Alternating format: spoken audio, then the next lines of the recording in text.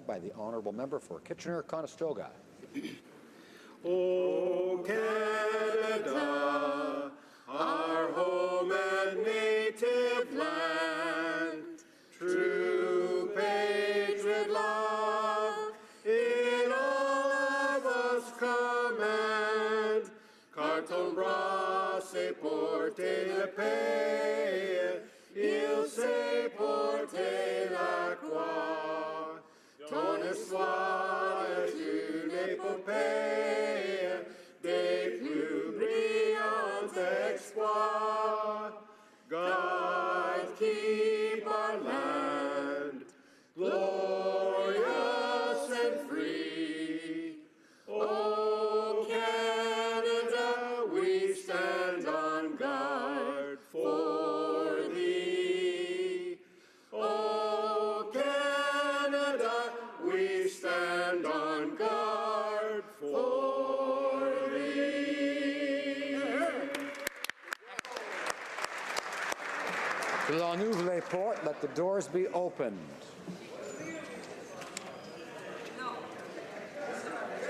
Statements by members.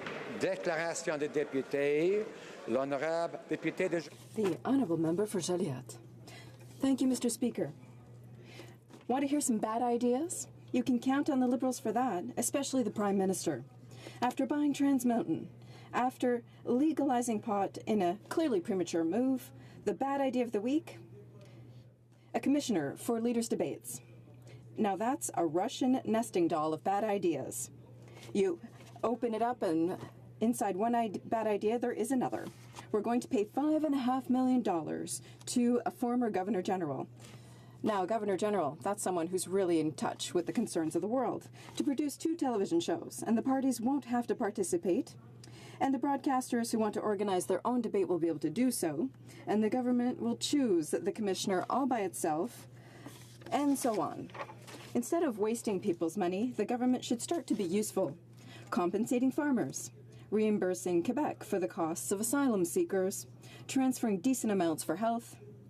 That's being useful. For Surrey Centre. Mr. Speaker, today we remember the day in 1984 when riots took place on the streets of Delhi and numerous other cities across India. Organized mobs in the city killed thousands of innocent Sikhs only because of the choice of their faith. Sikh homes were ID'd, tagged, and systemically targeted. Mobs came out, women were raped, men were burned by having tires placed on them and lighted, and children were killed for simply having unshorn hair. It's a memory that haunts Sikhs every day. 34 years later, we still await justice for those women, widows, and orphans. Canadians stand with the Sikhs of India and demand justice for the victims. Our prayers are forever with them, and we will never forget. Thank you. The Honourable Member for Sturgeon River Parkland. On October 13th, I attended the Jessica Martel Memorial Foundation Gala in Morinville, held in remembrance of Jessica Martel, who was brutally murdered in an act of domestic violence.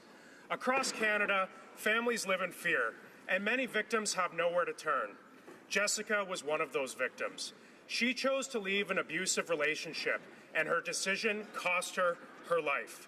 In memory of her daughter, Lynn Rosenchuk, an extraordinary woman, together with the friends and family of Jessica, took action. In September, the foundation broke ground on Jessie's House, a home to support survivors of domestic abuse in my riding and surrounding areas. In November, Alberta recognizes Family Violence Awareness Month. I call on the government to support initiatives like Jessie's House that help break the cycle of violence and support survivors of domestic abuse in our communities. Honorable député de Plomb-Missisquoi. Merci beaucoup, Monsieur le Président. Thank you very much, Mr. Speaker. On October 10th, I announced an investment of $210,000 by the Minister of Heritage to renovate the Round Barn in Mansonville, a village located in the furthest eastern reaches of Brome-Missisquoi. This barn, one of the 6 remaining in the eastern townships, was built in 1912 and is a true jewel in the crown of our heritage. The money will renovate the structure and make it sound. Therefore, it will be ready to receive visitors who wish to renew their connection with their past. During my visit to Mansonville, I visited the Volunteer Action Center for Missisquoi Nord. The center offers support and coordination services for volunteers and includes over 191 registered members. I also met the very dynamic team that makes this magnificent community shine. I would like to especially thank the General Director, Mabel Hastings, for her warm welcome. Minister to visit the center in Putton. Great job, Mabel. Honorable député de Saint- The Honourable Member for Saint-Hyacinthe-Bagotte. Mr. Speaker, every day, cars have to stop on the Trans-Canada Highway 20 to let CN's rail cars through. Every year, Transport Canada updates its sad list of railway crossings where the risk of accident is the highest in the country, and unfortunately my riding is on that list. The transportation of goods, very affordable, and so the transportation of goods is going to spike on this railway over the next few years. We need a structure, a bridge, that will eliminate the risk of accident in this odd railway crossing. Saint-Hyacinthe is the only place in Canada, perhaps North America, where a railway crosses a highway. I've submitted the file to my colleagues, the Ministers of Transport and the Minister of Infrastructure, and I hope to have their full cooperation to make Saint-Hyacinthe and Acton safe. On Halloween, Mr. Speaker, I am pleased to stand in the House today to commend the management, staff, volunteers, and all participants of the Sault Ste. Marie Soup Kitchen who are celebrating the 35th anniversary. Specifically, I'd like to thank and congratulate Mr. Tony Martin, founder of the Soup Kitchen, and recently, at a special ceremony in front of family and friends, the Tony Martin Community Hall was dedicated to him. Mr. Speaker, many people in this House would know Tony, as he served as the MPP for the Sioux from 1990 to 2003, and as an MP from 2004 to 2011. Tony was a champion in this initiative and brought a valuable resource to our community. The Sault Ste. Marie Soup Kitchen is a special place. They operate several programs to assess people in a respectful and collaborative manner. They offer a nutritious free meal at 12 noon every day, the Good Food Box, and sponsor a family program, 2 after-school initiatives, and many more. Congratulations and best wishes to Tony and the generosity that he has created within our community.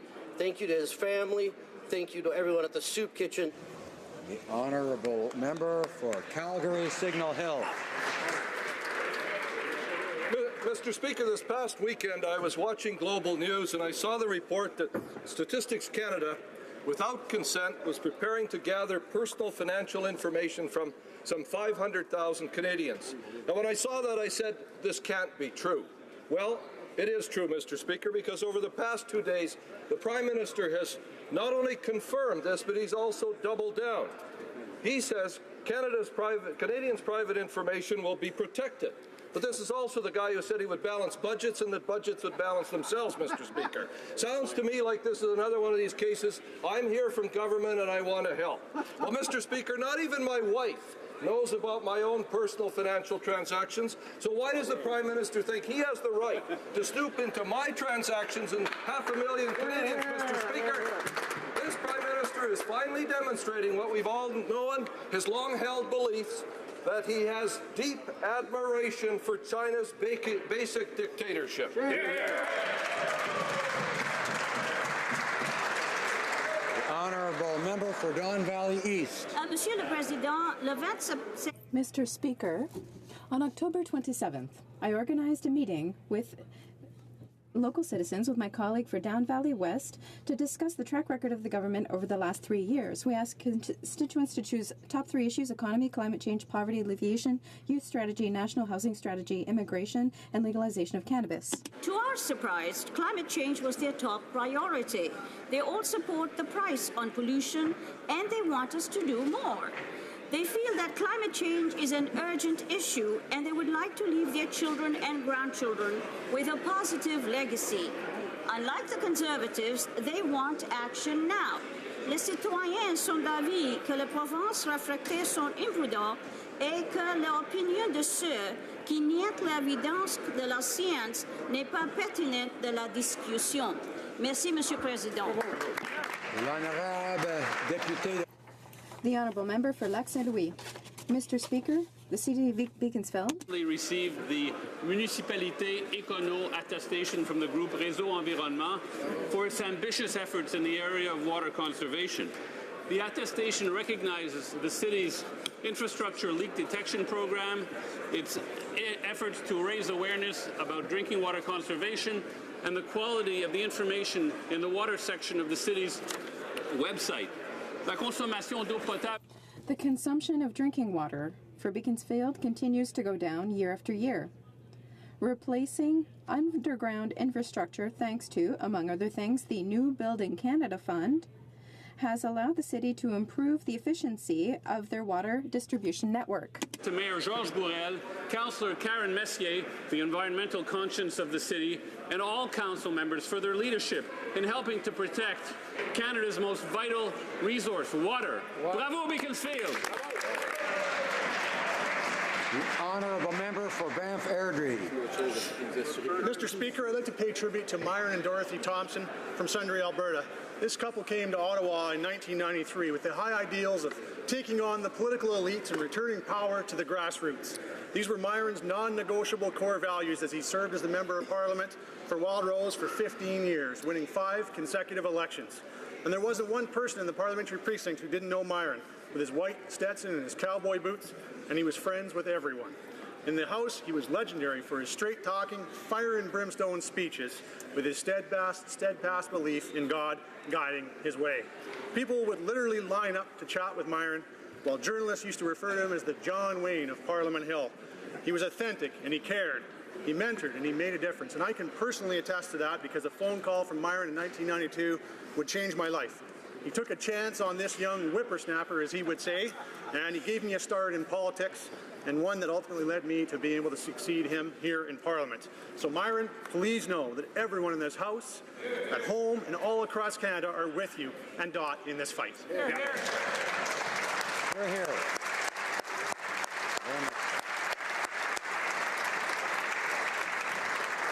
The honourable member for Willowdale. Mr. Speaker, it's an honor to rise in the House today in support of M155, a private member's motion recognizing Filipino Heritage Month brought forward by my good friend, the member for Scarborough Centre. As a member of Parliament for one of Canada's most diverse ridings, which includes a sizable and vibrant Filipino-Canadian community, it brings me great joy to see the invaluable contributions of the Filipino-Canadian community to our country, our economy, and our society formally recognized in this chamber. The richness of the Filipino-Canadian community is on full display every day in Willowdale. Other communities across Canada are similarly blessed. According to the 2016 census, there are over 800,000 people of Filipino descent living in Canada, and Filipinos are the fastest growing community in Canada, with 27% population growth since 2011. In short, we are truly blessed as a country. The community is without a doubt an essential part of our uniquely Canadian mosaic, and I am honored to join my... The honourable member for Humber River Black Creek. Mr. Speaker, I rise in the House today to recognize International Religious Freedom Day, October the 27th. In light of the most recent horrific events in Pittsburgh, it is important to recognize that the protection of religious freedoms is a fundamental right of all Canadians. Unfortunately, in many parts of the world, people of all faiths face persecution. This is why it is enormously important to make sure that religious freedom is respected and protected by all. Where religious freedoms flourish, there is greater stability and more economic opportunity. Today and all days, we should always underscore our commitment to peace and inclusion at home and abroad for all religious and faith communities. Thank you, Mr. Speaker. Honourable member for Durham. Mr. Speaker, I rise to mention 3 dates to the attention of this House. September 17th, when the honourable member from Aurora, Oak Ridges, Richmond Hill said to this House she'd lost confidence in the Prime Minister and the Liberal government and crossed the floor. She relied on her oath as a former officer to do that, Mr. Speaker. The Prime Minister at the time said that was fine. He wished her well. The next date, last night, October 30th, Devil's Night, Mr. Speaker, when the true plot of our feminist Prime Minister came to pass. He marched in his zombies on Devil's Night to vote against a female member of Parliament who served in the Canadian Armed Forces. Even the cabinet was there for that shameful episode. Sure. The member from Etobicoke Centre, who spent millions of dollars fighting for integrity in elections, stormed the stage to run a sham meeting, Mr. Speaker, that has no application. The final date, Mr. Speaker, October 21st, 2019, when more Canadians can follow her lead and support the Conservatives.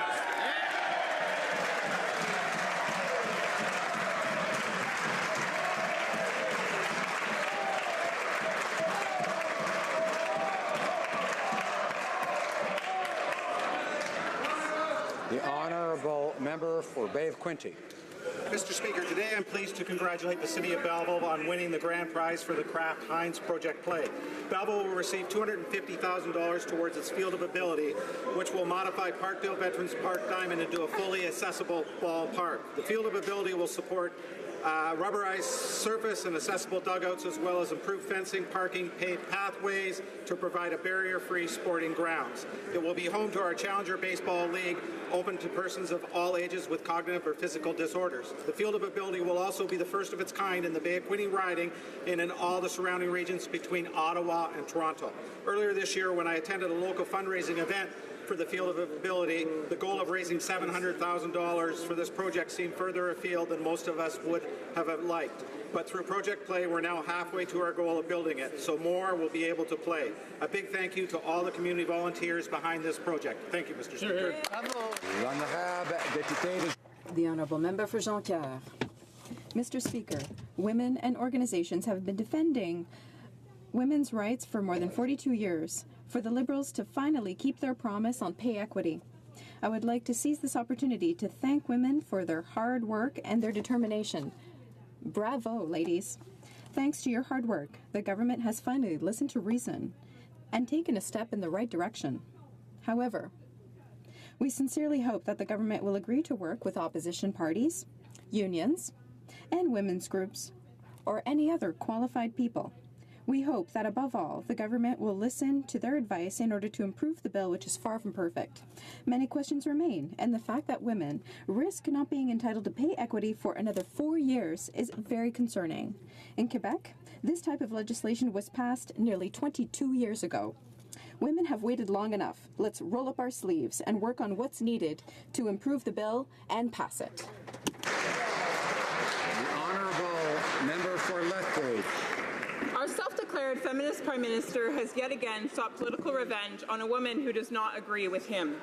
Last night, Liberal members of the NATO Parliamentary Association attempted to overthrow my colleague, the member for Aurora Oak Ridges Richmond Hill, from her position as chair. And you might ask why. Well, it was for no other reason than to take revenge on the member for standing up for Canadians rather than blindly following the Prime Minister. That's right. A feminist government would champion all women rather than pervert democracy for selfish gain through retaliatory action. Yeah. The member who currently serves as the NATO chair is extremely qualified. As a respected veteran, she served as a captain in the Royal Canadian Air Force and worked as a senior manager in the Department of National Defence and in the aerospace and defence industry for more than 30 years. Despite the Liberals' unfounded, undemocratic, and altogether hostile protest, the member remains the qualified and distinguished chair. Conservatives support democracy, and we support her.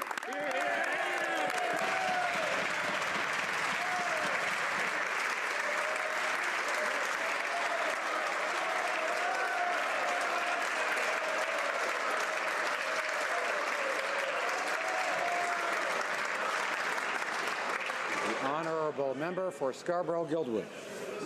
Mr. Speaker, for years I've had the privilege of sponsoring the Association of Progressive Muslims' annual Eid dinner on the Hill. The President, Mobeen Khaja, has worked tirelessly among all faith groups to make this dinner a celebration of peace and respect for people of all backgrounds. In addition to earning him the Order of Ontario, Mobeen's decades-long efforts were recognized and acknowledged last week when he and his colleagues met with Pope Francis in Rome. At a time when we see conflict, violence, and disrespect toward people of faith most recently the horrific attack on the Jewish community in Pittsburgh, Mobeen and the Pope have shown everyone that there is another way. The world could use a lot more of the quiet wisdom of Mobeen and the Pope and a lot less of the bombastic rhetoric that showers us daily. I'd like to offer my congratulations to Mobeen and the Association of Progressive Muslims for the work that they do to build bridges among all people of all.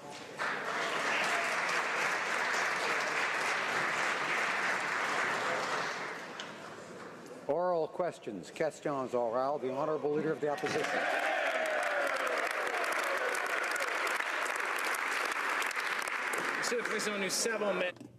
Mr. Speaker, we know that this government has had access to thousands, if not millions, of Canadians' personal information without their consent.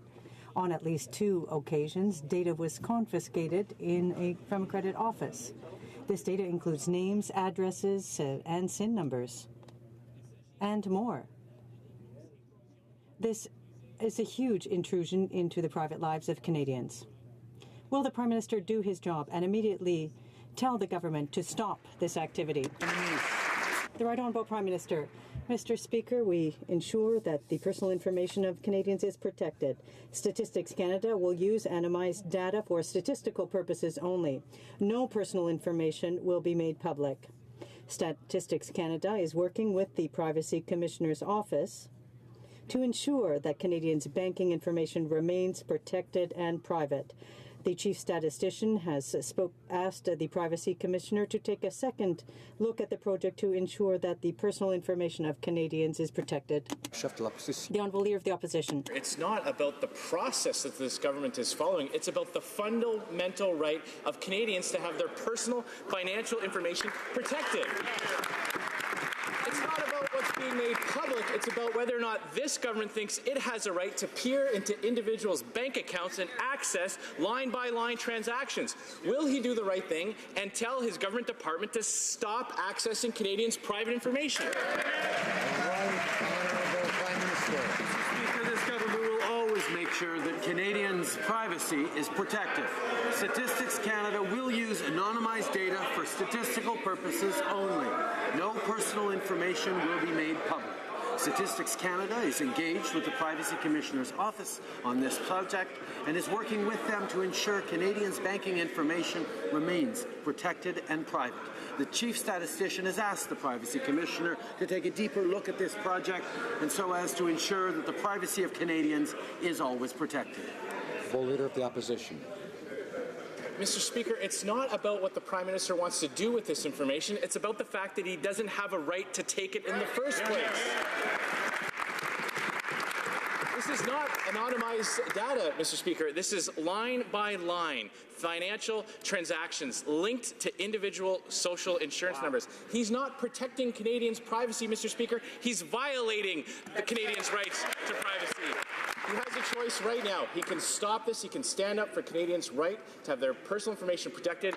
Will he do so? Right Honourable Prime Minister. Mr. Speaker, this government will always ensure that Canadians' privacy is protected. That's why we're working and making sure that the Privacy Commissioner is working with the head of StatsCan to ensure that all privacy norms are protected. But once again, Mr. Speaker, we see that for 10 years under the Conservatives, they chose to govern by ideology, not science. When facts got in the way, they simply stopped collecting them. They fired the Chief Science Advisor. They eliminated the long-form census. They chose to get rid of facts when facts got in the way. We're going to make sure we're making sound decisions based on facts while protecting privacy. The Honourable Leader of the Opposition. Mr. Speaker, the Prime Minister can try to deflect responsibility all he wants. The fact of the matter is he has the ability, he has the power right now to stand up for Canadians' right to privacy. Now, he seems to be confused. He seems to think that if the government has access to your data, that that's somehow protecting your privacy. Does he not understand that protecting privacy doesn't just mean not making it public? It also means ensuring that government doesn't have the right to intrude into private lives of Canadians individually. Right Honourable Prime Minister.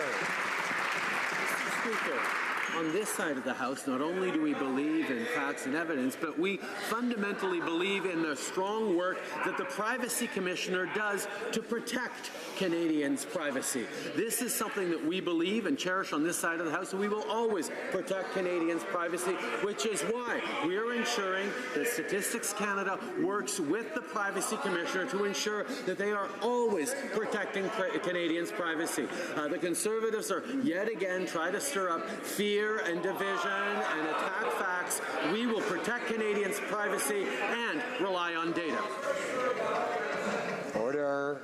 The Honourable Leader of the Opposition. Mr. Speaker, once again, this Prime Minister seems to think that he, as Prime Minister and his government, has the right to go into line-by-line detail for Canadians' bank accounts and credit cards. Conservatives will always stand up against that kind of intrusion in the lives of Canadians. He talks about protecting privacy, Mr. Speaker. Just last year, this Liberal government was forced to pay $17.5 million in a class action lawsuit over a major privacy breach involving student loan recipients. This government's track record on protecting Canadians' right to privacy is a disaster. Will he do the right thing, stand up for Canadians' right to privacy, and end this practice?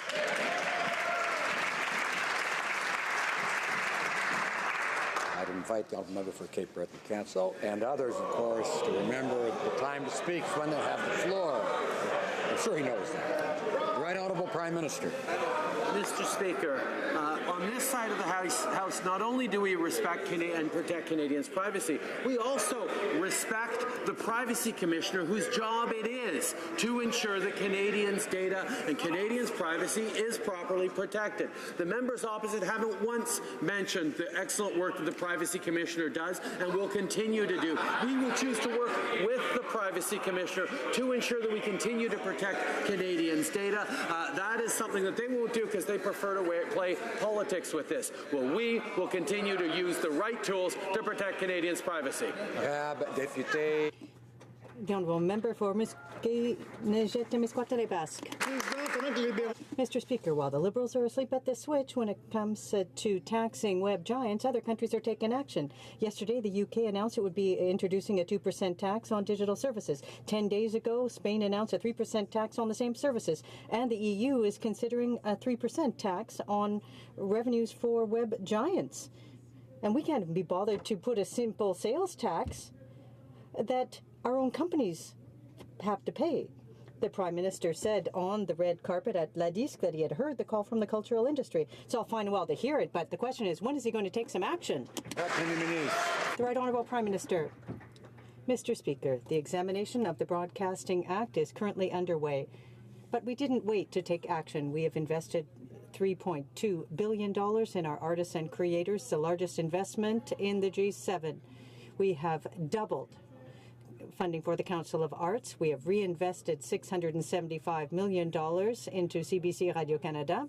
We've added $172 million to the Media Fund, and we are proud of supporting our artists and creators. We will continue to do so. The Honourable Member.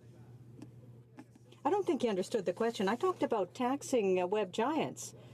He's not taxing web giants. It doesn't surprise me because the government is inconsistent when it comes to tax matters.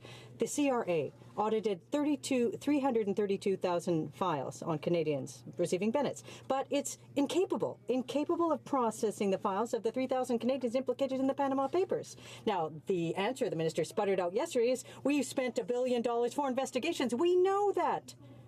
$1 billion rather, to persecute Canadians who aren't rich enough to expend themselves. What? Right Honourable Prime Minister. Yes, we have invested significant amounts of money in the CRA to achieve results. We adopted an international standard of the OECD. We have taken steps to ensure that any type of strategy for avoidance or tax avoidance will be targeted. Since we came to power, the CRA has completed more than double the audits abroad than in the past. Fighting tax evasion and tax avoidance abroad is a priority for our government. Bulkley Valley. Mr. Speaker, yesterday the leaders of the NDP, Conservative, Greens and Bloc all wrote the Prime Minister to insist that he do the honourable thing and respect the more than 300,000 Canadians who don't have a representative and call the by-elections. Right. I'm not sure these leaders could agree on what time of day it is, but they do agree that every Canadian deserves a voice in Parliament. The only one who doesn't agree is this Prime Minister. Let's remind him that this place doesn't belong to him, that the voices of all Canadians do respect and are deserving of a representative here. When he's going to do the right thing and call the by-elections. The Right Honourable Prime Minister. Mr. Speaker, we were pleased to call the by-election in Leeds Grenville. We look forward to calling the other by-elections soon because we know we are all looking forward to meeting on the campaign trail in those by-elections, and I recognize and applaud the enthusiasm of the members opposite for the electoral process. Member for Skeena Bulkley Valley. We just wish he shared that enthusiasm for the electoral process. When it comes to Liberal promises about respecting our democracy, they're about as hollow as the pumpkins I put on the front step last night. These guys, Mr. Speaker, all trick, no treat. Liberals betrayed their promise to make 2015 the last election under first past the post. They broke their promise not to ram through an election bill just like Stephen Harper did. And now this Prime Minister is holding these ridings hostage for his political games. He called by-elections just last year in less time than we've waited in York, Simcoe, Burnaby, and in Outremont. So what's the problem? The Right Honourable Prime Minister. Mr. Speaker, all Canadians can be pleased that we move forward on significant election legislation that is going to ensure that, unlike the 2015 election, which was under the Conservatives' flawed elections plan, we are going to have fair elections that will allow people to vote right across the country, that will recognize real limits on the expenses of third parties and during pre-rip periods. We know that Canadians expect free and fair elections. That is exactly what we are delivering. Promise made, promise kept. Order. The Honourable Leader of the Opposition. Well, Mr. Speaker, it was a long and arduous journey, but the Liberals are starting to finally reveal the truth about their carbon tax. Yesterday was the Environment Minister and her Parliamentary Secretary who both admitted that the new Liberal carbon tax will kill jobs and make Canada less competitive. They said that it was bad for business. They admitted that that was the rationale for exempting large industrial emitters. So, will the Prime Minister recognize that it will also affect jobs in small and medium-sized businesses and give those companies the exact same break? Right Honourable Prime Minister. Mr. Speaker, climate change is real. We are the first generation to know what to do about it, but the last generation that's going to actually be able to do anything about it, and that is what we are doing. We have put forward a comprehensive plan to fight climate change, to work with provinces who are willing to do so right across the country, and make sure that we're putting a price on pollution. That is something that Canadians expect. The Conservatives don't have a plan to fight climate change, aren't even sure that climate change is real, and don't know how to meet their targets.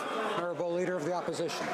Well, Mr. Speaker, this Prime Minister was on TV in Quebec where he said that nothing Canada could do would have an impact on climate change. So he put forward a plan that will have no impact on climate change, Mr. Speaker, because he's given Canada's largest emitters a special deal. He recognizes that people who work in those companies will have their jobs threatened if they are forced to pay the full price of the carbon tax. So, simple question. For all those employees that work in small and medium-sized businesses, will they get the same deal? The Right Honourable Prime Minister. Mr. Speaker, we recognize that it's time that Canada had a real and concrete plan to fight climate change. That is exactly what we put forward by putting a price on pollution. It's very simple, Mr. Speaker. Pollution is free, so we have too much of it. We put a price on it, we reduce pollution. That is what the essence of our plan is. We are moving forward in a way that supports families and indeed, yes, supports small and medium-sized businesses as we go through the transition towards a cleaner economy and towards protecting future generations. The Conservatives. The Honourable Leader of the Opposition. Mr. Speaker, it's the Prime Minister's own plan that makes that pollution free. He's given massive exemptions to big businesses that can afford well-paid government lobbyists, but small and medium-sized businesses who don't have that ability are left bearing the full brunt. Now we learn that he's exempted coal-fired power plants from his carbon tax. So why is this Prime Minister making pollution free and taxing individual Canadians and families? The Right Honourable Prime Minister. Mr. Speaker, I thank the member opposite the first question. It gives me an opportunity to highlight that we put a plan in place to phase out coal by 2030. Meanwhile, Stephen Harper's plan, which is the closest they have to an actual plan because they haven't put forward any plan, Stephen Harper's plan would have phased out coal by the 2060s, which is completely irresponsible. But what's even more irresponsible is the party opposite has no plan to phase out coal or act on climate change at all. They have no plan to do anything to tackle it as a challenge facing our kids, to make our air cleaner for kids and grandkids. We are acting while they are... The Honourable Order.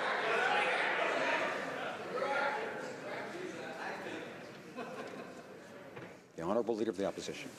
Mr. Speaker, the Prime Minister has put forward a plan that gives massive exemptions to the country's largest emitters. He's said to all those companies that had well-paid government lobbyists that could negotiate a special deal, no problem, 90% off on your carbon tax. And now we learn that there's a special deal for Canada's largest emitters in the electrical generation field. But why is it that when this Prime Minister always brings forward a plan, it's individual Canadians and families that bear the brunt? Why is this Prime Minister given a big break for polluters and a big tax for commuters? The Right Honourable Prime Minister. Mr. Speaker, unlike the Conservatives, we believe that emissions need to go down and that we need to continue to create good middle-class jobs for Canadians. So what the Conservatives are saying is, surprise, surprise, factually wrong.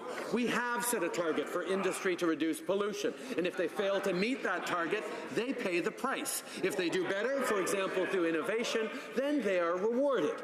Our plan will also give money directly to households where the federal backstop applies. The only mystery here, Mr. Speaker, is where is the Conservatives' plan? No plan. Well, there's no plan. The Honourable Leader of the Opposition. Mr. Speaker, the Prime Minister doesn't make a distinction between parliamentary work and a general election.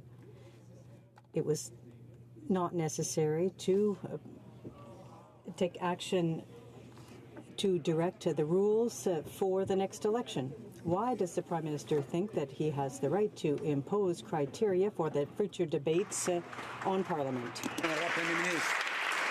Right Honourable Prime Minister. Mr. Speaker, we made a promise to Canadians in 2015 to establish a commission for debates, precisely because the Conservative Party played with the rules to such an extent and elections that Canadians didn't have an opportunity to see national leadership debates during the last election. I understand that they would like to have this kind of confusion again this next time, but we promised Canadians that we would be establishing a debates commission, and that is exactly what we're doing because Canadians deserve to be well informed during the next election. The Honourable Leader of the Opposition. Debates in the last election than in generations. And the rules of those debates were agreed to by all parties coming together with major broadcasters. But this isn't the first time the Prime Minister has tried to rig the system to benefit himself. He tried to rig Canada's voting system. He tried to restrict the role that opposition parties play in parliamentary debate. He is ignoring the influence of foreign money in our elections while attempting to silence the voices of opposition parties. And now he's trying to unilaterally impose a new set of rules and new bureaucracy on election debates. Isn't it clear that the only kind of reforms that this Prime Minister is interested in are those reforms that benefit his party? Right Honourable Prime Minister. On the contrary, Mr. Speaker, we made a commitment to Canadians in 2015 that we would bring forward a debates commissioner, particularly because the Conservative Party so didn't want to be in debates last time that there was no English consortium debate. They did not allow that to happen, and far too many Canadians didn't have access to the debates that were held. We have promised to put forward a fair and level playing field for debates in this country. Unfortunately, that's something the Conservatives can't handle. Honourable member for Esquimalt, Saanich, Sioux. Order. Mr. Speaker, nearly a year ago, the Prime Minister stood in this House and apologized to the hundreds of members of my community who were kicked out of the Canadian Forces, often with dishonorable discharges. Now the government is refusing to revise the service records of those LGBTQ veterans to reflect their honorable service. Offering compensation through the class action lawsuit is fine, but this is more than a question of money to those who were kicked out. And certainly those veterans deserve more than just a note on their file that won't even say sorry. Why is the Prime Minister refusing to revise service records for those who were kicked out for being LGBTQ? Honourable Prime Minister. Mr. Speaker, apologizing to the LGBTQ community members who'd been discriminated against and marginalized by the Canadian government in decades past was an important step in moving forward. But we recognize there is always much more to do, and we will work with the community, work with LGBTQ veterans and others to ensure that as we move forward, we fix past errors and make sure that that kind of discrimination never has its place ever again in Canada for any community. The honourable member for Windsor West.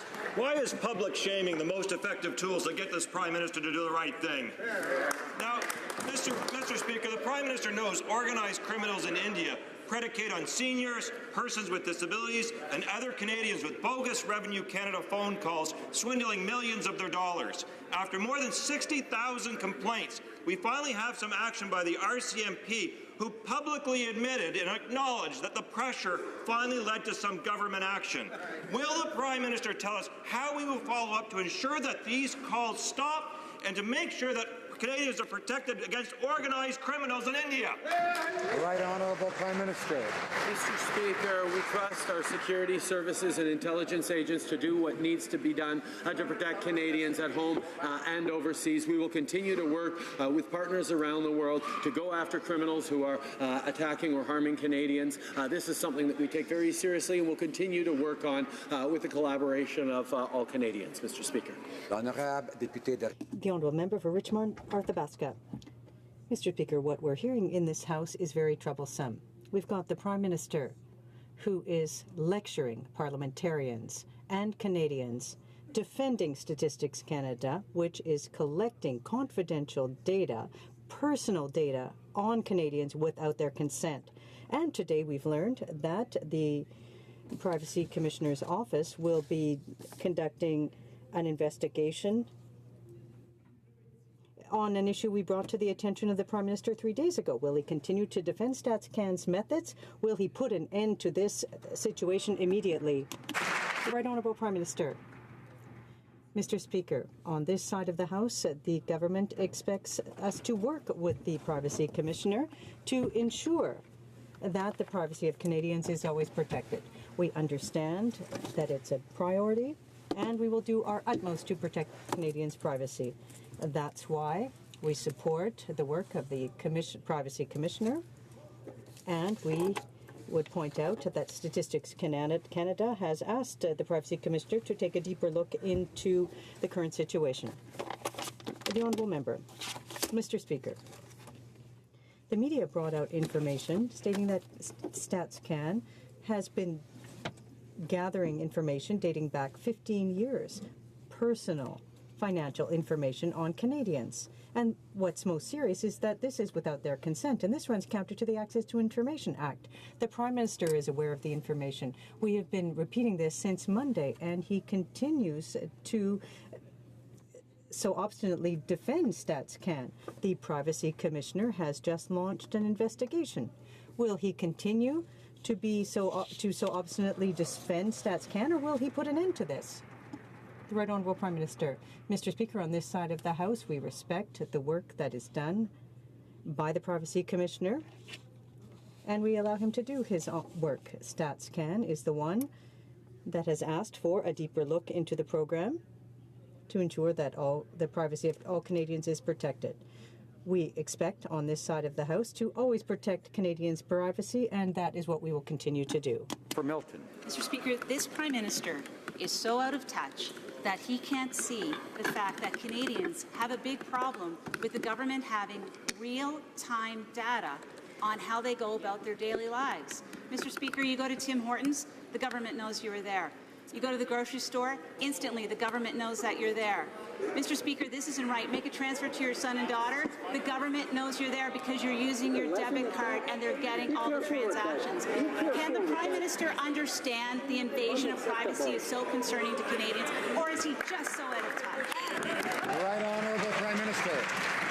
Mr. Speaker, this government is unequivocal about protecting Canadians' privacy every step of the way, which is why we continually work with the Privacy Commissioner and ensure that all government agencies are protecting Canadians' privacy. But, Mr. Speaker, the member opposite is simply engaging in scary stories to try and frighten Canadians about some sort of big brother state when we know that the fundamental concern that Conservatives have really is about having policy based on evidence and not on their ideology, as they proved for 10 years. Order. The honourable member for Milton. Mr. Speaker, unfortunately, we have to rely upon what journalists are digging up because this government provides no information to us. But what I have read this morning, and I take it to be true, is that Statistics Canada, this government did seek real-time transactions, and that's exactly what I'm describing. Secondly, Mr. Speaker, Canadians have a big problem with the fact they weren't told that the information would be taken. The minister had an opportunity to report to Parliament last year the methods by which Statistics Canada is gathering data. He failed to include it in the report. Why is he hiding this from Canadians?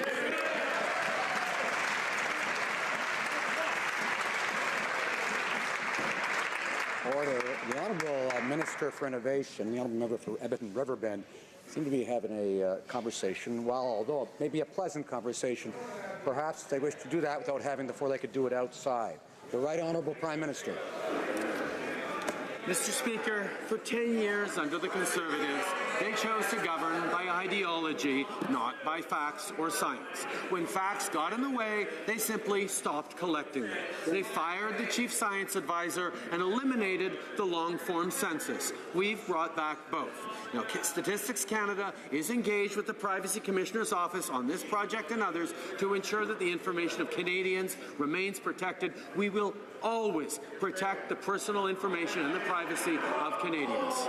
Honourable Member for Vancouver East. In 2015, Liberals promised to protect our environment and make polluters pay once and for all. But this weekend, the Liberals defy all logic with their new plan that lets some of the largest and wealthiest polluters pay less than $1 per ton of emissions. So Liberals want to put a price on pollution, but won't actually make polluters pay. Conservative premiers call for a buck of beer. Liberal Prime Minister call for a buck a ton. Liberal Tories, same old story. Does the Prime Minister actually think he's a real climate leader? Right Honourable Prime Minister. Mr. Speaker, we know that emissions need to go down. We need to continue creating good middle-class jobs for Canadians. What the NDP is saying is simply factually wrong. We set a target for industry to reduce pollution. If they fail to meet that target, they pay the price. If they do better, for example through innovation, they are rewarded. Our plan will also give money directly to households where the federal backstop applies. Unlike the NDP, we know that protecting the environment and growing the economy need to go together. While they're playing their rhetorical games, we are focusing on delivering on protecting the environment for Canadians. The honourable member for Rosemont-la-Petite-Patrie. Mr. Speaker, the Liberals have decided the price on pollution in New Brunswick for a ton of greenhouse gases is $1. $1? These days, you can't buy anything for $1 except a ton of pollution. But that's not fighting against climate change. That's not protecting the environment. That's cynicism.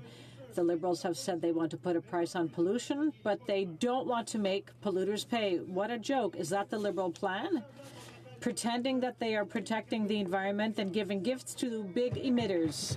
The Right Honourable Prime Minister.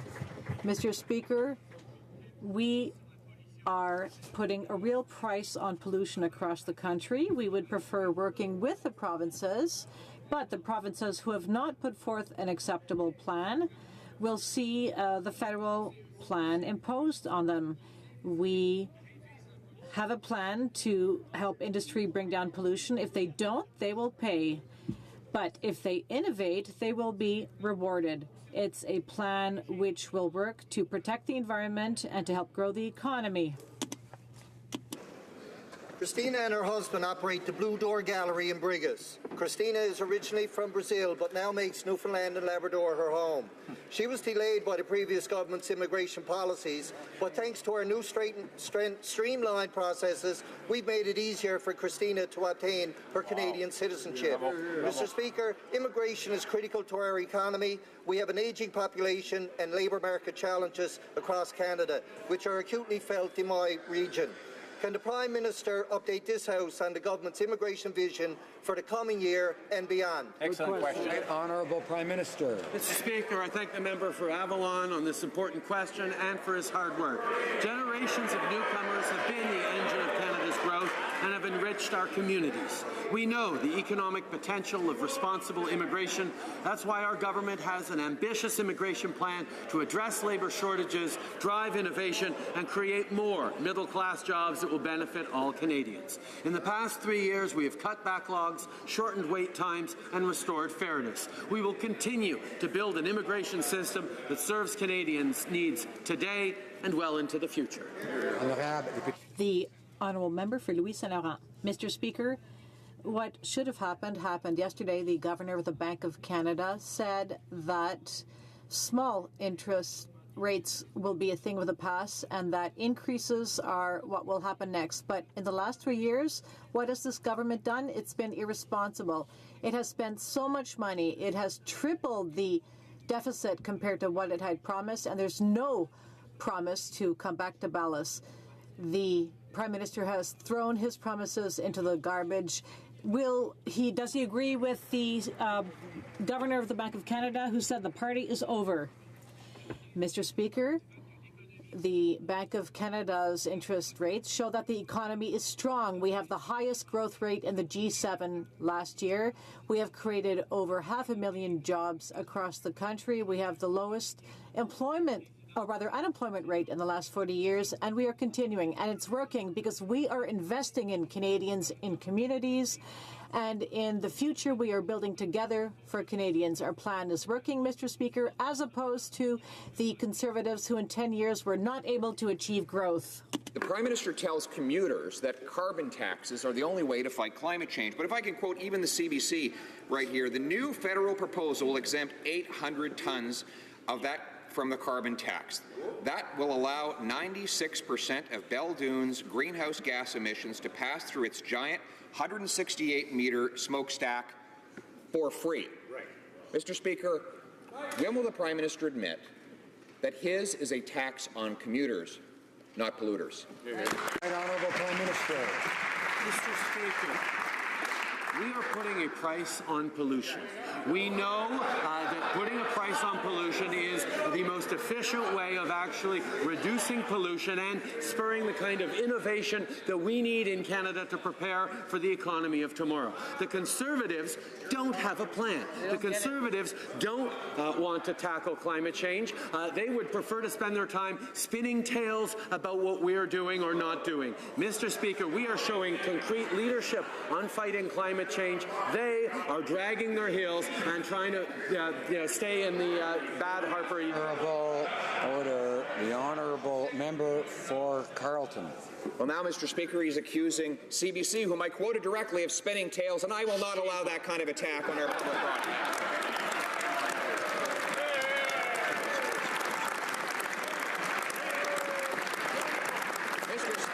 Mr. Speaker, he is allowing coal-fired plants to have up to 96% exemption from his carbon tax. So again, same question. Isn't this just a new tax on commuters and not polluters? Right, Honourable Prime Minister. Mr. Speaker, the member opposite is mistaken because he must think we're still under Stephen Harper's plan that was phasing out coal by the 2060s. This plan, our approach, is to phase out coal by 2030, Mr. Speaker. We know that we need to take immediate action to fight climate change. That is why we have a comprehensive plan to fight climate change that includes putting a price on pollution when, quite frankly, the members opposite are going to run on making pollution free again, Mr. Speaker. That's not what any Canadians want. Honourable member for Carleton. Well, actually, it's precisely what the Prime Minister wants. His plan does make pollution-free for the largest industrial polluters. They get an exemption for higher than, in this case, up to 96% of their emissions will be completely tax-free. Meanwhile, single mothers, soccer moms, small businesses, and seniors will pay the tax on 100% of the energy they use. Isn't this, again, a tax on commuters and not on polluters? The right honourable Prime Minister. Mr. Speaker, this is putting a price on pollution so that we can fight climate change and grow our economy at the same time. The measures we're putting forward are actually going to leave Canadians better off in the places where we're having to bring in the federal system.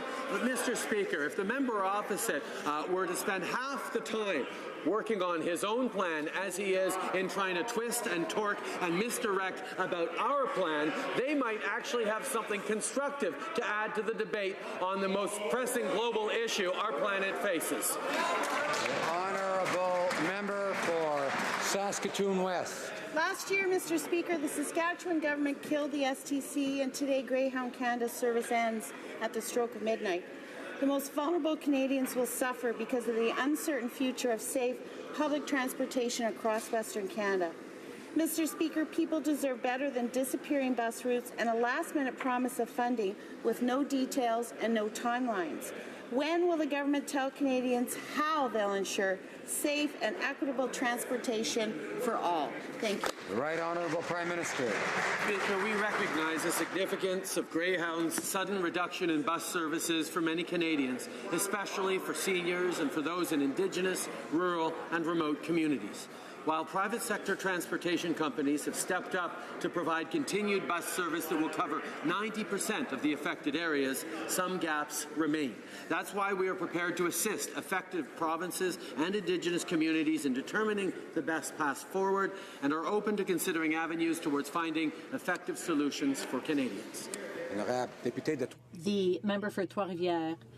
It's strange that preparations seem to happen once a deadline is passed. Today's the day that Greyhound will cease operations in Western Canada, and the market will probably step in to service the most profitable routes, but for many isolated communities, the carriage will probably change into a pumpkin, so to speak. The minister has been unable to reassure First Nations rural communities by explaining what exactly the government would do. What specific measures would be taken to prevent these regions from being cut off? The Right Honourable the Prime Minister.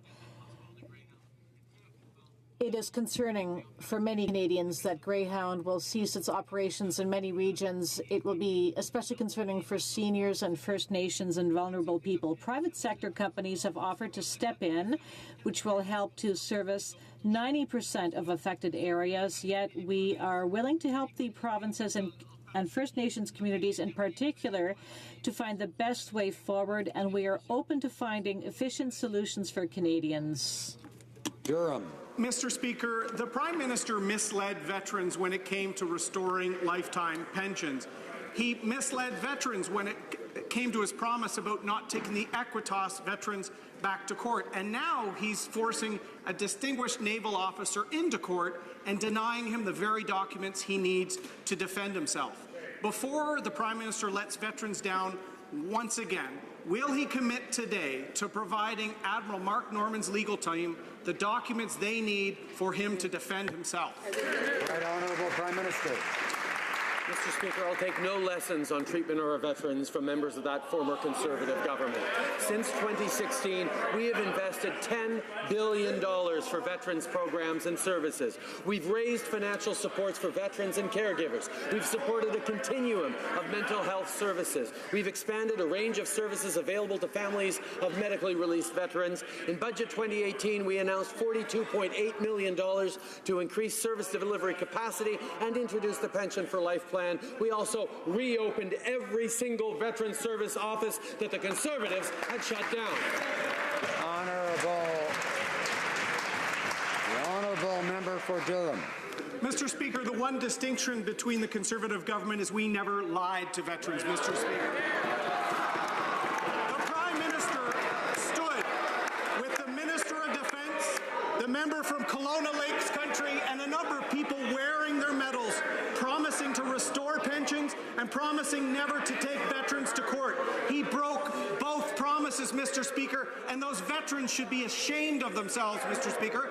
Now he's forcing a Canadian Forces officer into court over a Liberal cover-up that most of his ministers initiated, Mr. Speaker. Will he show some respect for our veterans and our legal system and give Mark Norman the document?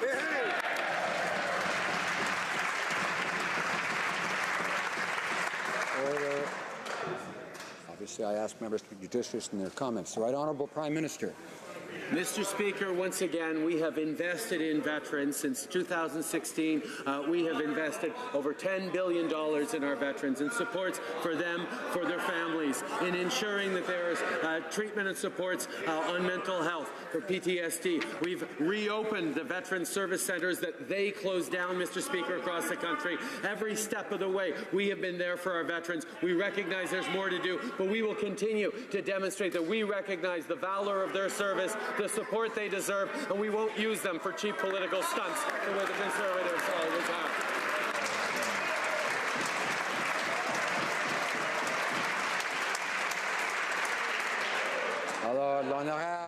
The order, please.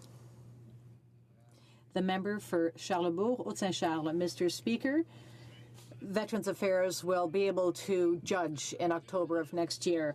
Mr. Speaker, the Prime Minister and his ministers are still refusing to answer questions about Vice Admiral Normal. We see them help criminals and terrorists and lawbreakers any way they can, but when it comes to holding a fair and transparent trial for a distinguished military officer, will the Prime Minister allow his clerk of the Privy Council to testify about the documents, whether they've been destroyed or not? Thank you, Mr. Speaker. After 10 years of underinvesting in our Veterans Affairs, we are happy to have received the support of veterans in 2015, and we are looking forward to them supporting us again in 2019 because we have given them exactly what they need. We have invested over $10 million in veterans programs and services. We have increased financial support for veterans and their caregivers. We have offered a continuum of mental health care, and we have reopened all of the Veterans Services offices, which the Conservatives had shut down. The Honourable Member for Montarville.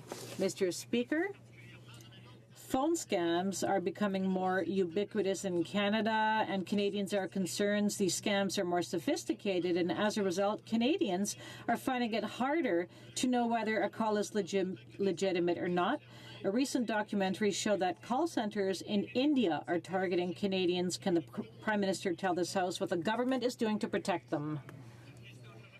Mr. Speaker, thank you to the member for Montarville for its attention to this issue and for his hard work. I was happy to learn that over the last 2 weeks, police forces in India made arrests and seized equipment in illegal call centers.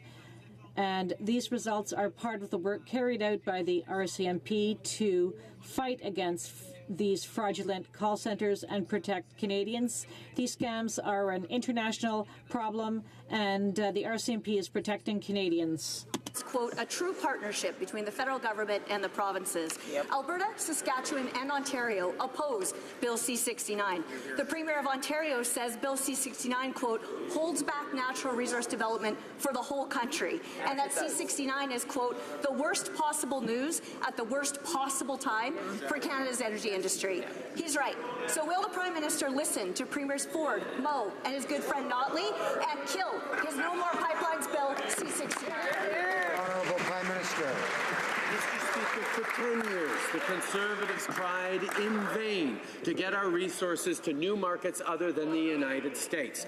They were unsuccessful because they refused to understand that getting new projects built requires partnership with Indigenous peoples, defense and protection of environmental science, and thoughtful working with thoughtfully working with businesses to give them the certainty that they need to move forward. That's exactly what we're doing in C69. We are demonstrating that we understand the way we were able to with LNG Canada can get things.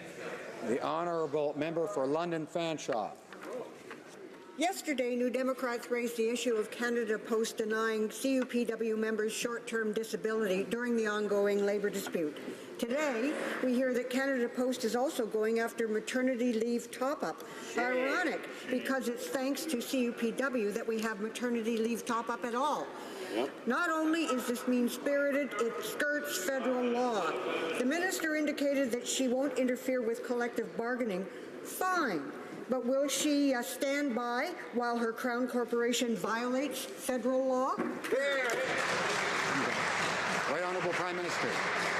Since we took office in 2015, we have been working with organized labor in this country. We've been working with employers in this country and demonstrating that we understand that collaboration at the bargaining table and respectful engagement is the best way of moving forward. We don't believe in political interference at the bargaining table on either side. Unlike the two parties opposite, we will continue to respect the capacity to do collective bargaining at the table, and we hope that all parties reach the right settlement. Honourable member for Etobicoke Lakeshore. Mr. Speaker, we must look ahead and pursue new technologies to find solutions and provide a sustainable future for our children. We know that we don't have to sacrifice the environment to create jobs and provide economic benefits to Canadians. This government believes developing Canada's resources in a cleaner, more sustainable ways will create good middle-class jobs, enhance competitiveness, and reduce pollution. Mr. Speaker, can the Prime Minister update this House on steps this government is taking to modernize Canada's resource development practices while maintaining the necessary balance between environmental stewardship and economic expansion and job creation? The Right Honourable Prime Minister. Speaker, I thank the member for Etobicoke Lakeshore for his hard work on this issue. Canadians increasingly value sustainable practices to provide economic benefits. We have recently invested $5 million to position the Borden mine as the mine of the future.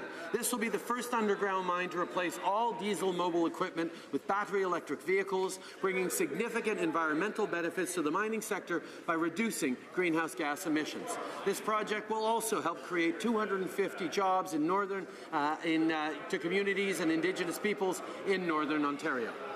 L'honorable député de Bellechasse. The member for Bellechasse, Les Etchemins-Lévis. Listen to this, Mr. Speaker. To procure by 2018 a second Resolve-class auxiliary oiler replenishment ship to address an urgent capability gap plan on each coast. Who made this recommendation? Well, it was the Senate Defense Committee with a majority of Liberals sitting on it, yet the Prime Minister is asleep at the switch and is dragging his feet on awarding the Obélix contract to the Davie Shipyard. Our Navy's needs are pressing. Ship workers are standing by. What does the Prime Minister have against Quebec? The Right Honourable the Prime Minister. Mr. Speaker, we recognize the expertise of the Davie shipworkers who have done an outstanding work to build the Asterix this year. A $610 million contract was given to the Davie Shipyard for the 3 icebreakers and for the transformation of another ship. When the Conservatives were in power, they shunted Davie aside in their shipbuilding strategy, including the important work the shipyard could have done. So our government is still supporting shipbuilding across the country, Mr. Speaker. The Honourable Member for Manicouagan. Mr. Speaker, the United Steelworkers have been on the Hill for 3 weeks this year to defend the rights of retirees who've lost their pensions and their insurance when the company they worked for went bankrupt. They still haven't met with the minister. This government likes to claim it defends the middle-class seniors and workers. Yeah, right. If that was the case, he would have met with the workers and supported my bill to protect retirees. If the minister refuses to meet with the United Steelworkers, even though they are available on the Hill right now, would the Prime Minister meet with them? And the Right Honourable the Prime Minister. Mr. Speaker, on this side of the House, we believe that at the end of their working lives, Canadians deserve a good retirement. In our 2018 budget, we committed to adopting a pan-governmental approach based on evidence to ensure that all Canadians have a good retirement. We are continuing with the good work we have started. We have improved the Canada Pension Plan. We have increased old age security for the most vulnerable seniors, and we will keep on working to support Canadians in their retirement. And this ends question period. The honourable member for Perth Wellington. Oh. I'm sorry, one moment please, if you don't mind.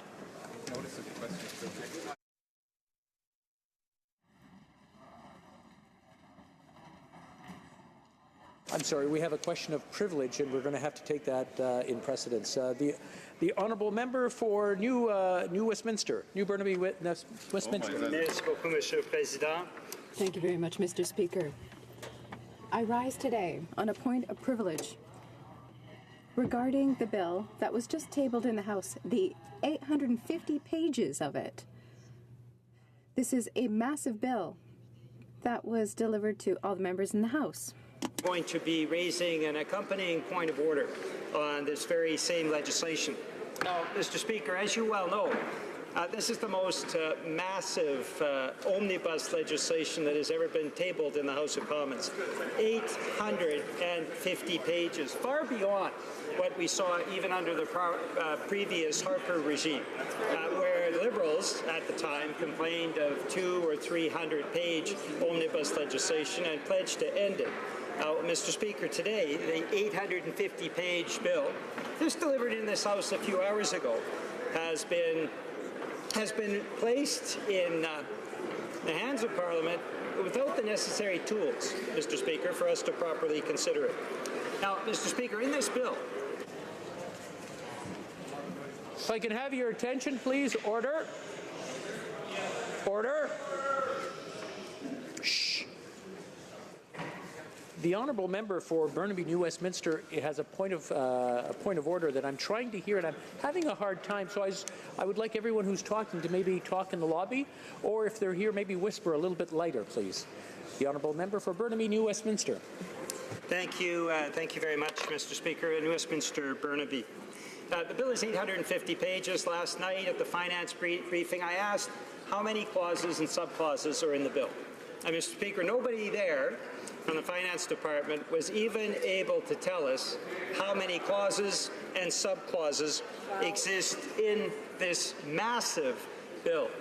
Now, Mr. Speaker, when the Finance Department itself is unaware of just how many clauses and subclauses, and the thousands surely in the bill, you have to wonder about the intention that this government has clearly signaled to ram this bill through the House as quickly as possible. Mr. Speaker, my contention is today that the government wants to push it through with just a scant few days of debate actually means, in terms of each clause, at best, we're getting a few seconds of parliamentary scrutiny. Now, Mr. Speaker, as you are well aware, we have many hats in this House. We represent our ridings, each one of us, as members of Parliament, and we're proud to do so, and I'm proud to represent New Westminster Burnaby. We represent our party caucuses often, except for the independents, and we represent the policies that have been put together by those respective parties. So there is a partisan part to the job that we do. But a key part of our job, Mr. Speaker, is to vet government legislation, to go through that government legislation, to make sure that the wording is right, to make sure that the legislation does what it is purported to do. That is a key part of the job of a member of Parliament, and has been since the very foundation of our country. Well, Mr. Speaker, that key part of us vetting the laws, making sure that the changes the government seeks, the amendments that are being brought forward, are well written and accomplish what they are supposed to do, is a key part of being a member of Parliament. And certainly, Mr. Speaker, you, as well as many of us, have seen a whole myriad of cases where legislation was not properly vetted, had to go through the court system, and then was returned to the House of Commons because that vetting process, the work of members of Parliament, to actively look through and ensure that the legislation that is adopted here is legislation that is effective and well worded. Well, when it is not done in that way, Mr. Speaker, it goes to the court and then it comes back here. So words matter and actions matter. And what I am submitting today, Mr. Speaker, is that it is impossible to do our job effectively with the incredible size, the almost clownish size, 850 pages that were tabled by the government just 48 hours ago. And the government's intention not even to take the time to respect the parliamentary procedure, to work through the committee structure, to allow for appropriate debate so that we get more than a few seconds of scrutiny around each clause and subclause, to my mind, indicates a breach of privilege. Mr. Speaker, in the third edition of the House of Commons Procedure and Practice on page 60,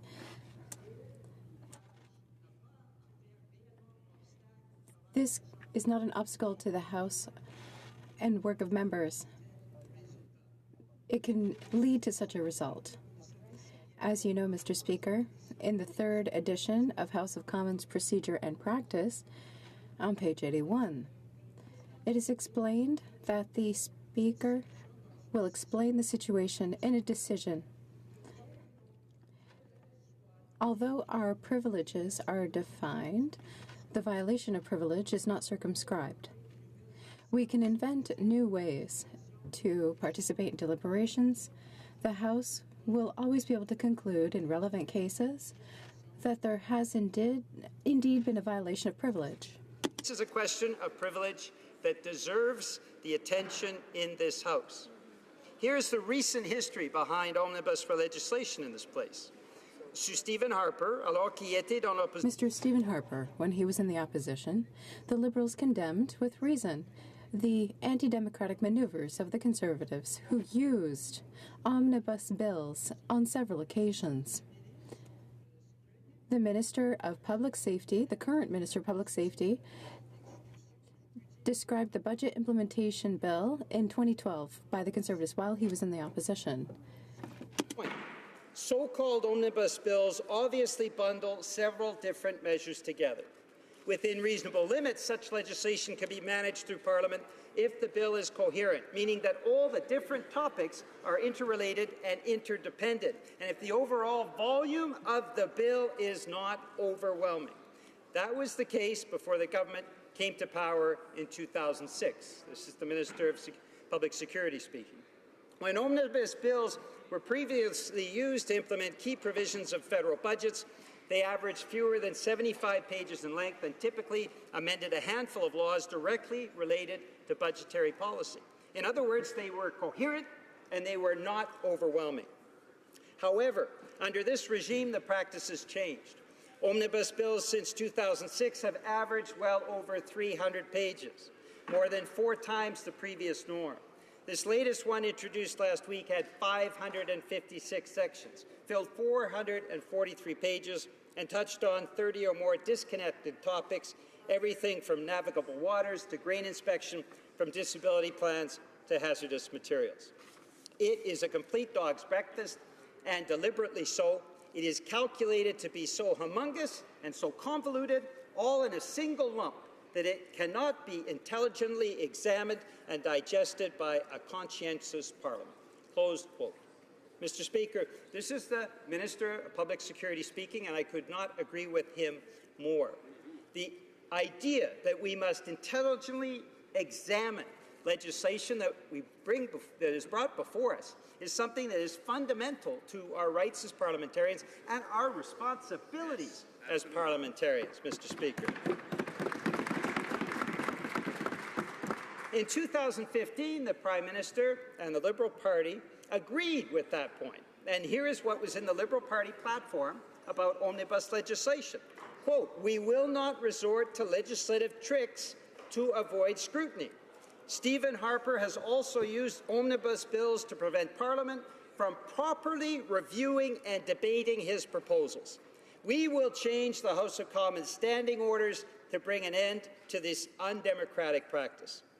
Then, as you know, Mr. Speaker, the standing orders were changed slightly in June 2017, and Standing Order 69.1 was supposed to be the Liberals' answer to the abuse of omnibus legislation. But unfortunately, since then, we have seen a number of new omnibus bills being tabled by this government.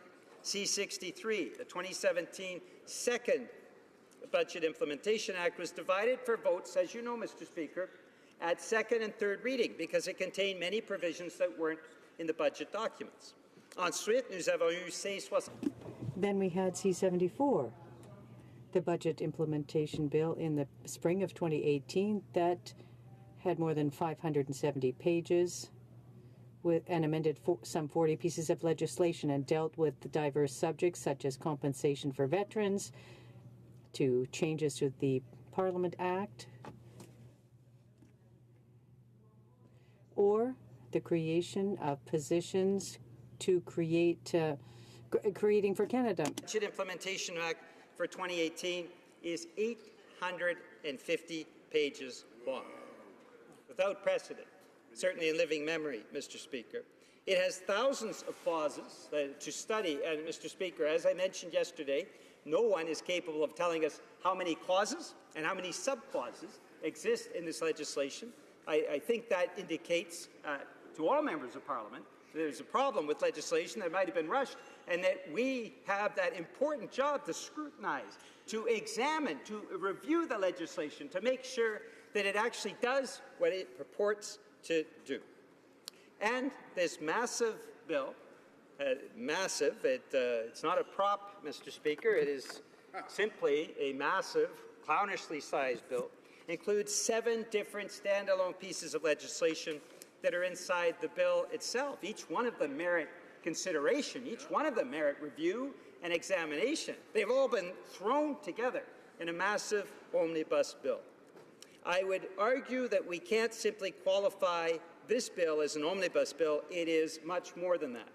The government tabled this monstrosity on Monday, and expect the MPs in this House to be ready to start debating it and offering amendments only a few hours after it's being tabled.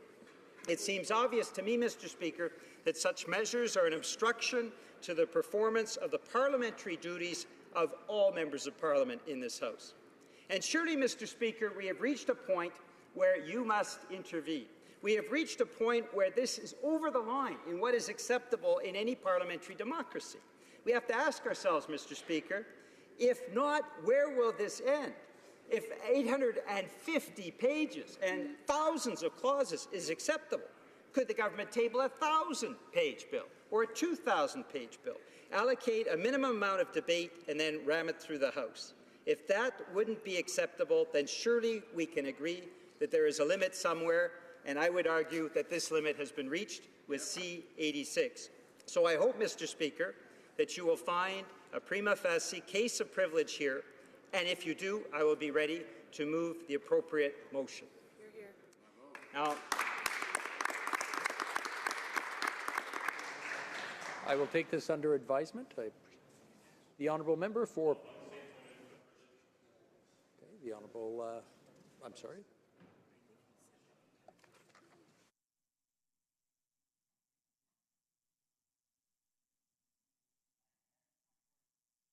Sorry, I thought very good then. We'll go on to the point of order, then we'll go to the member for Chilliwack. This is a point. This is regarding the point of privilege. Okay, the honourable member for Chilliwack Hope. Thank you very much, Mr. Speaker. I would just say that from the perspective of the official opposition, we agree with many of the points that the member has made, pointing out the hypocrisy of the Liberal government in regards to their changing views on omnibus legislation. But I would like to ask that we would reserve the right for our House Leader to come back to add to this point of privilege in the very near future. The honourable member for, I'm having a hard time with his New Westminster Burnaby. Sorry. You have a point of order now. Yes, thank you very much, Mr. Speaker. It was Burnaby, New Westminster up until 2015, and then my riding name's changed to New Westminster Burnaby. I'm proud to represent both communities. And I will take less of your time for the point of order, Mr. Speaker. The point of order I want to raise is for you to apply Standing Order 69.1 to this bill. And as a reminder to you, Mr. Speaker, and to all of my colleagues, Standing Order 69.1 goes as follows. That, lorsqu'un projet de loi When a bill from the government aims to repeal a bill in a case where there is no common element connecting the various provisions or where unrelated matters are linked, the Speaker shall have the power to divide the questions for the purposes of voting on the motion for second reading in reference to a committee and the motion for third reading and passage of the bill. The Speaker shall have the power to combine clauses of the bill thematically and put the aforementioned questions on each of these groups of clauses separately, provided that there will be a single debate at each stage. In the third edition of the on page 70 of the procedure of the House, it states, and I quote, an omnibus bill is aimed to amend more than one bill at a time. In the past, the Speaker has designated these omnibus bills and that they should have a single purpose that justifies all the measures contained within it. Obvious to me that C-86, with its 850 pages, thousands of clauses, and 7 separate standalone pieces of legislation inside, is an omnibus bill. But in this specific case, Mr. Speaker, because C-86 is a Budget Implementation Act, the Liberals have used the loophole they've added to the standing orders in order to include all these measures unrelated to each other. So 69.1 Clause 2 says, as you know, le présent article ne s'applique pas si le... The clause does not apply if it does not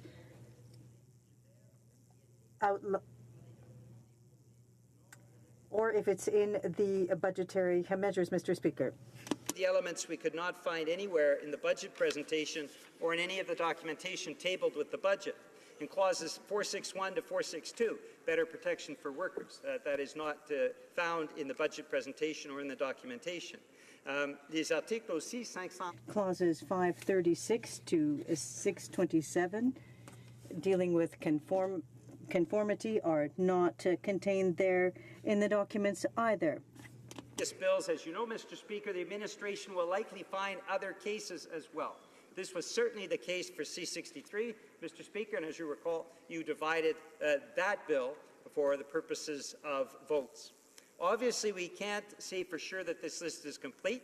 The size of this enormous bill, it was tabled only 48 hours ago, prevents us from being able to take the time we would need to study it in depth, as we should be able to do as parliamentarians, Mr. Speaker. It's also important to point out that we are not imposing these measures. We simply want to underscore the importance of the fact that these measures were not outlined under 69.1.1 because these items were not included in the budget of 2018. Thank you very much for your attention to this important matter, Mr. Speaker. As well, we have another point of order. The honourable member for Perth Wellington. Thank you, Mr. Speaker. I rise on a point of order related to Standing Order 151.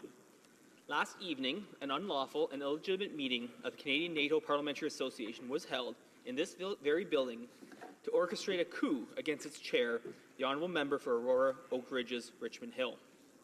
After the meeting had been called to order, the chair entertained a point of order about the validity of the meeting, and she ruled, after taking advice from a procedural clerk in attendance, that the meeting was not properly constituted and therefore adjourned. Then, the majority of the association members present left the room and left Centre Block, in fact, respecting the chair's ruling that the meeting had been duly adjourned. Those members were later shocked to hear that the Honourable Member for Etobicoke Centre then claimed to reconvene the group and presided over an illegal and entirely out-of-order meeting where a purported sham motion was passed to remove the chair and install the member from Etobicoke Centre as the new chair of the association. This was done in utter and defiant breach of the Association's Constitution and bylaws, in disregard of all understanding of parliamentary procedure, and in total defiance of fair play and the Liberals' claim to practice positive politics. What it was, Mr. Speaker, was a hatchet job, orchestrated by the Prime Minister's office and the Chief Government Whip, whose staffers were at the meeting taking attendance and barring Liberals from leaving. The Liberal Party, which claims to bring us sunny ways, arranged for the political show execution of the Honourable Member for Aurora Oak Ridges, Richmond Hill, because she had the courage to stand up to the Prime Minister and call out his arrogant and dangerous approach to governing. Voltaire, an author whose works the Prime Minister probably had read to him as a child, described the court-martial and execution of British Admiral John Byng with this line: "Dans ce pays-ci, in this country, it is good from time to time to kill an admiral for encouraging the others, inciting the others. It is wise to kill an admiral from time to time to encourage the others." Apparently, the same can be said for this Liberal caucus. So much for our so-called feminist Prime Minister. As I mentioned, my point of order goes to Standing Order 151. That rule, which we don't reference often here, provides that, quote, "The Clerk of the House is responsible for the safekeeping of all the papers and records of the House and has the direction and control over all the officers and clerks employed in the offices, subject to such orders as the clerk may from time to time receive from the Speaker of the House." End quote.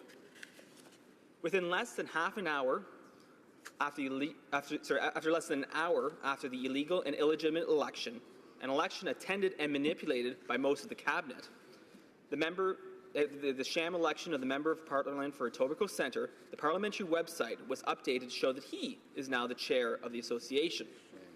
We dispute the validity of this election and will be exploring all available avenues, including judicial recourse, to uphold the Honourable Member for Aurora, Oak Ridges, Richmond Hills' continued service as chair of the association.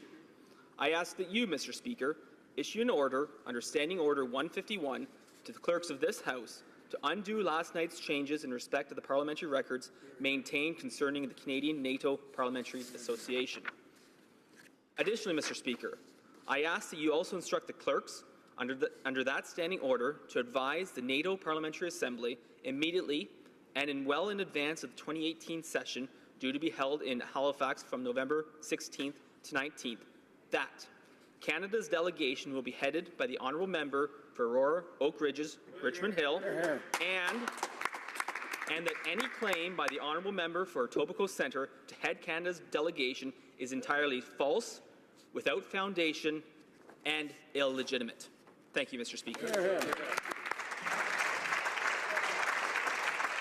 I believe the Honourable Member for Chilliwack Hope has a question on this topic.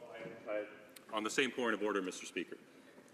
Mr. Speaker, it is not commonplace that you find the activities of a parliamentary association or even a parliamentary committee raised here in the House, but what happened last night was so egregious that we feel we have no choice and no other recourse, quite frankly, to address it than here in the House. And I want to address a few points that I believe indicate that this is within the purview of the Speaker to address this issue and the sham meeting that took place. Section 4 of the Rules of the Canadian NATO Parliamentary Association state clearly, under the title Status, the Parliamentary Association shall function within the mandate of the Speakers of the Senate and the House of Commons, with the support of the Office of the Executive Secretary and in affiliation with other NATO parliamentary groups and the NATO Parliamentary Assembly, whose headquarters is in Brussels. Section 6 of those same rules name the Speaker of the House of Commons as the honorary chair, an honorary officer of the Parliamentary Association. Section 14 of the rules that were violated repeatedly last night by the Liberal members in attendance says, 14 subsection C, 70% of the association's annual grant will be included in the estimates of the Speaker of the House of Commons. And finally, Section 19 says that under this section procedure, the rules of procedure to be followed in conducting association business shall conform to Canadian parliamentary practice and rules of procedure. Mr. Speaker, I believe this indicates clearly that you have the ability, the office of the Speaker has the ability to intervene when the rules have been so clearly violated on so many occasions. I want to go through some of the instances where the rules were violated. First and foremost, there was, under Section 9, Nominations Committee and Elections, subsection C says, the association secretary shall distribute nomination forms to all members of the association. That was not done. It says nominations should be received at least 1 week in advance of the general meeting which was called. The association secretary should prepare a nominations report based on nominations received. That was not done.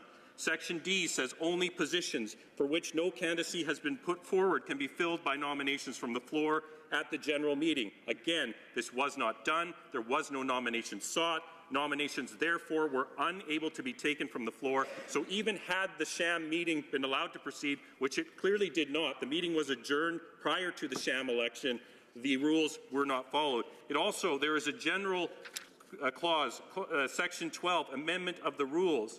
Not less than 2 weeks' notice must be given to the membership, and proposed amendment shall be enclosed with the notice. This was not done. A 2/3 majority vote of those present at a general meeting shall be required to amend the rules. This was not done. Mr. Speaker, the member for Aurora Oak Ridges Richmond Hill was so eminently qualified to be the chair of this association that no one else in Parliament in either House stood against her when she was elected in March. She was acclaimed as the chair of this association under the due process that is afforded to her. What happened last night after she properly adjourned the meeting was an absolute disgrace to this Parliament, and the association clearly falls under the auspices of the Speaker, and we call upon you, Mr. Speaker, to protect the rights and privileges of all members in this House. Yes.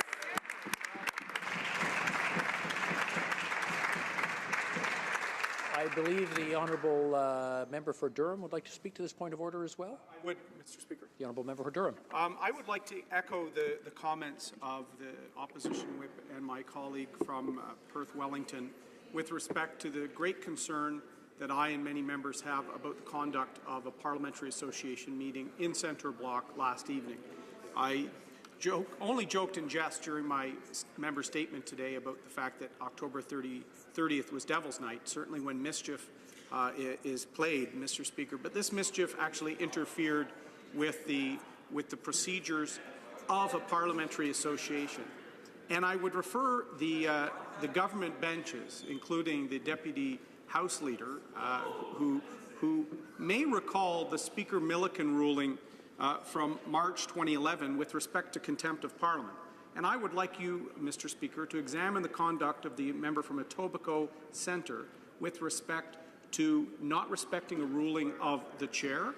Members of Parliament left the room. The meeting adjourned, Mr. Speaker. And so the ability for members of Parliament to exercise a parliamentary association function in this building was interfered with. The same issue raised by a Liberal member, the member from Scarborough-Guildwood, in the affair in 2011, Mr. Speaker, where the conduct, in his words at the time, made him confused with respect to carrying out his job and holding the government to account. The conduct of the member from Etobicoke Centre, Mr. Speaker, defying the decision of a chair, after several minutes of a meeting being adjourned, storming onto stage, taking the podium and running a sham proceeding after a large number, perhaps a third of the room, had already left in full respect of the chair's decision, is contemptuous, Mr. Speaker, for the constitution of that parliamentary association and for the respect that should be shown the chair, in that case the honourable member from Oak Ridge's Aurora Richmond Hill, but also the members of Parliament who left the room following that ruling, Mr. Speaker. When you leave the chair, Mr. Speaker, and the House adjourns, I can't suddenly pass a bill in this place, Mr. Speaker. And to suggest I could is contemptuous to Parliament. Taking the stage and hijacking a meeting that had been adjourned, putting our professional clerks and our professional civil servants in a position that they were last night, Mr. Speaker, I think is a prima facie sign of contempt of Parliament by the member from Etobicoke Centre. So within the context of the point of order by my learned friend, I would ask that that be examined as well, Mr. Speaker. And certainly, that member in particular, Mr. Speaker, who took his place back in this House in 2015 after having lost in 2011, Mr. Speaker, he went to the Supreme Court of Canada to fight the election result from 2011, and he did that, and I quote, I reread the stories this morning, Mr. Speaker, to respect the integrity of the process. Those are his words, Mr. Speaker.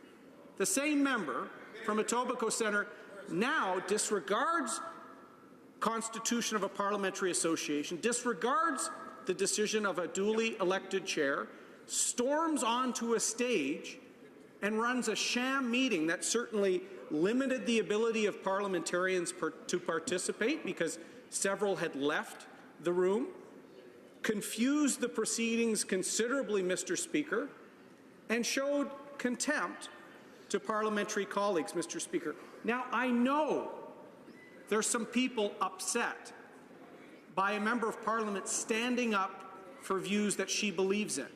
I know that on a political score basis, Mr. Speaker, that's upset people. But it does not permit a member of this place to extract political revenge by holding our procedures and our constitutions for both parliamentary functions and parliamentary international associations, I might add, Mr. Speaker, because the Canadian NATO Parliamentary Association is part of a network of parliamentary associations within the NATO alliance, Mr. Speaker.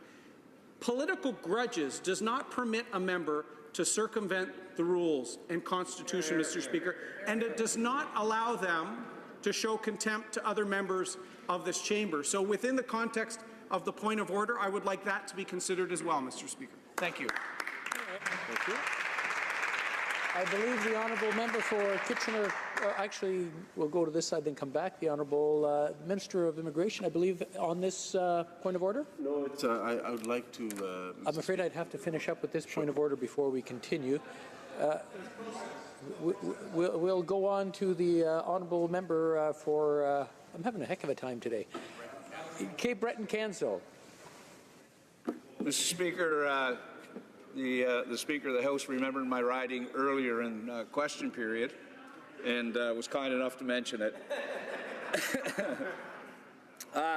Mr. Speaker, I too, I attended that meeting last night, and I'm going to start my 19th year in this place in 2 weeks.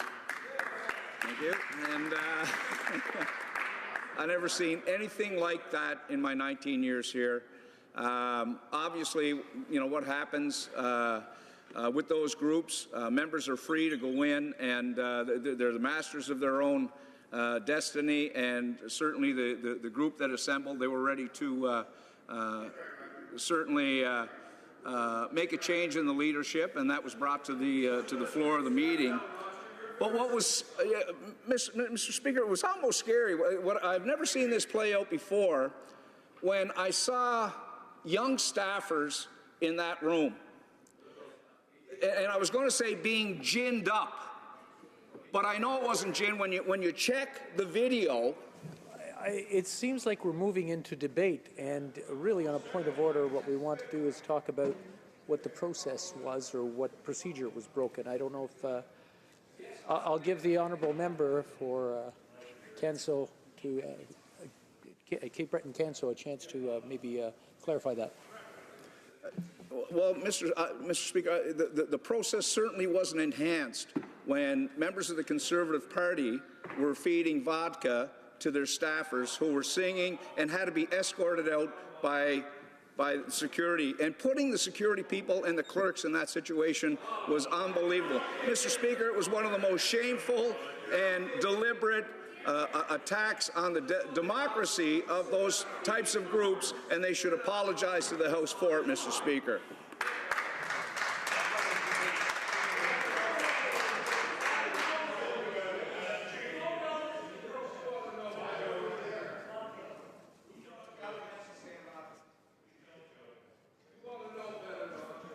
Okay, I just want to remind the honourable members, I think what we're trying to figure out is what went wrong with process. And part of process is not shouting back and forth. I just want to remind the honourable members. And I know we're starting to get a little bit of repetition, so I just want the honourable members to bring something new if they want to speak to this point of order. The honourable member for Kitchener-Conestoga. Thank you, Mr. Speaker. I certainly don't profess to have the procedural acumen that my colleagues have, but Mr. Speaker, in the 12 and a half years, almost 13 years that I've been in Parliament, I've had the privilege of serving on a number of committees for interparliamentary groups. Canada-Africa, Canada-Armenia, Canada-Germany. Some of these groups, Mr. Speaker, get funding from this Parliament. And one of them is the NATO. And I've been a member of the NATO parliamentary group. I received a notice that there was a meeting called last night. I went to the meeting, Mr. Speaker. A number of motions, points of order were raised, and at one point the meeting was adjourned. Upon adjournment, Mr. Speaker, I left the building. I went to another event. I did not know, Mr. Speaker, until this morning that the meeting had been reconvened, supposedly. No. But it cannot be reconvened, Mr. Speaker, because it does not fall within the rules of the Constitution of the NATO Interparliamentary Group. There was no 2 weeks' notice given. There was no notice of nominees. Mr. Speaker, there was no way that I, as a parliamentarian, could have had input, meaningful input, into the choice. So my privileges as a member of Parliament have been breached, Mr. Speaker. As a member of Parliament, as a member of the NATO Interparliamentary Group, it was my right to be at a meeting that was convened for the purpose of carrying on business. And Mr. Speaker, that did not happen last night. I do hope, Mr. Speaker, that you will take into consideration the very good procedural points that my colleagues have raised. But in addition, Mr. Speaker, just for the sanity of this place and to continue to operate these interparliamentary groups as parliamentary groups, not government-controlled groups, Mr. Speaker. Right. It was so obvious last night that the government was controlling what this parliamentary group was doing. That's not appropriate, Mr. Speaker. And all of the times I've traveled with groups, I've welcomed people to this country from other jurisdictions, Mr. Speaker. We have worked hard to keep this as a nonpartisan parliamentary group that represents members of Parliament, Mr. Speaker. We're getting into debate. The honourable member for Langley Alta Grove wanted to speak to this as well. Yes, briefly, please, and to the point, if you don't mind, and I'll ask that for everyone because we want to get through everyone, give them a chance. But again, this is not debate. This is more sticking to what procedure was broken and how you can add to that. Thank you. Thank you, Mr. Speaker. I would like to share my perspective and why I believe this is an important point of order for you to consider. I also attended the meeting last night. I am a member of many parliamentary associations, and I am a member of parliamentary friendship groups. They are funded, some are funded and some are self-funded. But they are all under the preview and have constitutions that need to be respected. There is a parliamentary process. And part of that process is due notice of a meeting. I was notified of the meeting, the NATO meeting. I did attend. I was on the list. I was given a voting card and then attended the meeting. The meeting started appropriately and on time. There was a point of order made by my colleague to my right, and that was dealt with. There was a short recess, and as the chair met with the clerk, and they discussed and came back and ruled against that point of order. And then there was a second point of order that was made, and it was regarding that there had not been proper notice to have nominations. And there was consultation, and then the meeting was adjourned because the meeting had not been properly constituted. Mr. Speaker, the meeting was adjourned. I went to another meeting. I was not notified of this other meeting that we're talking and referring to. And my rights as a member of Parliament, I'm part of this parliamentary association, and I was not notified of another subsequent meeting. So without proper notice, my rights as a member of Parliament were infringed. So what you're going to be faced with in dealing with this is very important, Mr. Speaker. There is a process, a parliamentary process. We are a democracy. We share around the world. We're a model that we respect parliamentary process, the rule of law. That did not happen yesterday. And so I look forward to your important ruling. I believe the honourable member for Prince Albert would like to speak to this issue as well, to this point of order. Thank you, Mr. Speaker. I'd like to speak to this. Last night, I was so disappointed on so many levels with what went on last night, being at that meeting. It became very clear when the meeting, before it even started, that there's a lot of confusion in the room on what the proper process would be. And it was very clear that no matter what happened, because there was not a clear direction in how to handle that situation, that there would be no confidence in one way or another on what would be the outcome, that you would not have confidence from parliamentarians. And what was even more disappointing is I've traveled on these parliamentary associations. I've traveled with a member who's now a Liberal member, who's the head of Parliamericas, and we've had some great trips working together in a nonpartisan manner. Here, here. We ensure that our meetings are handled in a nonpartisan manner. Exactly. He goes out of his way to include me, and I go out of my way to make sure that he's supported properly. Always. Now, we did not see any of that last night. None of it. That is why I made the point of order to recommend to the chair that she seek guidance from both the JIC and the appropriate speakers on the appropriate movement forward, and that she adjourn the meeting, bring it back so that when we came back together, we would actually know what the process was in this unique scenario. We would actually have the nominations done in the appropriate manner. We would know exactly that the process was laid out and would have confidence in that process to move forward so that the association at the end of the day would be justified by all members of Parliament that it is legitimate. It is not legitimate is what went on last night. The only legitimate process is the one that was done last March. So I look at this scenario and say it's unfortunate. And I understand the Liberals are upset because they want to have their person in Halifax. It doesn't make a difference. The process is the process. You can't ram it down people's throats. You can't ram it down my throat. You have to respect it. There's a reason why things are done in a particular manner with the appropriate notices. That goes back to Convention of Parliament for many years. And there's a reason why that is done. And that has to be respected. It has to be respected. And it was not respected last night. And to think that they can just ram it is improper, and it delegitimizes the association. So how do you say that this is a true parliamentary association based on what happened last night? You can't. So, Mr. Speaker, this is just an absolute disgrace, and I think a lot of members need to take some sober thought on what their conduct was like on both sides of the aisle here, and I think we all need to take a deep breath and take a step back, and I think you've got to recognize what the process is and then make a legitimate ruling from that. Here, here, here, here. Now, there's a number of you who would like to speak to this. We've heard quite a bit up until now, and I understand that there's a question of the process and what happened. If you have something new to add, I would appreciate it, briefly, and then we can move on.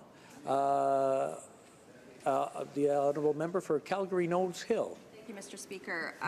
One element that has not been discussed yet with this point of order that I would like to see a ruling on is the relationship to cost.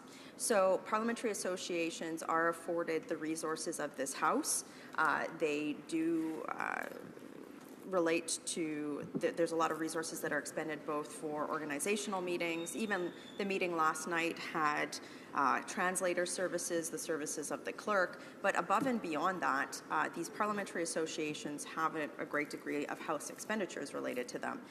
My understanding is that the delegation afforded by this committee would be traveling to Halifax for this committee coming up, and should this matter not be resolved ahead of that, my concern is that we would be sending and expending House resources inappropriately, given that we would be putting somebody on the parliamentary dime, essentially, forward. So illegitimately, absolutely. So I guess my addition to the point of order would be that this decision has to be clarified and rectified prior to any sort of announcement being made around who is going to be leading the Canadian delegation. I think my colleagues here have raised some very strong and adequate questions with regard to the procedure, but certainly, I mean, you start adding up the costs here. So last night, and I would also ask for clarification as part of this point of order on if there were procedural rules bent, is there some sort of a requirement on behalf of the member to have to pay that cost back? I think that that's something that hasn't been clarified yet at all as well. So I think going forward with regard to parliamentary delegations, we need some clarity on when there is a procedural breach like this. Should somebody then illegitimately lead a delegation, what are the cost implications, and is there a payback mechanism? Thank you. The honourable member for Mégantic-L'Érable, an observation on the point of order. Thank you, Mr. Speaker. I would like your opinion, and with regard to the point of order raised by my colleague, there are two aspects to the non-existent meeting which took place that must be clarified. The NATO Parliamentary Association has two vice chairs.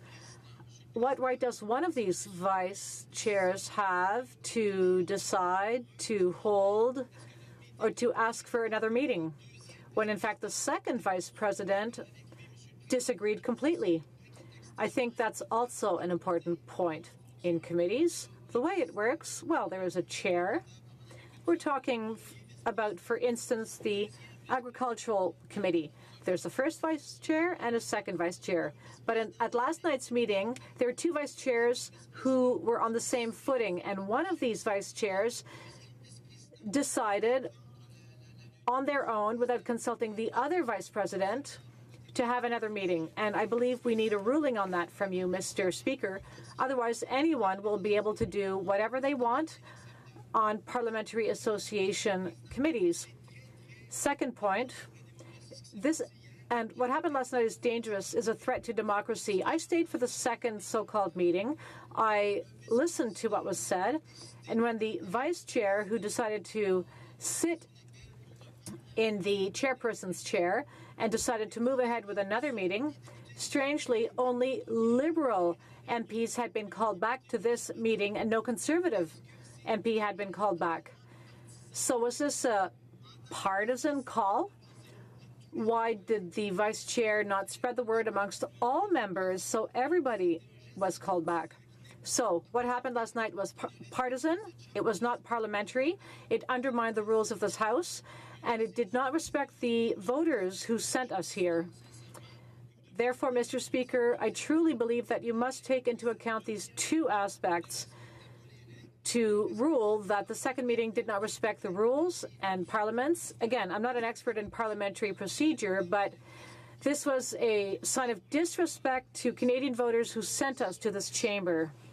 I've heard pretty well enough to take back. I'll take it on advisement, and we'll come back with a response. Do you have anything new to add? Okay, the honourable member for... thank you, Mr. Speaker, as well. I was listening to my colleague from Mégantic-L'Érable just now, and I wanted to add the fact that I, too, was one of those people who was at the first meeting as a member of the NATO Committee and Association, and was there for witness to the process that went on, whereby the first meeting was legitimately adjourned because of a point of order. For the honourable member, we've already heard that story. I'm looking for new information if he has anything to offer. If not, I believe I have enough information to come to a decision. I'll let him continue if he has something new. Yes, Mr. Speaker, as a new member of this committee, I believe it's my imperative duty to be able to let you know that I was not even called back for this farce of a second meeting as well. There was no second meeting. It's irrelevant. Once the committee meeting is adjourned, as you know and you have heard that, it is adjourned. And so therefore it takes 2 weeks. There has to be proper notice. There has to go through that again for any association, particularly one where it's a record amount of members that have showed up for this meeting. So I believe that it's incumbent upon you to make a ruling in regards to that. I look forward to your ruling, but I want to assure you that I was not called back for that second whatever took place after the main meeting. After the main meeting. I called it a farce before. It could be a shambles, as my colleague has said. Many of my colleagues have stated that they weren't called back either, and I think that that's extremely important to be noted. I would take that under advisement. I'll take all the statements that were made under advisement and be back to the room with a ruling, or back to the chamber with a ruling shortly. We're proceeding A point of order, the honourable member, or sorry, Minister for Immigration. Merci, Monsieur le Président. Thank you, Mr. Speaker. Pursuant to subsection 94, subsection 1 of the Immigration and Refugee Protection Act, I have the honour to table in both official languages the annual report to Parliament on immigration 2018. Okay, it's tabled. Okay. The honourable member for Calgary Nose Hill has a point of order. Speaker, I have not given an hour's notice for this point of privilege, but I believe in accordance with Standing Order 41, that my privilege has been, Standing Order 48-2, unless a notice of motion has been given under Standing Order 54, any member proposing to raise a question of privilege other than one arising out of proceedings in the chamber during the course of a sitting shall give the Speaker a written statement of question at least 1 hour. Now, as I've been sitting here in the House, Mr. Speaker, I have had media requests related to the immigration levels plan. My staff did have a conversation with the media who was looking for comment from me, and they told me that the numbers were 350,000. So what I am wondering is how the media got a copy of a confidential document that has not been tabled in this House, asking me for comment prior to being tabled with Parliament. Thank you.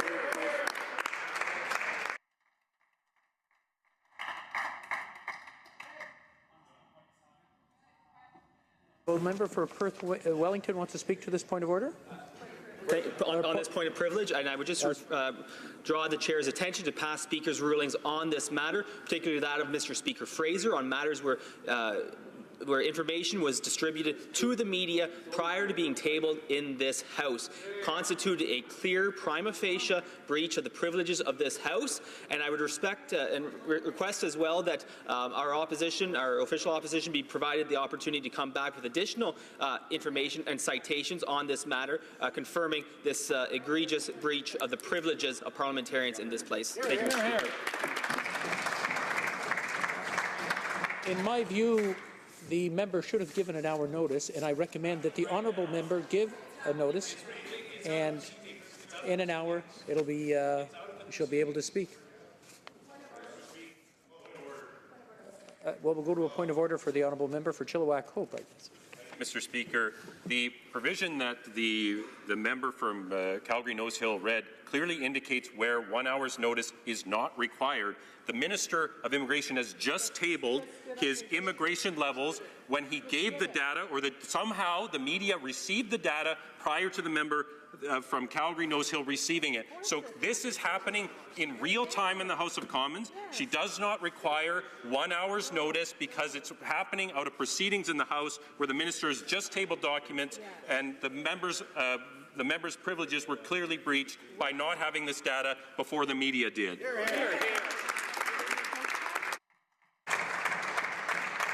The honourable member for Calgary Nose Hill. Point of clarification, Mr. Yes.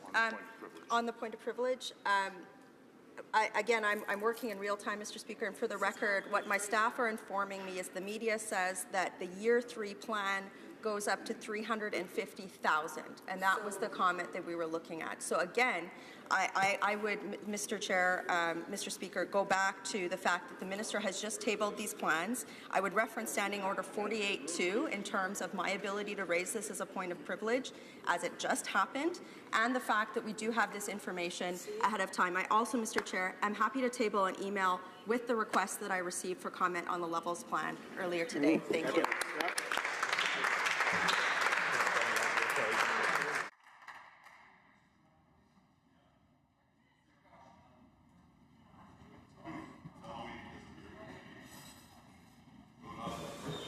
Okay, I will take that under advisement and return to the House with a ruling.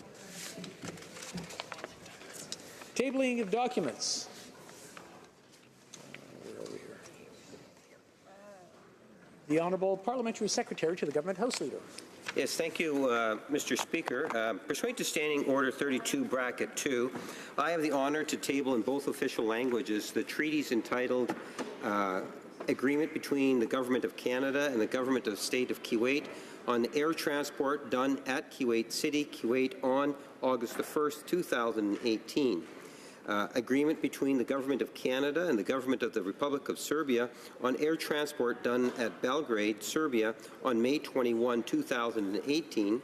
And then finally, Mr. Speaker, the agreement between the Government of Canada and the Government of the Republic of El Salvador on the air transport done at Ottawa on October 4, 2018.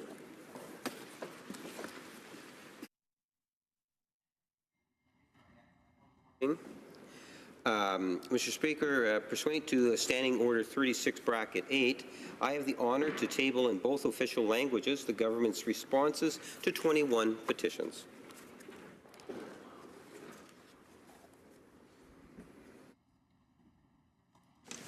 Introduction of government bills, statements by ministers.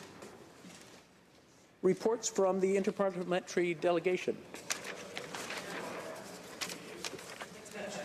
Okay, let's go to the next one here. Not here. Presenting reports from committees. Nobody. Introduction of private members' bill. Just read that. Ms. Harder, seconded by Ms. Kusi, moves for leave to introduce a bill entitled An Act to Amend the Bank Act, the Trust and Loan Companies Act, the Insurance Companies Act, and the Cooperative Credit Associations Act, credit cards. This motion is deemed adopted. The Honourable Member for Lethbridge. Thank you. It is a tremendous honour for me to be able to present my private member's bill known as the Credit Card Fairness Act to the House of Commons today. Since being elected in 2015, I've talked with thousands of Canadians from coast to coast, every corner of this country. And they're telling me that they're concerned about fairness and transparency when it comes to the credit card use of everyday life that takes place every day. Now, we live in a society where it is nearly impossible to function without one. You need a credit card to book a flight, a hotel room, a car rental, or shop online, etc. But unfortunately, consumers aren't being treated with the respect that they deserve. Due to rising interest rates and the fact that life is becoming more and more expensive, Canadians are struggling to make ends meet, and they're falling further and further behind. The Credit Card Fairness Act calls for 7 specific changes that would advocate on behalf of Canadian consumers. By increasing fairness and transparency, the reforms outlined in my bill will empower credit card holders to make informed decisions, pay off their debt quicker, and achieve greater financial freedom. I want to thank Canadians for giving me the opportunity to advocate on their behalf, and it is my hope that all members in this House will join me in this important advocacy work. Thank you. Hear, hear. Yeah. Ms. Harder, seconded by Ms. Kusi, moves that the bill be now read a first time and be printed. This motion is deemed adopted. Reading of this bill, première lecture de ce projet de loi. When shall the bill be read a second time? At the next sitting of the House.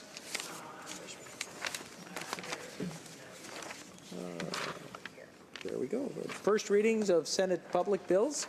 Motions. The Honourable Member for Durham, Mr. O'Toole, seconded by Mr. Strahl, moves that the 9th report of the Standing Committee on Foreign Affairs and International Development presented on Wednesday, May 10th, 2017, be concurred in.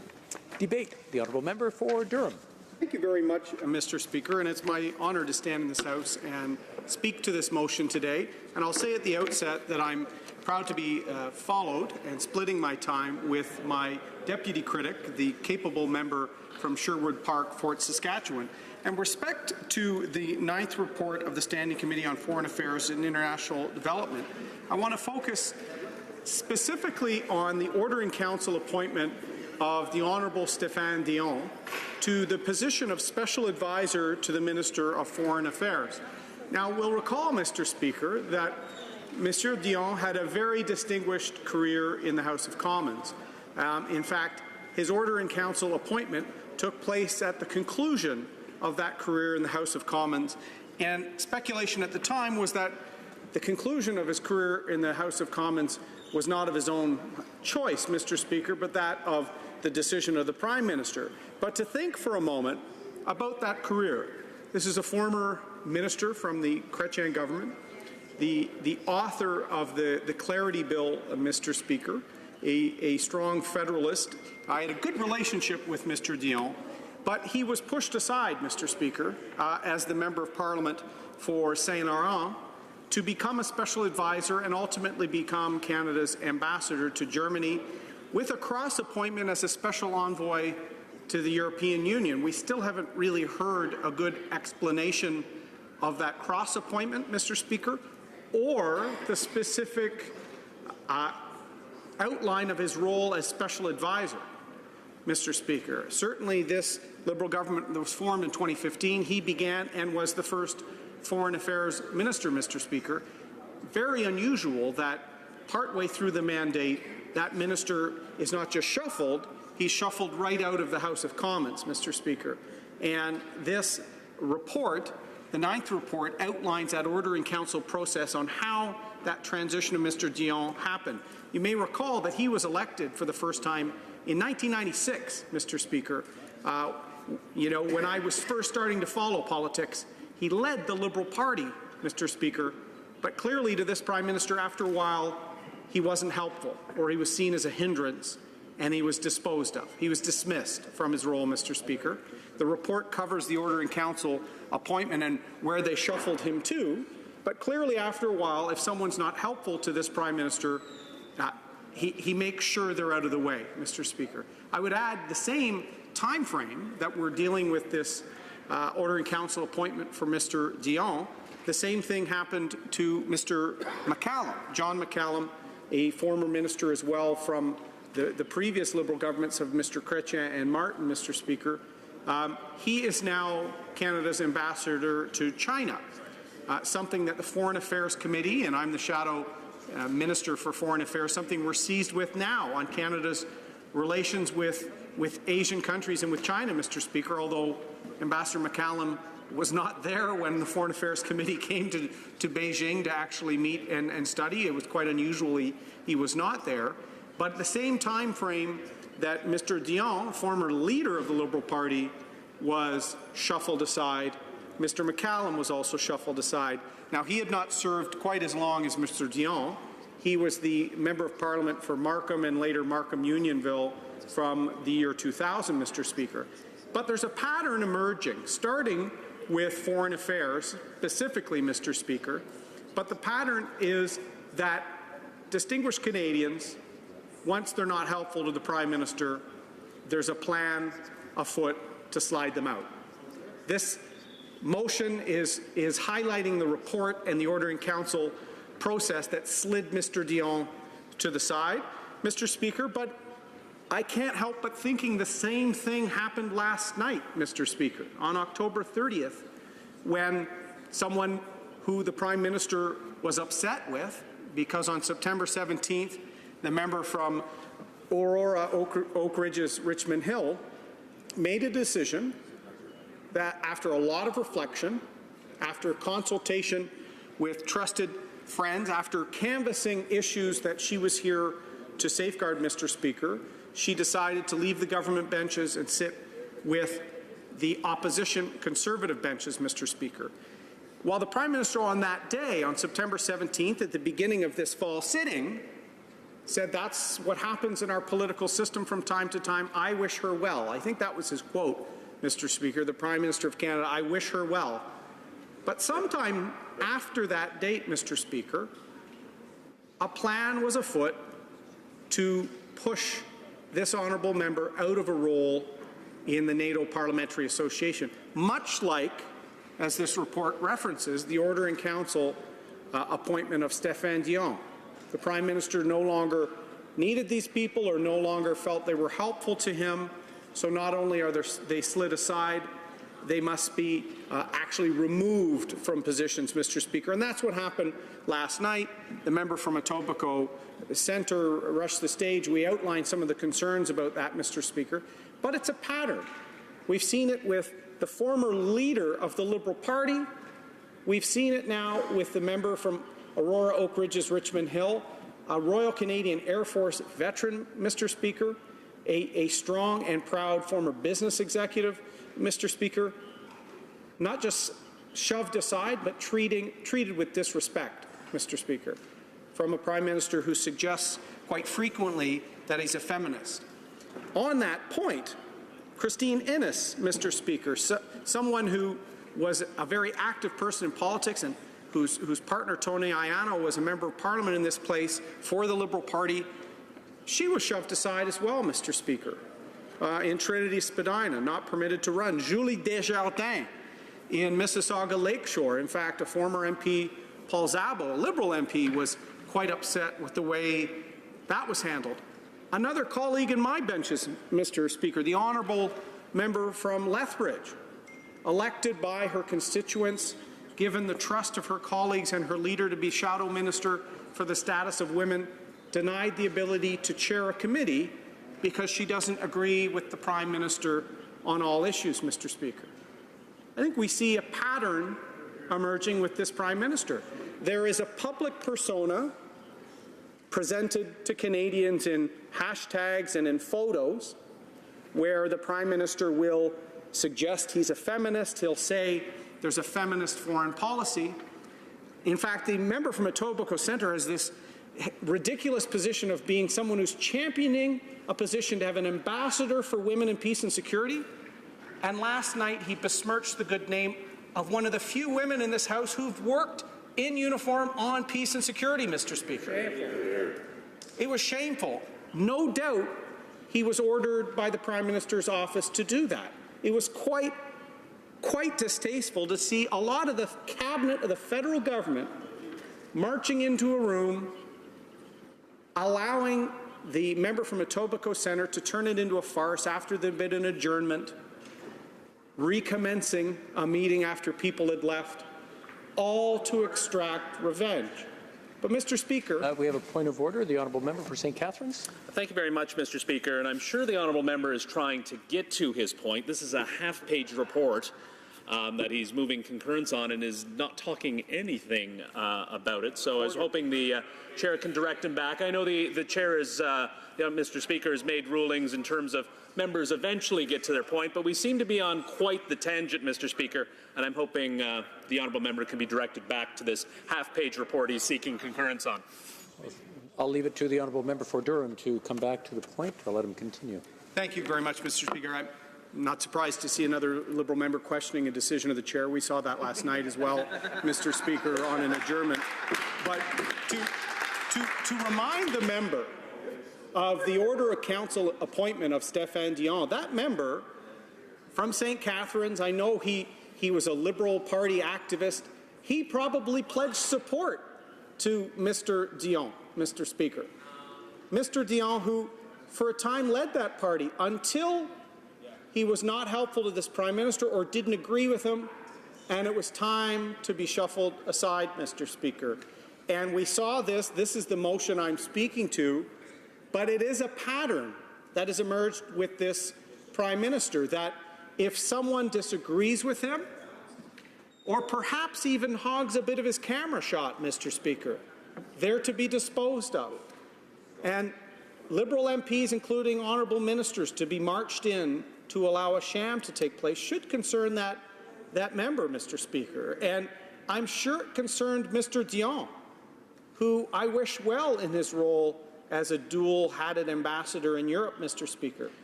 But the question with this motion for the Order of Council appointment, did Mr. Dion ask to serve, or the hand marks from the PMO of our Prime Minister still on his back, Mr. Speaker, because we're seeing a lot of that callous conduct from the Liberal government?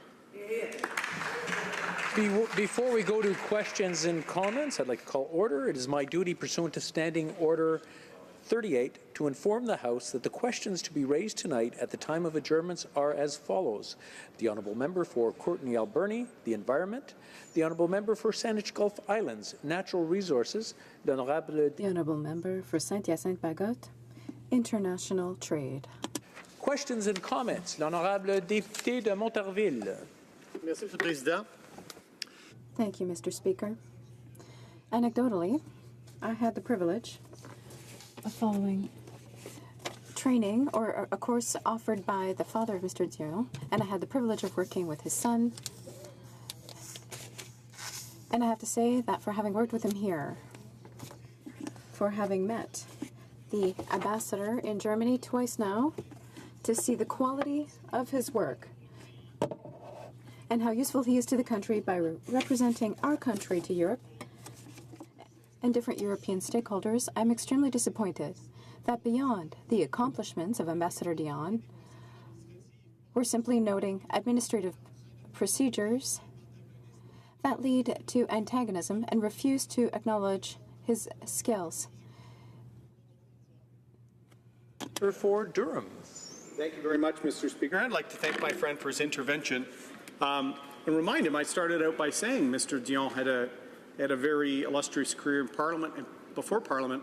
As the author of the Clarity Act, I think he provided a lot of certainty for Canadians and showed a strong federalist voice. So I agree with the honourable member. In fact, that honourable member, Mr. Speaker, I had the pleasure of working with on the Public Safety Committee for some time.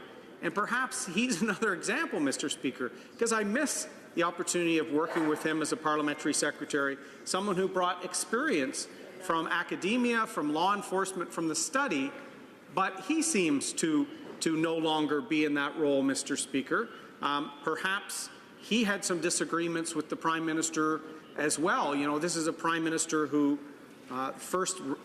second vote he had in the House was withdrawing Canadian jets from the fight against ISIS. I'm sure people concerned with security had concerns about that. I know the member from Aurora, Oak Ridges, Richmond Hill had that concern. A lot of the people that had concerns with the Prime Minister's decisions, Mr. Speaker, are cast aside or in the back benches. It's time for them to stand up as well. Questions and comments. The honourable member for Perth Wellington. Thank you, Mr. Speaker. And the very last comment that the member spoke of was about other members having to stand up. And I wonder if he had any thoughts on the member from Etobicoke Centre, who in the past has been a strong proponent of building democracies, of electoral fairness, who took disputed ballots all the way to the Supreme Court of Canada. I wonder if the member from Durham would have any thoughts on what the member from Etobicoke Centre should be saying in a situation like this. Thank you, Mr. Speaker. The honourable member for Durham. Well, Mr. Speaker, that's a surprise question, but fortunately I'm prepared to respond to it. The member from Etobicoke Centre, who actually just a week ago announced he's not running again. So after so many delicious baked goods in Toronto, Mr. Speaker, funded his legal fund to challenge the results from the 2011 election to fight where he had problems with vouching, Mr. Speaker, something they're actually bringing back and making it easier for voter fraud and manipulation to take place. That member from Etobicoke Centre spent tens of thousands of dollars fighting it to the Supreme Court of Canada, Mr. Speaker, because at the time he said it was about the integrity of the system. Well, last night, that member from Etobicoke Centre stormed the stage after a meeting had concluded, ignored the fact that ballots were littering the floor, people had left, there were no protocols, they weren't following the Constitution, and that member from Etobicoke Centre rammed through the orders from the Prime Minister's office to make sure that however they could get there, they needed to exact revenge on a member who'd left their benches, Mr. Speaker. Sadly, it's backfiring. They didn't follow procedure well then. They haven't been since question period here today, Mr. Speaker. Sometimes it's the details. I've seen this on every file with this government. They will allow a murderer to get PTSD treatment and not hold account. They will make mistake after mistake. They will bring in bills that end pipelines and force them to buy one. It's the details, Mr. Speaker. Governing requires seriousness. It's more than just photographs and hashtags, and Canadians are beginning to realize that's all this Prime Minister has to offer. But good news, Mr. Speaker, a year from now, there's a choice on this side of the chamber. Resuming debate, the honourable member for Sherwood Park, Fort Saskatchewan.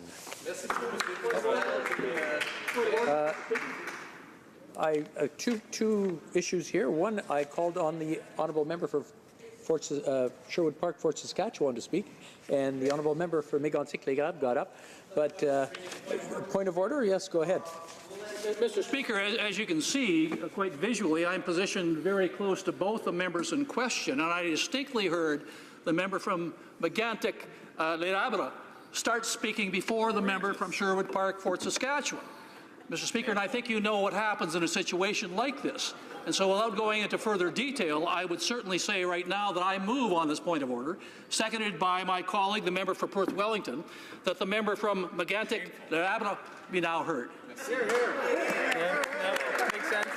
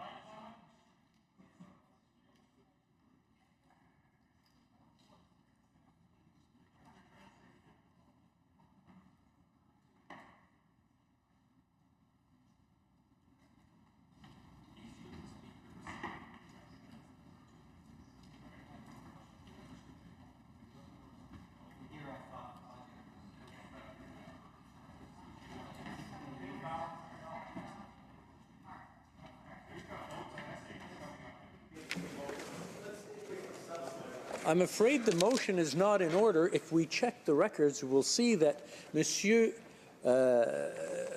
honourable member for Mégantic-L'Érable got up to speak before I even recognized the honourable member for Sherwood Park, Fort Saskatchewan, according to our records. And I would have to strike that. The honourable member for Chilliwack Hope. Mr. Speaker, I think that you will find when you go back to, I realize that we, again, are dealing in real time, but you yourself, when you stood, you said, I have two issues. One is the member for Lac-Mégantic-L'Érable started speaking before the member for Sherwood Park, Fort Saskatchewan.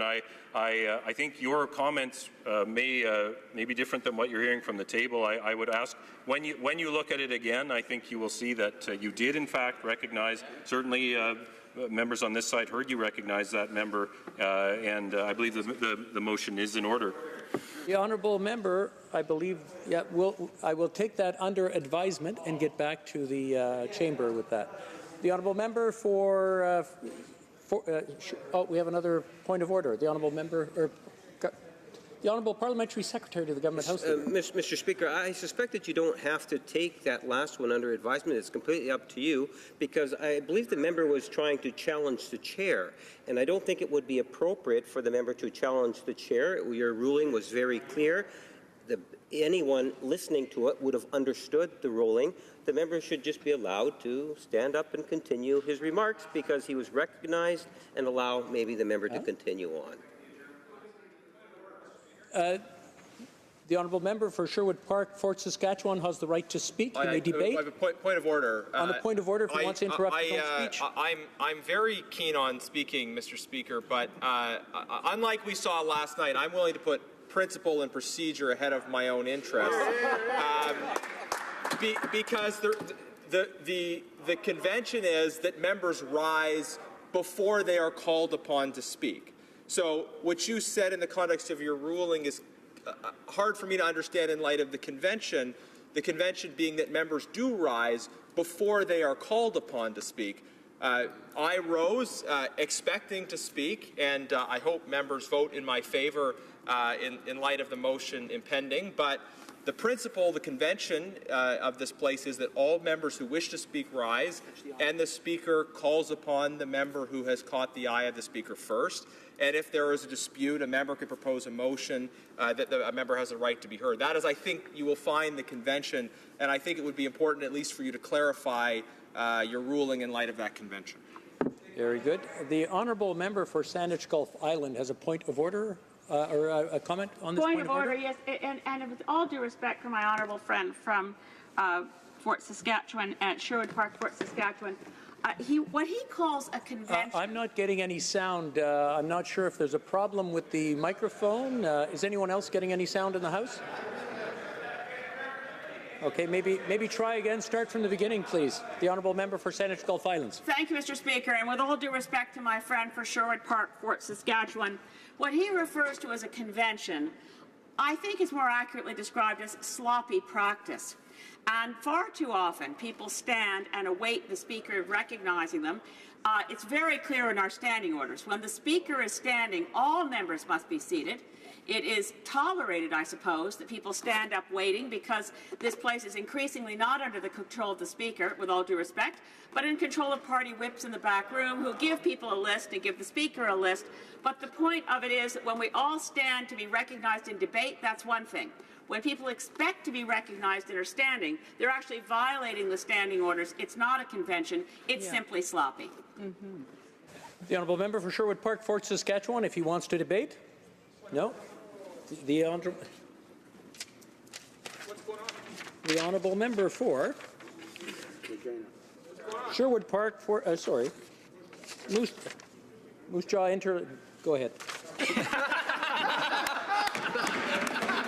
It's been a tough day. It's been a long day, Mr. Speaker. Mr. Speaker, I would just like to point out to you that I heard, at least, unless my ears are playing tricks on me, you recognize my colleague from Sherwood Park, Fort Saskatchewan. In fact, Mr. Speaker, the reason I rose on a point of order is because in the first intervention by my colleague, he said he would be splitting his time with a member from Sherwood Park, Fort Saskatchewan. So I was anticipating my colleague who sits directly behind me to stand and start speaking. Once I heard you recognize him, I also noticed that my other colleague from Megantic, Narabra, start speaking. And that's why I rose on the point of order. But, Mr. Speaker, you can check the audio tapes. I would not have risen in my place on a point of order had I not, number one, heard my colleague reference the fact that he would be splitting his time, and secondly, that the member was recognized by the chair. And that is, Mr. Speaker, I've been here nearly 15 years. I've been in a position as parliamentary secretary to the government House leader for 9 of those years.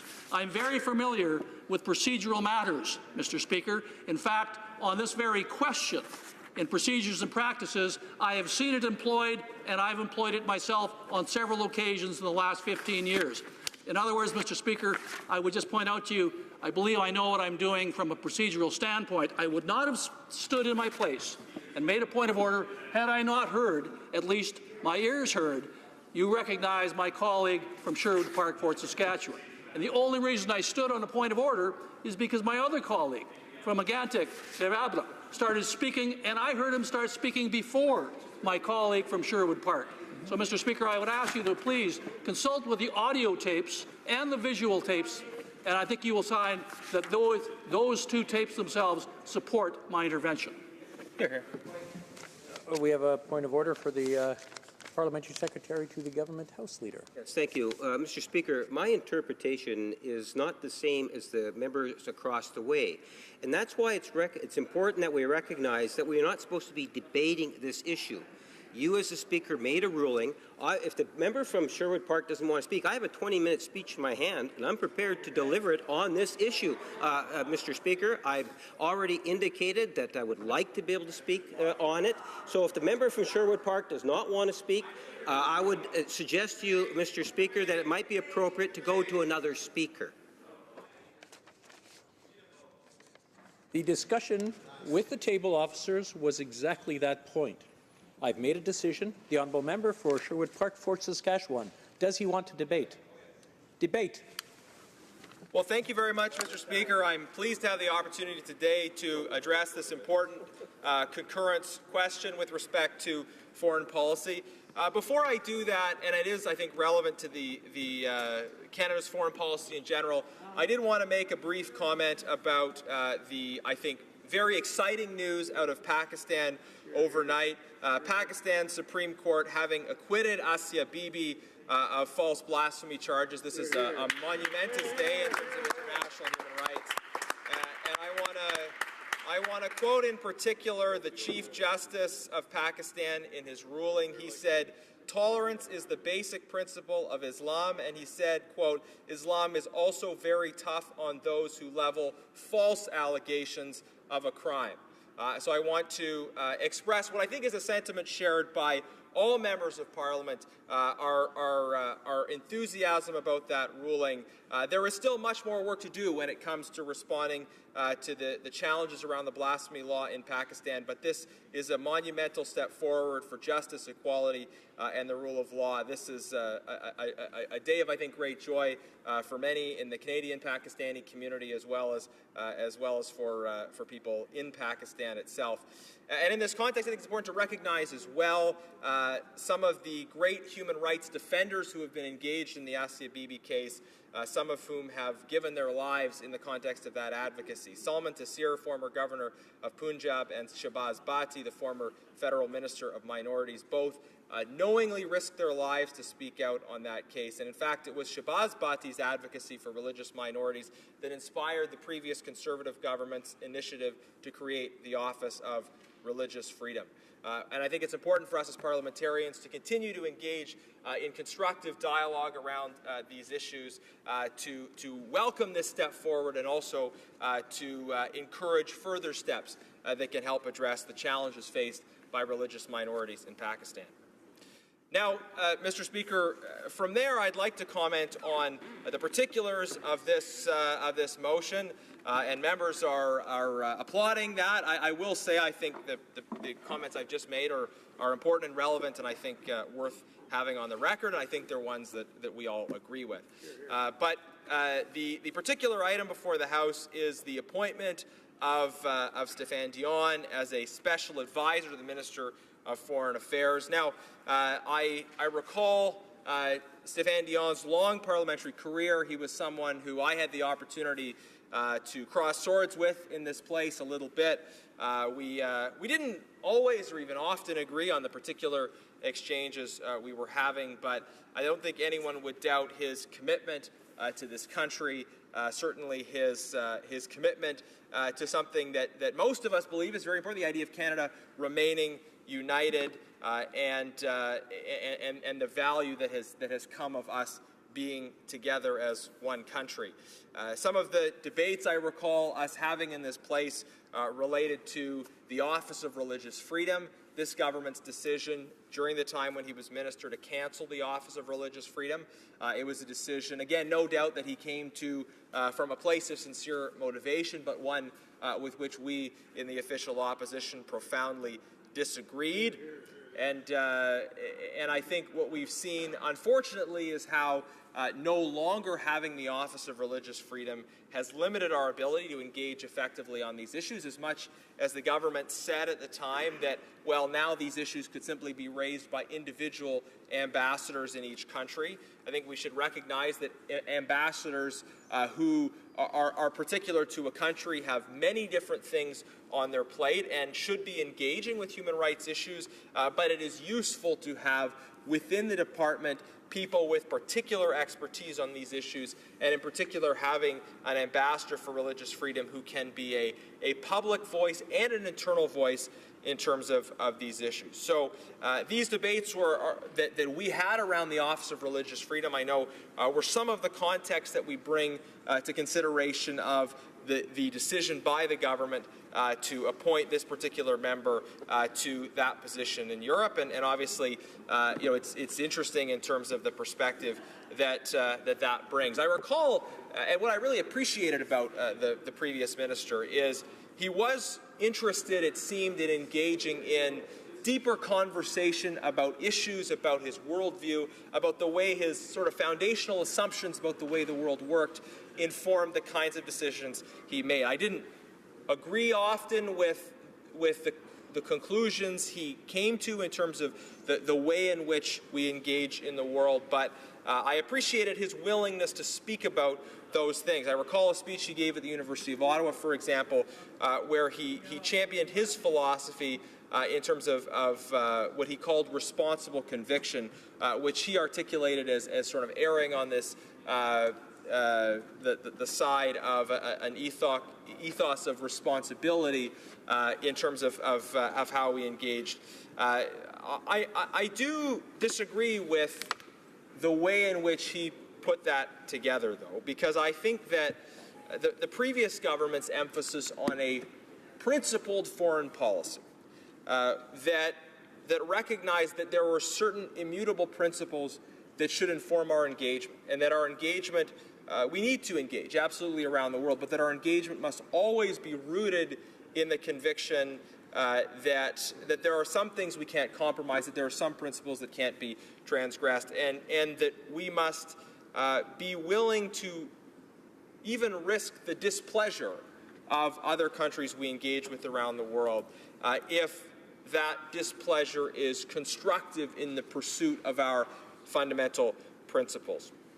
A principled foreign policy is one that calls for us always to champion fundamental human rights. I spoke earlier in my remarks about the situation in Pakistan. I know on many people's minds in recent days have been the situation in Sri Lanka.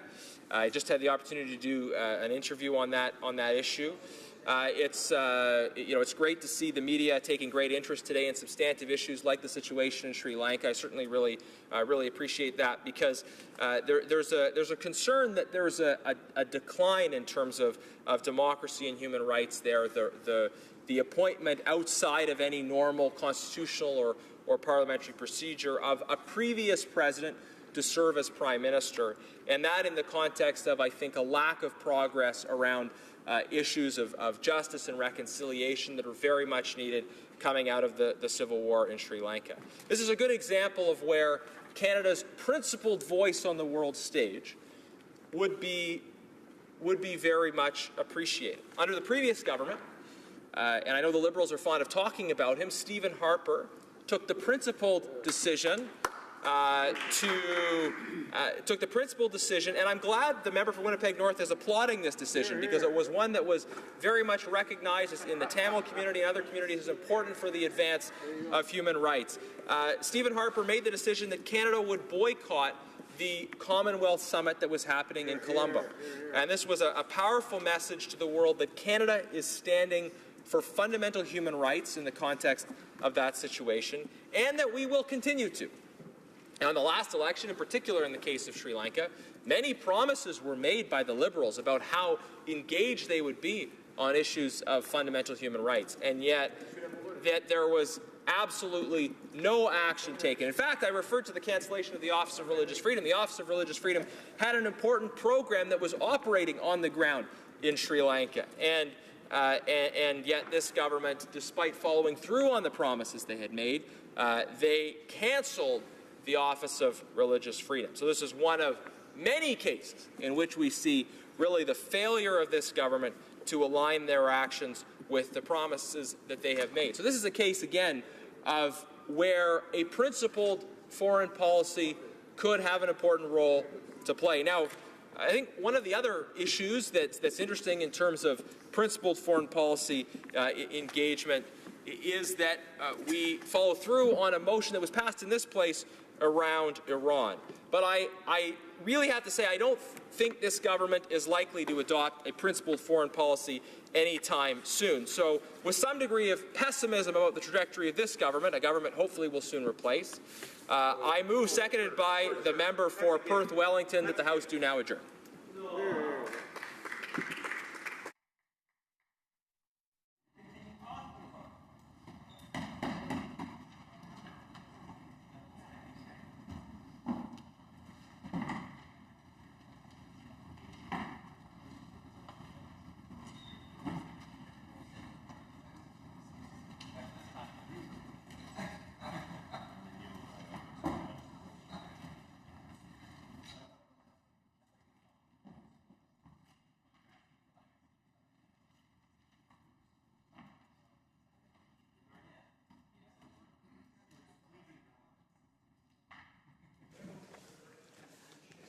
Mr. Jennis, seconded by Mr. Nader, move that the House do now adjourn. Is it the pleasure of the House to adopt the motion? All those in favour of the motion will please say yea. All those opposed will please say nay. Nay! In my opinion, the nays have it. Call in the members.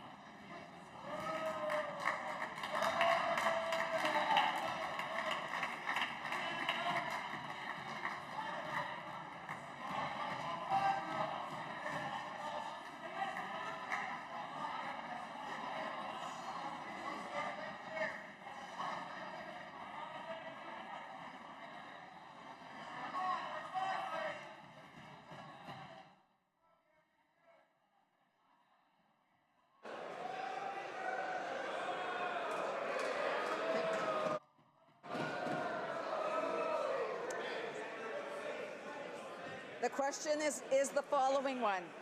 Mr. Genius, seconded by Mr. Nader, move that this House do now adjourn. Que tous ceux qui appuient la motion. All those in favor of the motion will please rise. Mr. Scheer. Mr. Nicholson. Mr. Nicholson. Mr. Clement. Mr. Clement. Ms. Rempel. Ms. Rempel. Mr. Kent.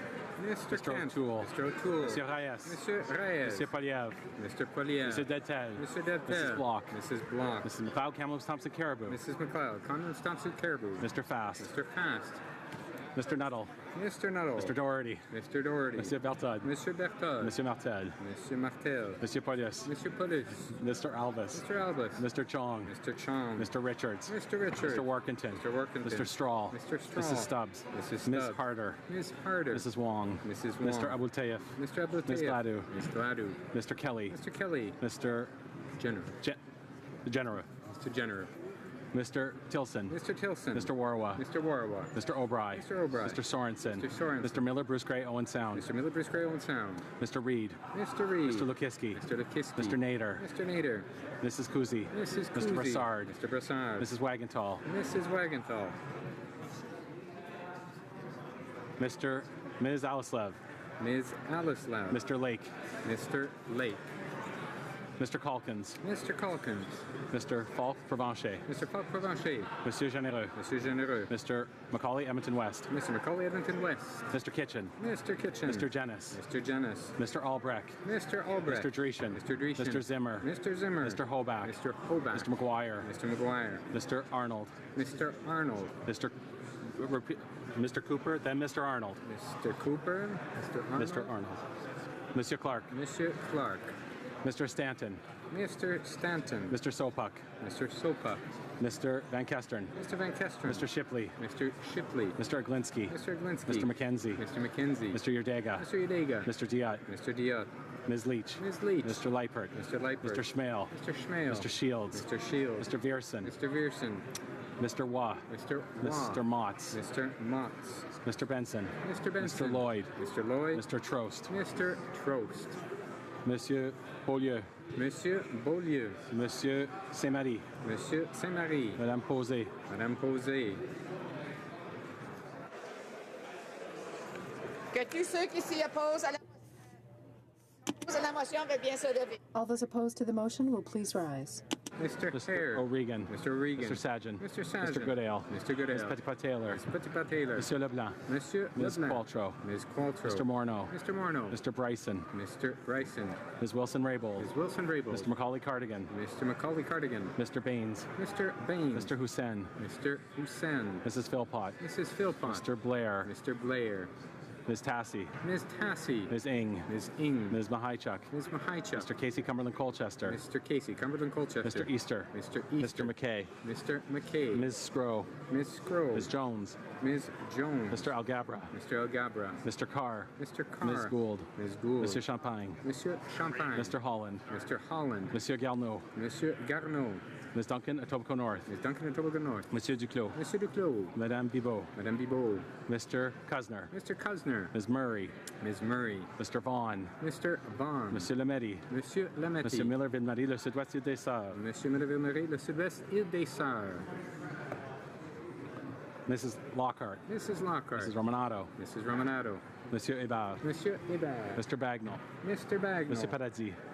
Monsieur Paradis. Mr. McGinty. Mr. McGinty. Mr. Anna de Sangaree. Mr. Anna de Sangaree. Mr. Fillmore. Mr. Fillmore.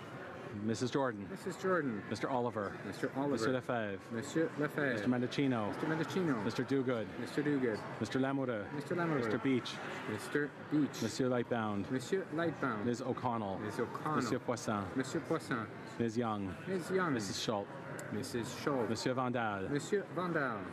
Ms. Cara. Ms. Cara. Mr. DeCourcy. Mr. DeCourcy. Mr. Scarpalagia. Mr. Scarpalagia. Mr. Sims. Mr. Sims. Ms. Ratanzi. Mr. Tanzi. Mr. Jesneski. Mr. Jesneski. Mr. Pescasolido. Mr. Pescasolido. Madame Mendez. Madame Mendez. Mr. Oliphant. Mr. Oliphant. Monsieur Dubourg. Monsieur Dubourg. Mr. Aldag. Mr. Aldag. Mr. Amos. Mr. Amos. Monsieur Arsenault. Monsieur Arsenault. Mr. Aria. Mr. Aria. Monsieur Ayoub. Monsieur Ayoub. Monsieur Bayless. Monsieur Bayless. Mr. Boissonneau. Mr. Boissonneau. Mr. Bossio. Mr. Bossio. Mr. Bertina. Mr. Bertina. Monsieur Breton. Monsieur Breton. Mrs. Caesar Chavan. Mrs. Caesar Chavan. Mr. Biddle. Mr. Biddle. Madame Lapointe. Madame Lapointe. Mr. Chen. Mr. Chen. Ms. de Bruzen. Ms. de Bruzen. Ms. Demoff. Ms. Demoff. Ms. Zarowitz. Ms. Zarowitz. Mr. Assassi. Mr. Assassi. Monsieur Edkoudi. Monsieur Edkoudi. Mr. Ellis. Mr. Ellis. Mr. Erskine Smith. Mr. Erskine Smith. Mr. Elfson. Mr. Elfson. Monsieur Fergus. Mr. Fergus. Mr. Finnegan. Mr. Finnegan. Mr. Fonseca. Mr. Fonseca. Mr. Fragascados. Mr. Fragascados. Mr. Fraser West Nova. Mr. Fraser West Nova. Monsieur Graham. Monsieur Graham. Mr. Hardy. Mr. Hardy. Ms. Hutchings. Ms. Hutchings. Mr. Johari. Mr. Johari. Mr. Long. Mr. Long. Mr. Longfield. Mr. Longfield. Ms. Ludwig. Ms. Ludwig. Mr. Maloney. Mr. Maloney. Monsieur Massé, Avignon, La Métis, Matin, Matapédia. Monsieur Massé, Avignon, La Métis, Matin, Metapedia. Mr. May, Cambridge. Mr. May, Cambridge. Mr. McDonald. Mr. McDonald. Mr. McKinnon, Coquitlam, Port Coquitlam. Mr. McKinnon, Coquitlam, Port Coquitlam. Mr. McLeod, Northwest Territories. Mr. McLeod, Northwest Territories. Mr. Morrissey. Mr. Morrissey. Madame Nassif. Madame Nassif. Monsieur Ouellet. Monsieur Ouellet. Mr. Peterson. Mr. Peterson. Monsieur Picard. Monsieur Picard. Monsieur Rioux. Monsieur Robillard. Monsieur Robillard. Ms. Rudd. Ms. Rudd. Mr. Rumi. Mr. Rumi. Mr. Saini. Mr. Saini. Monsieur Sanson. Monsieur Sanson. Mr. Sanga. Mr. Sanga. Mr. Sarai. Mr. Sarai. Monsieur Sere. Mr. Sere. Madame Shanahan. Madame Shanahan. Mr. Sheehan. Mr. Sheehan. Mr. Sidhu, Mission Matsqui, Fraser Canyon. Mr. Sidhu, Mission Matsqui, Fraser Canyon. Sidhu, Brampton South. Ms. Sidhu, Brampton South. Mr. Secan. Mr. Secan. Mr. Tabera. Mr. Tabera. Mr. Sabera. Mr. Sabera. Mr. Tan. Mr. Tan. Ms. Vandenbell. Ms. Vandenbell. Mr. Whalen. Mr. Whalen. Mrs. Zaid. Mrs. Zaid. Madame Fortier. Madame Fortier. Madame Lambropoulos. Madame Lambropoulos. Mr. Hogue. Mr. Hogue. Mr. Rogers. Mr. Rogers. Ms. Yip. Ms. Yip. Madame Brosseau. Madame Brosseau. Mr. Julian. Mr. Julian. Ms. Matheson. Ms. Matheson. Mr. Christopherson. Mr. Christopherson. Mr. Garrison. Mr. Garrison. Madame Boutin-Sweet. Madame Boutin-Sweet. Ms. Blaney, North Island, Powell River. Ms. Blaney, North Island, Powell River. Mr. Rankin. Mr. Rankin. Madame Laverdière. Madame Laverdière. Monsieur Aubin. Monsieur Aubin. Monsieur Nantel. Monsieur Nantel. Ms. Malcolmson. Ms. Malcolmson. Ms. Kwan. Ms. Kwan. Monsieur Choquette. Monsieur Choquette. Mr. Duval. Mr. Duval. Mr. Cannings. Mr. Cannings. Mr. Johns. Mr. Johns. Mr. McGregor. Mr. McGregor. Ms. Benson. Ms. Benson. Madame Trudel. Madame Trudel. Madame Sans Souci. Madame Sans Souci. Ms. Hardcastle. Ms. Hardcastle. Ms. May, Sandwich Gulf Islands. Ms. May, Sandwich Gulf Islands. Mr. Weir. Mr. Weir. Mr. Tutu. Mr. Tutu.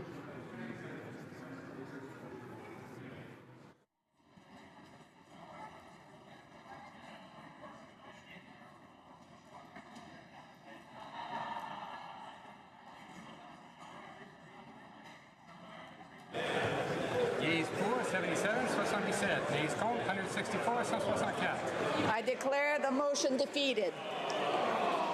The Honourable Minister of Veterans Affairs has a point of order. Madam Speaker, I'm tabling responses to order paper questions 1881 to 1894 and revised responses to questions 1532 and 1680.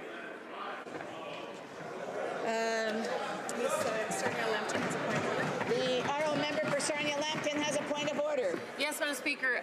It's my understanding that the Speaker's office is in charge of the parliamentary bus shuttle service, and since the changes were made, there have been numerous occasions when I've had to wait more than 20 minutes for a bus, and my parliamentary privilege is in jeopardy.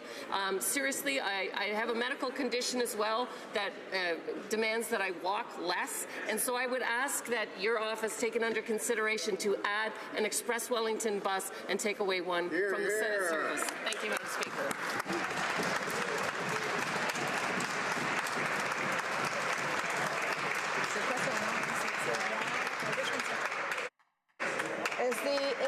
Is the member for Richmond Centre rising on the same point of order?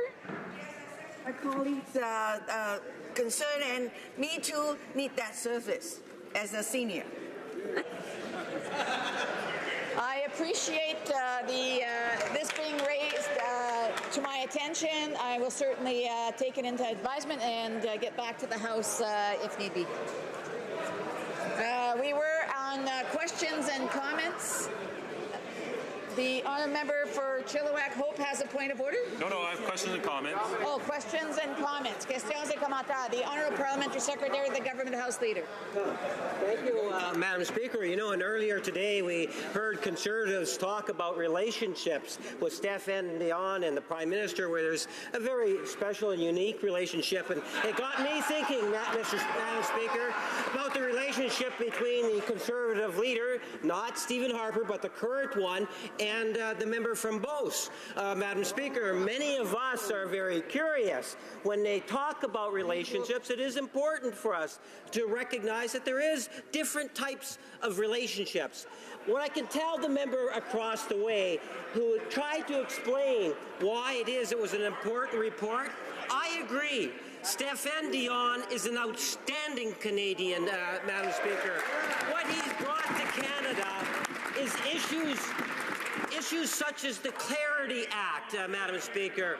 He is actually one of the first individuals to talk about a price on pollution, Madam Speaker, something that's completely foreign to the Conservative parties. I'm wondering if my colleague across the way would agree with me the many positive attributes that Stéphane Dion contributed to Canada.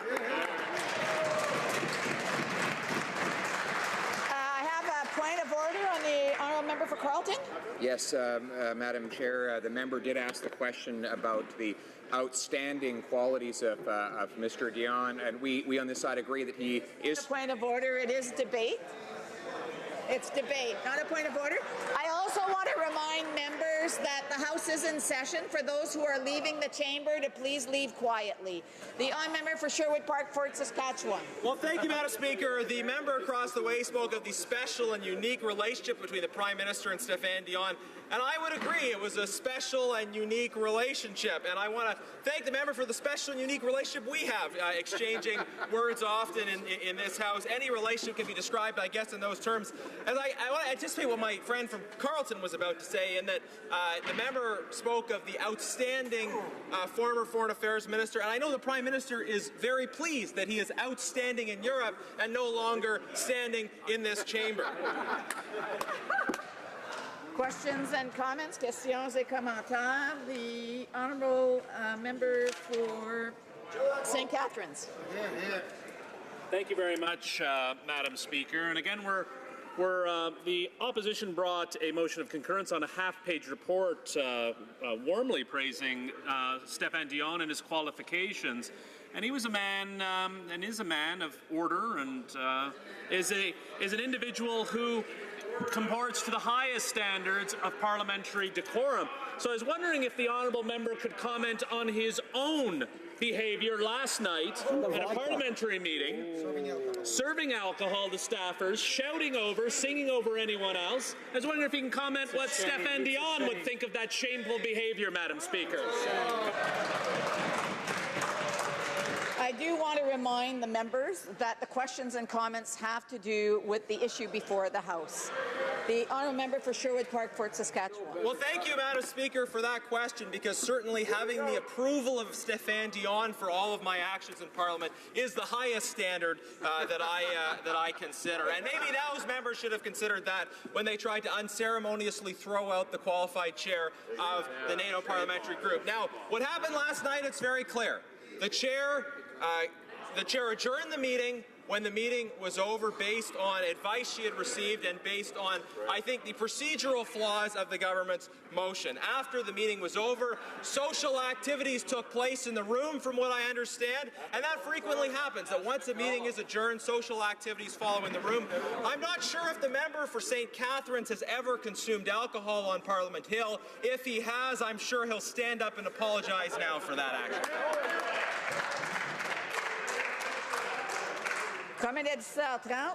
It being 5:30, the House will now proceed to the consideration of private members' business as listed on the order paper. Le débat recommencera la prochaine. So debate will resume. Of the day, ordre du jour. Orders of the day, private members' business. Consideration of the motion for third reading of Bill C-375, an act to amend the Criminal Code pre-sentence report in the name of Mr. Johari. Mr. Johari, seconded by Mr. Longfield, moves that Bill C-375, an act to amend the Criminal Code pre-sentence report, be now read a third time and do passed. Debate. The honourable member for Richmond Hill. Thank you, Madam Speaker. Madam Speaker, it is an honor for me to rise today to address this House, I hope, one last time before my private member's bill, C-375, passes from here to the other place. This moment has been a long time coming, and I would like to thank my colleagues on this side of the aisle and across who have spoken to my bill, providing support, additional context, and yes, some critics, as well as my colleagues who studied C-375 in the committee and the witnesses who came to talk in this support. I especially like to thank my colleague, the MP from Guelph, for seconding me today. Madam Speaker. Order. There is a debate going on here. If people are leaving the chamber, then they should do so quietly. If they wish to talk, then they need to go and have that chat in the lobby. The honourable member for Richmond Hill. Thank you, Madam Speaker. It is indeed an honor and privilege to be able to bring forward legislation that would alter the criminal code in accordance with the compassion and common sense priorities of my constituents in Richmond Hill. In our community, I host regular talk over coffee and make time whenever I can to meet with constituents during office hours.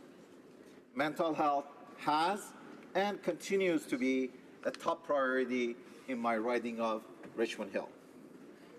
It is why I have worked to support organizations in the riding such as Home on the Hill, 360 Kids, and Craftsman Center. And it is why, when I came to Ottawa, I told my constituents that I would focus my energies on advancing the progressive ideals I was elected to uphold and fight for, namely the advancement of equality for all Canadians, in particular those who are marginalized and who lack the support they need. This began with my founding the Liberal Mental Health Caucus, a group of like-minded Liberal members who heard from experts and the testimony of those with lived experiences in an effort to identify the gaps in mental health services and to identify what resources could be best spent on. As part of this effort, we, my colleague, Member of Parliament for Guelph, and I went on a fact-finding mission to Kitchener, Ontario, where we toured the Grand Valley Institution for Women, operated by Correctional Services Canada. Here, we learned about over 20% of the federal offenders are identified as struggling with mental health problems, often with more than one disorder. Furthermore, rate of mental illness among federal offenders have almost doubled in the last 20 years.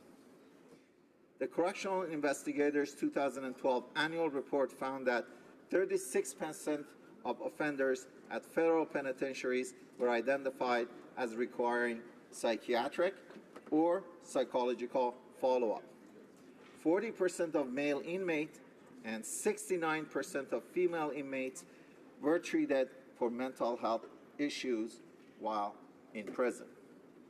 But most importantly, it became clear that the deinstitutionalization of mental health services and the closure of psychiatric hospital, a victory for the compassionate and progressive treatment of individuals with mental health needs, had been replaced with a new form of institutionalization where individuals with mental health needs find themselves slipping through the cracks and instead being funneled into a criminal system that was designed for incarceration and punishment, not treatment or support.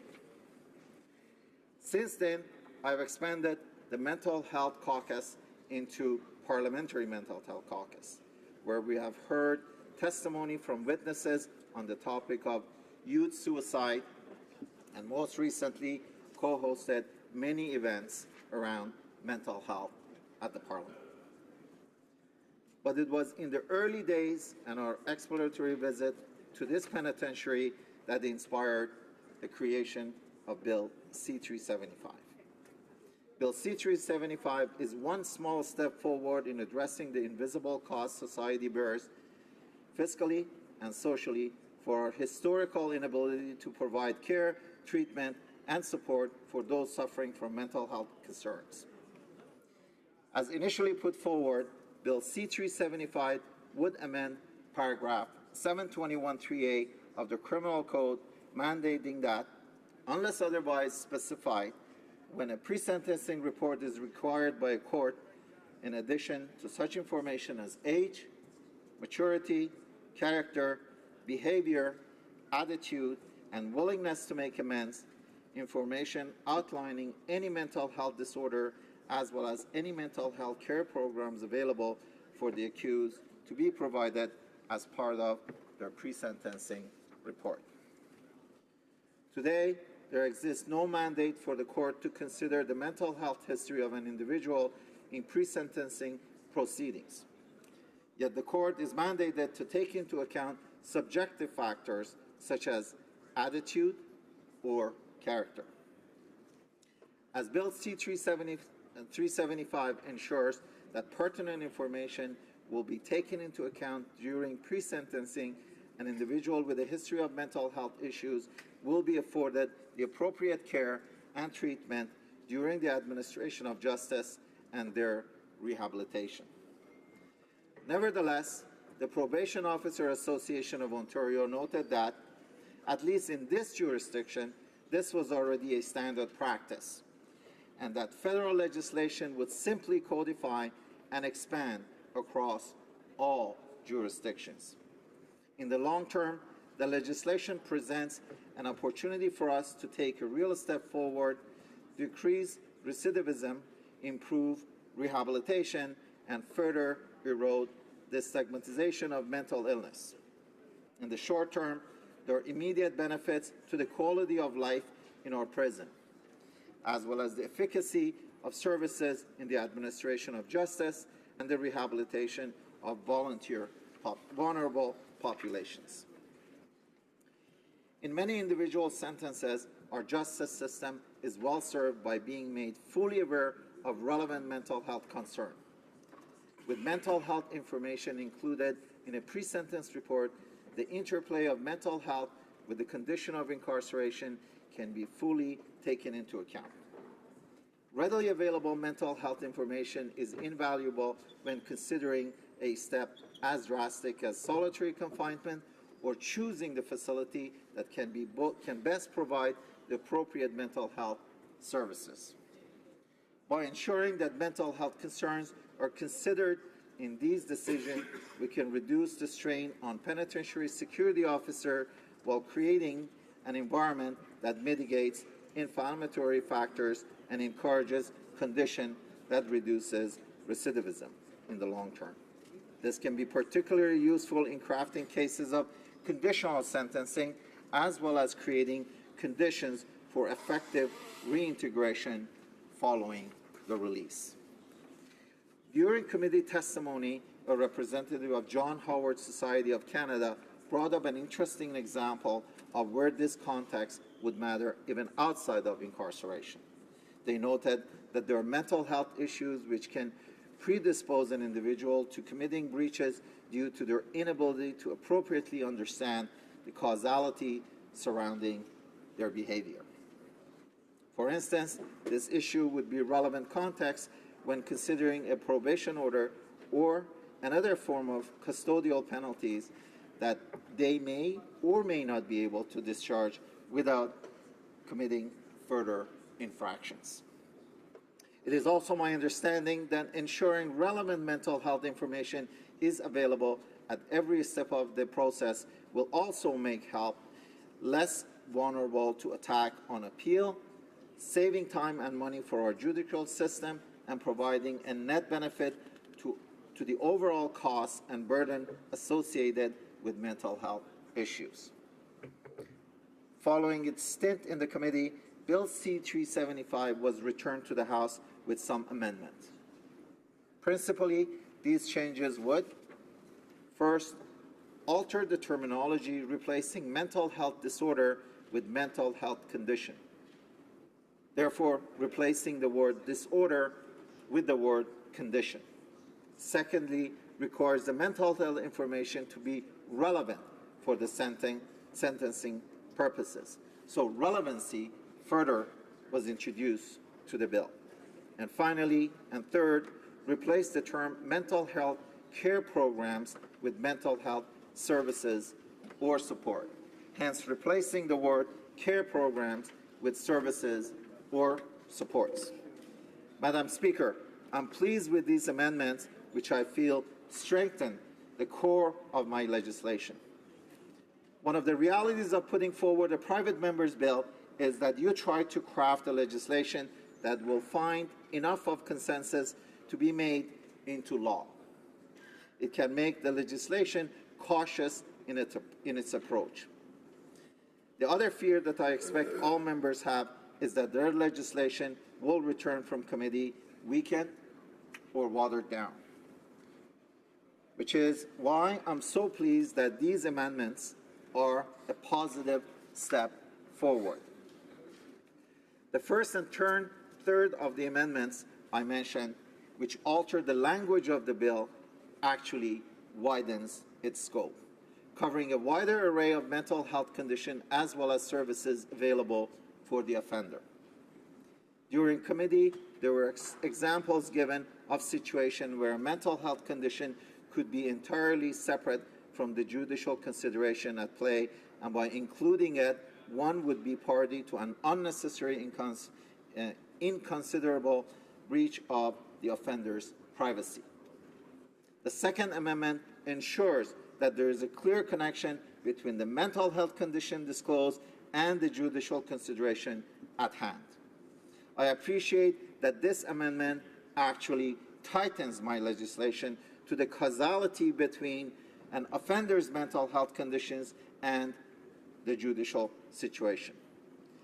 As I said when this bill came before the committee, the relationship between mental health care and our criminal justice system is dynamic and evolving. This complex situation must be addressed by more than a single private member bills, and I certainly would not frame Bill C-375 as a be-all solution. But I believe it is a strong step forward that will have a real-world impact in the lives of vulnerable Canadians while saving our judicial system valuable time and money. Madam Speaker, in closing, I would like to take a quick moment to acknowledge the work of Mr. Glenn Bradbury, who was instrumental in working with me in drafting this legislation, and I would like to thank those experts and colleagues who have advised me along the way. Madam Speaker, indeed, it has been a long road. Thank you, Madam Speaker. Questions and comments? Questions et commentaires. The honourable member for Calgary-Nose Hill. Yes, Madam Speaker. I'm actually rising on a point of order. Nose Hill? Yes. Thank you. Mr. Speaker, in relation to the question of privilege I raised earlier today, I have some important additional information that I would like to put on the record. I want to put on the record an email exchange I had with a reporter today, and this exchange began at approximately 3:20 p.m. It's in regards to the immigration levels plan that was tabled by the minister at approximately 4 p.m. today. The exchange started with, "Hi, I'm hoping to connect with Ms. Rempel this afternoon to get her reaction to the government's new levels plan numbers and also to the fact the CBSA has been asked to step up its removals. Could she give me a call at X?" I responded with, "Were the levels tabled today? I must have missed it." Do I have the floor, Madam Speaker? Okay, great. Oh, sorry. Was the mic not on? No, it was? I just saw you rising, and I wanted no, to... I never sat down, but I will now. Okay. One wants to be cognizant of order in this place. The exchange said it's sorry, but no, they will be. They would have happened, but now for this point of order. I was just looking to set up a quick interview for after they are tabled. And I responded with, "Do you have a copy? I'm happy to comment, but it would help to see them first." In addition to this email exchange, there was a follow-up phone conversation between my staff and the reporter, which occurred at 3:45 p.m. And again, the minister tabled the report or the levels plan at 4 p.m. And here's a first draft at a transcription. The reporter said, "I did just get a little bit of a heads up, and that they were so that I could. I did just get a little bit of a heads up on what they were, so that I could have something ready to move on the wire when it is tabled, just in case." my assistant said, "Oh, okay, I see." So that's where I was expecting that it would have been tabled by now, but there's a point of order that obviously is taking up more time than usual. My assistant said, "Okay, I guess I'll have to flip on the House in a second here, but okay, do you have some of the information?" And they were just kind of waiting to see when they'll table it, I guess. And then the reporter said it's just kind of a continuation of what they did last year, like a 3-year plan. It will go up to $350,000 in 2021. And then I'll note that there was a story that was published that included details on the Levels Plan at 4:30 p.m. today. I'm also happy to provide the Speaker with copies of this information if he so requests it. As you know, Madam Speaker, there is no provision for information to be given to journalists ahead of a Member of Parliament, and there are numerous precedents, particularly in regard to legislation. I'll give you one example. On April 19, 2016, the Speaker found a prima facie case of privilege after the Leader of the Opposition pointed out that specific and detailed information contained in Bill C-14 was given to the media ahead of this House and Members of Parliament. During that discussion, Speaker Milliken was referenced from his ruling of March 19, 2001, when he said, "To deny members information concerning business that is about to come before the House, while at the same time providing such information to media that will likely be questioning members about that business, is a situation that the Chair cannot condone." In that 2001 case, my former colleague Vic Taves was called by a reporter for comment on a bill not yet tabled. He was embarrassed by the exchange. The facts in that scenario is identical to this situation. And again, just to point out that this was business that was put in front of the House this afternoon with regard to the Levels Plan. My colleague, the member for Milton, also recently was questioned by a reporter over information the journalist was given, but she was denied. The Speaker is still deliberating on that matter. Today, I have been put in that same position. We've had 2 other rulings by the Speaker recently that I believe are relevant. On March 20th, following a complaint from the Honourable Member for Abbotsford that the media and stakeholders received a briefing 5 hours before the members on Bill C-69, an omnibus bill of 377 pages. This was your comment on the matter. This was the Speaker's comment on the matter.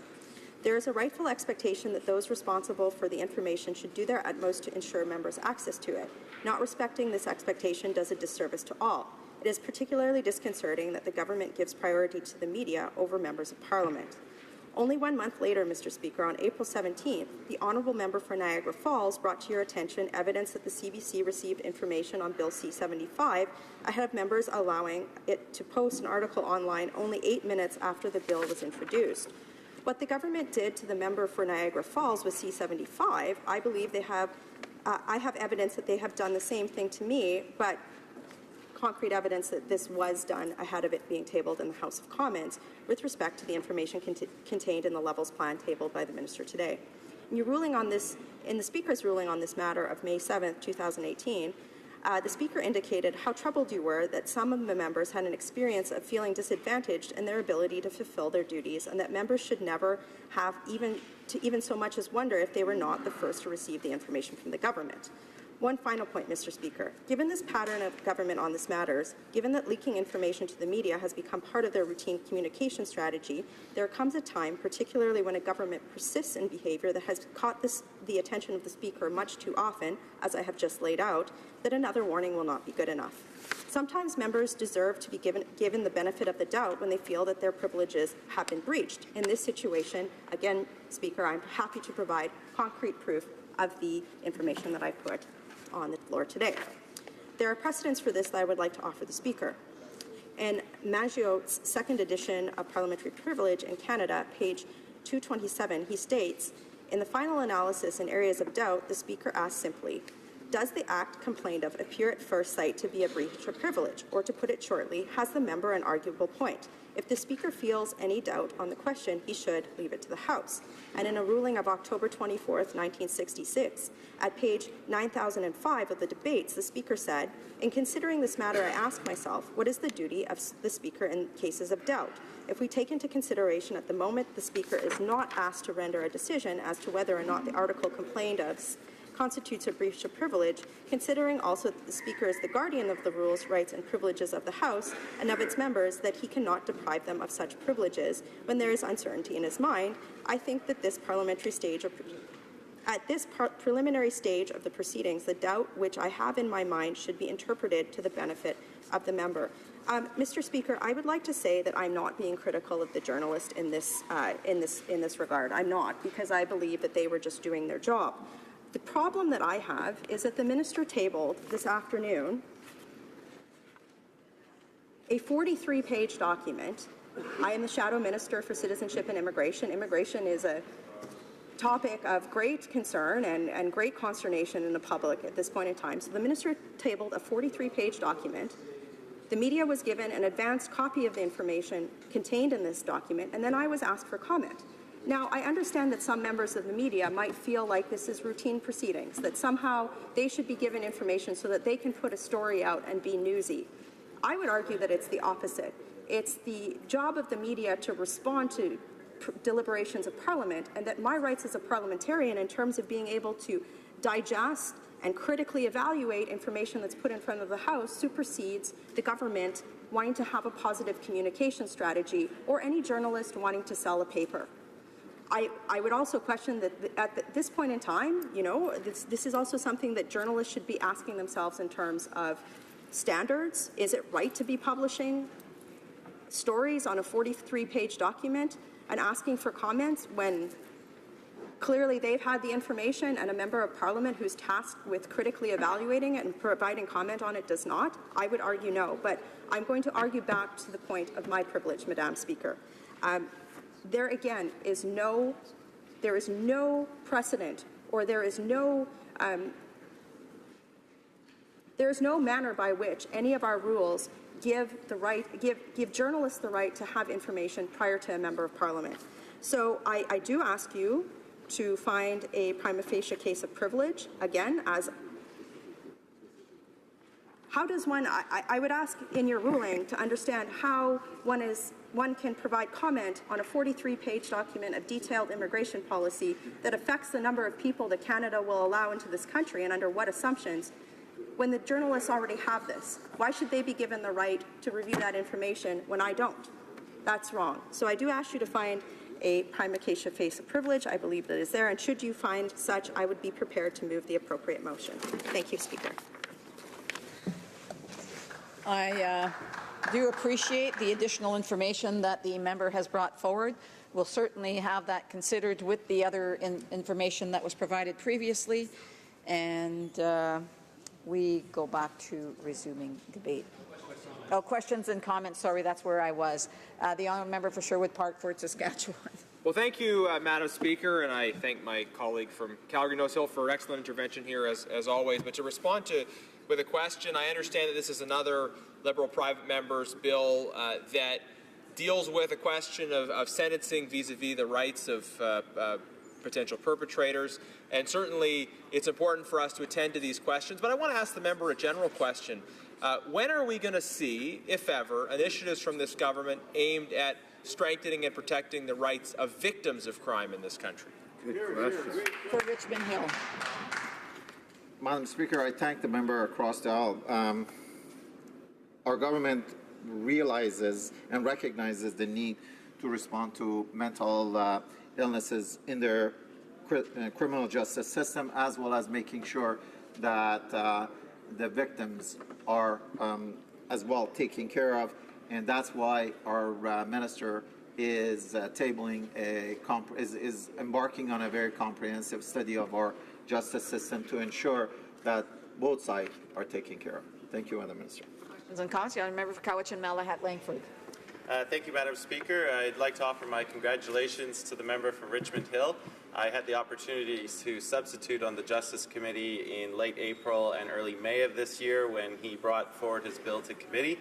I think there was a lot of positive witness testimony and I'm in agreement with him that the language to his bill has been strengthened, and I offer my congratulations for the bill making it to this stage of the House.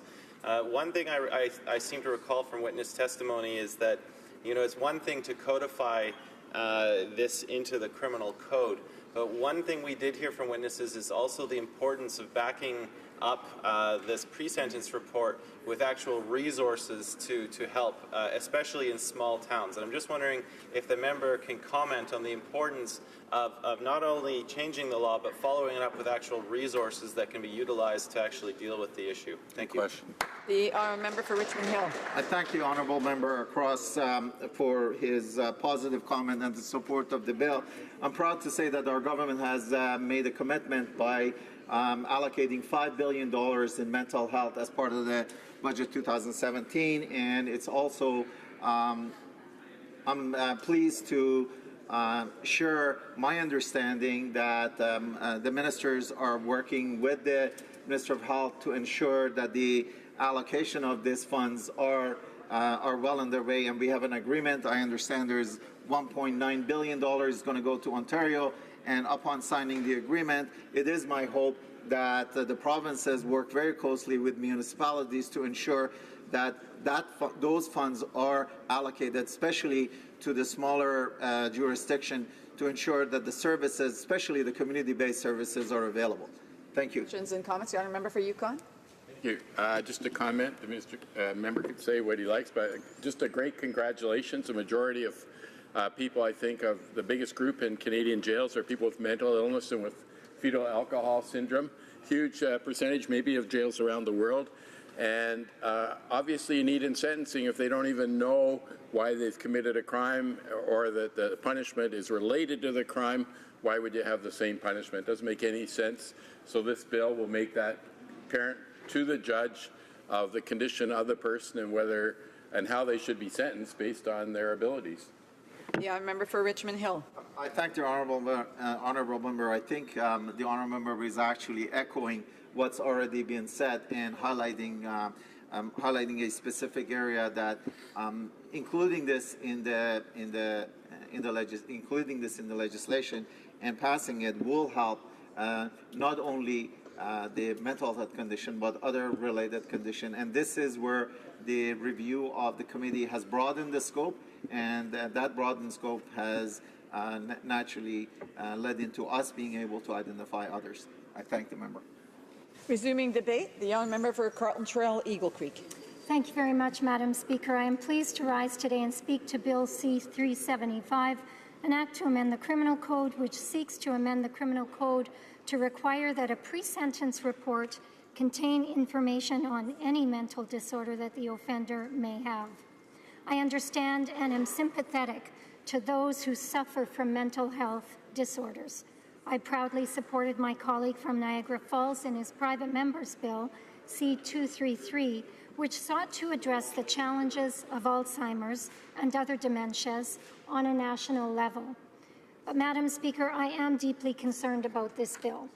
This bill, when taken together with other legislation introduced and passed by this Liberal government, continues a long and disturbing pattern of behaviour which favours the protection of criminals over the protection of the victims of crime. Just last week, I stood in this place and compared the record of the last Conservative government on crime with the record of this current Liberal government. They stand in stark contrast. From day one of their mandate, the Liberals have demonstrated both an appalling indifference to victims and a disquieting compassion for criminals. We've seen this time and time again.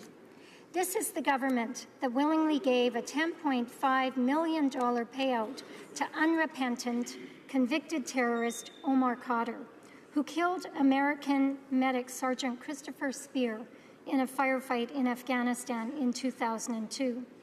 Further, Tabitha Speer, Sergeant Speer's widow, was awarded a judgment of $134 million by a court in Utah against Omar Khadr. The Liberals could have, and I would suggest should have, waited to allow the courts to rule on an injunction for Mrs. Speer. Instead, they rushed payment to Khadr, making enforcement of the judgment unlikely. And what of our Canadian veterans who need help, Madam Speaker? To them, the Prime Minister had one thing to say.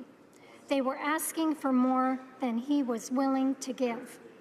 But for ISIS fighters, it seems the cash never stops flowing. the Prime Minister made a pledge to use taxpayers' hard-earned money to de-radicalize terrorists through such tried and tested means as reading Canadian poetry. The Minister of Foreign Affairs, for her part, refuses to use the term ISIS terrorists, instead choosing to use the vapid term foreign fighters. When pressed on her plan for these so-called foreign fighters, she offered this gem of an insight. With respect to the foreign fighters, I think we need to remember why they are where they are right now. Unquote. Madam Speaker, we all remember why they are where they are. We remember that they left Canada to engage in horrific war crimes against innocent men, women, and children halfway around the world. Crimes like beheading innocents, throwing gay people off of buildings, and stoning women to death for the crime of being raped. But according to the Prime Minister, these hardened terrorists can be an extraordinarily powerful voice in Canada. One wonders what those voices are saying. The Conservatives have fought this disturbing hippie-esque kumbaya session with criminals and terrorists every step of the way. When Bill C-75 was introduced, it weakened the penalties for many crimes, including terrorism-related charges, to possibly as little as a fine. The Liberals spent months defending this decision before finally backing down and supporting Conservative amendments that ensured terrorists would face the consequences of their actions. It took months of pressure and hard work to make this one obvious change. But even now, the bill remains deeply flawed. I'm sorry, there's a point of order. The Honourable Member for Saanich Gulf Islands. I'm trying to keep up here, Madam Chair, and I just wonder what relevance this speech has had so far to Private Members Bill 375. With all due respect to my friend, I see none. So I just want to remind members that there is a bit of latitude when delivering speeches. However, I do want to remind those who are speaking that their speech has to be related to the motion or bill at hand. So I'm sure that the honourable member will reference the motion or the bill that's before the House right now. The honourable member for Carleton Trail Eagle Creek. Thank you very much, Madam Speaker. I would point out that the comments that I'm making do build on, I think, a pattern that we're seeing, and that is certainly relevant to the bill that is before us here today in 3C75. I would comment that bills that the government have introduced tend to weaken the penalties, as in C75. The penalties were weakened to as little as a fine for many other serious crimes, such as forging a passport, impaired driving causing bodily harm, using the date rape drug, abducting children, and taking part in gang violence. And even when the Liberals claim that they are targeting criminals, they manage to miss the mark wildly.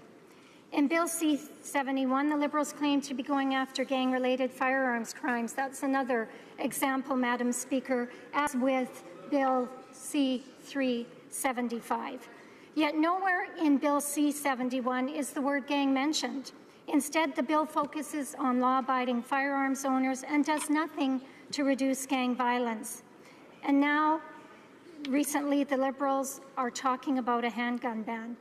All this will do is hurt law-abiding Canadians. We all know that criminals break the law.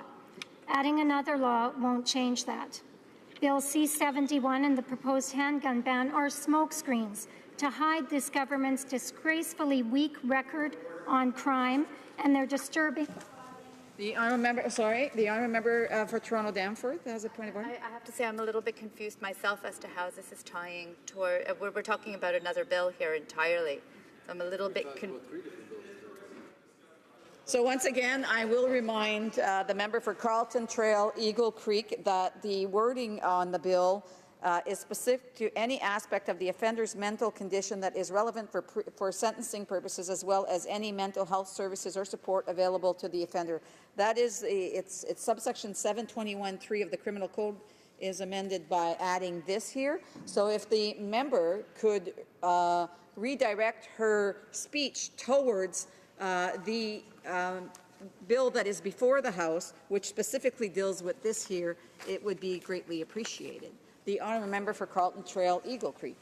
Thank you very much, Madam Speaker. And I think it's important that we understand the pattern that this current government has undertaken when they are introducing government bills or private members' bills, particularly justice bills, and the fact that the bills that they introduce tend to undermine the rights of victims and overly represent the rights of criminals.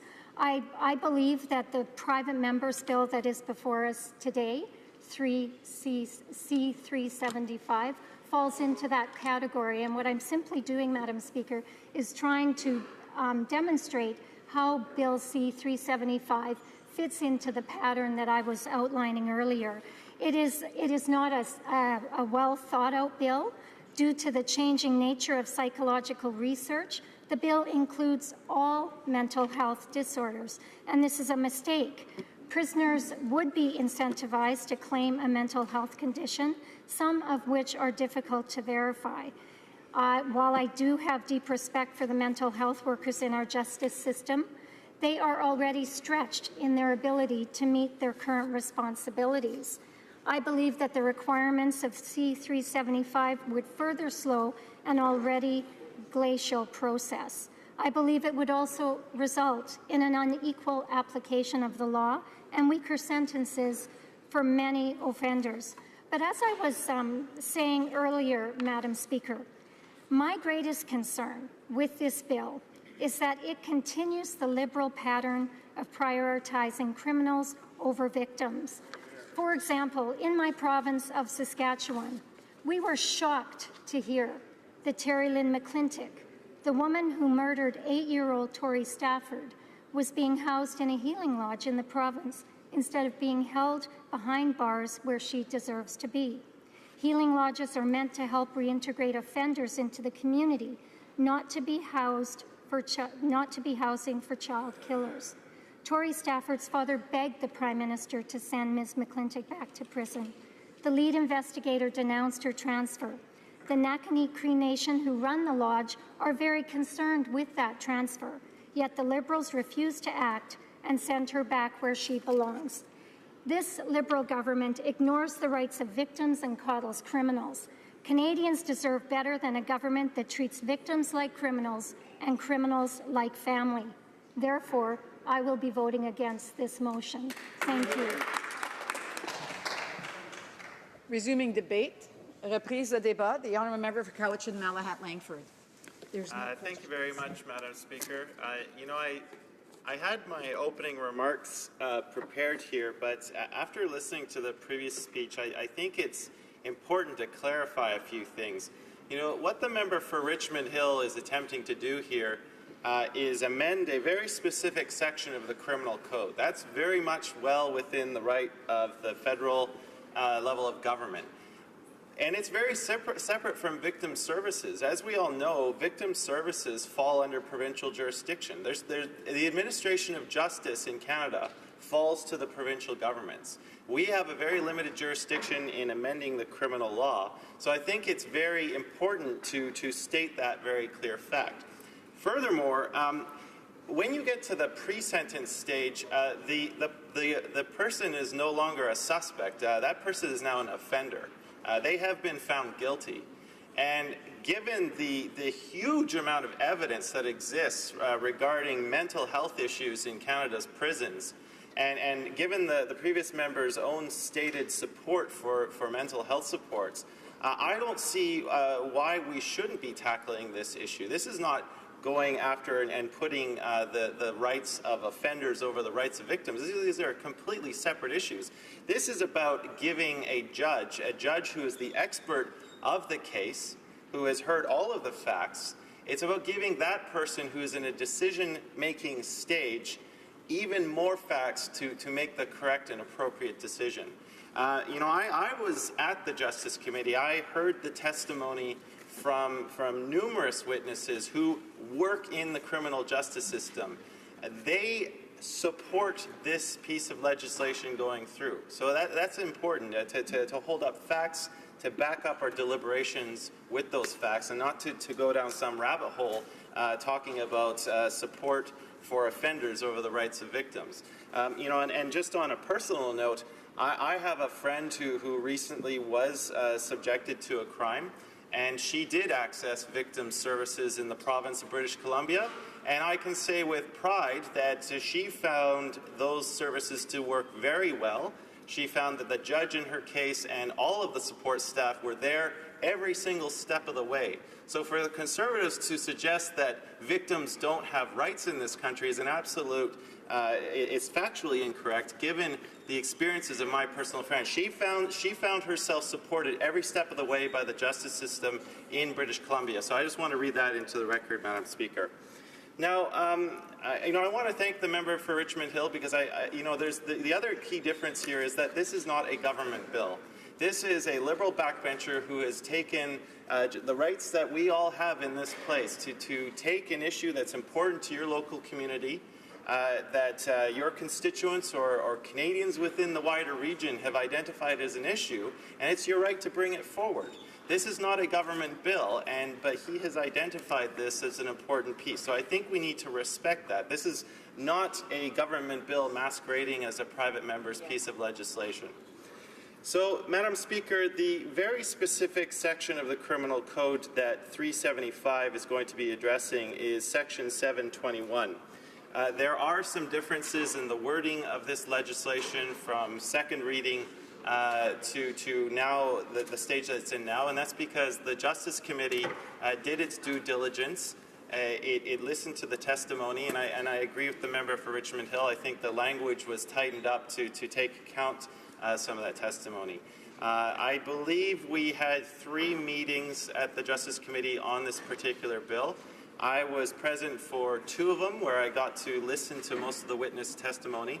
And I have to thank the honourable member for Victoria, who serves as our party's justice critic and has done an admirable job at that committee for us. So we did attempt to move an amendment at the committee stage. It wasn't agreed to, but I think through all of the deliberations that went on, that the bill that is now before the House has taken into account a lot of the improvements that were mentioned. So, Madam Speaker, pre-sentence reports already do exist. So if you go, Madam Speaker, to Section 721 of the Criminal Code and you go to subsection 3A, pre-sentence reports already require that an offender's age, maturity, character, behavior, attitude, and willingness to make amends be included in a pre-sentence report. So to include now a new section, 8.1, which it reads, any aspect of the offender's mental condition that is relevant for sentencing purposes, as well as any mental health services or support available to the offender. This is very key. You do not want to house someone who has an obvious mental health issue with the general population. That's not going to serve the general population well, and it's certainly not going to serve that particular person. And I know all members in this House wish that, I think a lot of attention has been paid to mental health lately. I know at the Justice Committee last year we were engaged in a really, I think, groundbreaking study on mental health supports for jurors, because jurors are often dragooned into service out of their normal family lives. I was there when we were listening to jurors who had been partaking in the Paul Bernardo trial.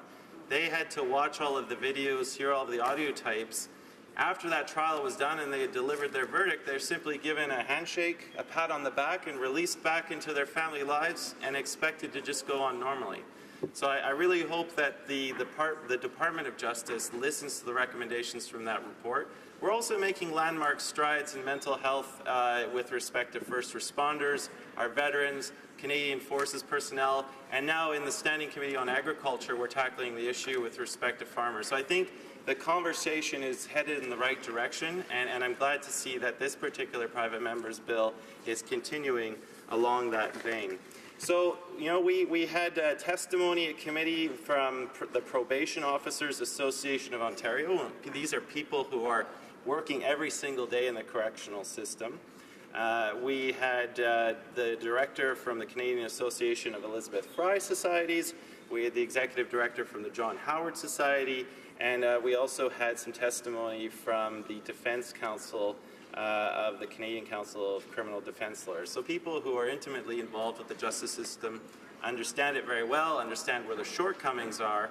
Now, I know that the Canadian Council of Criminal Defense Lawyers, that person, Mr. Dean Embry, did have some reservations with the bill in his testimony. He was quite concerned with some of the privacy implications of this, but I think his concerns were taken into account, and that's why we see the language having been tightened up. So, Madam Speaker, I think that providing information about an individual's mental health in a pre-sentencing report allows the judge to make a more informed decision about an appropriate sentence.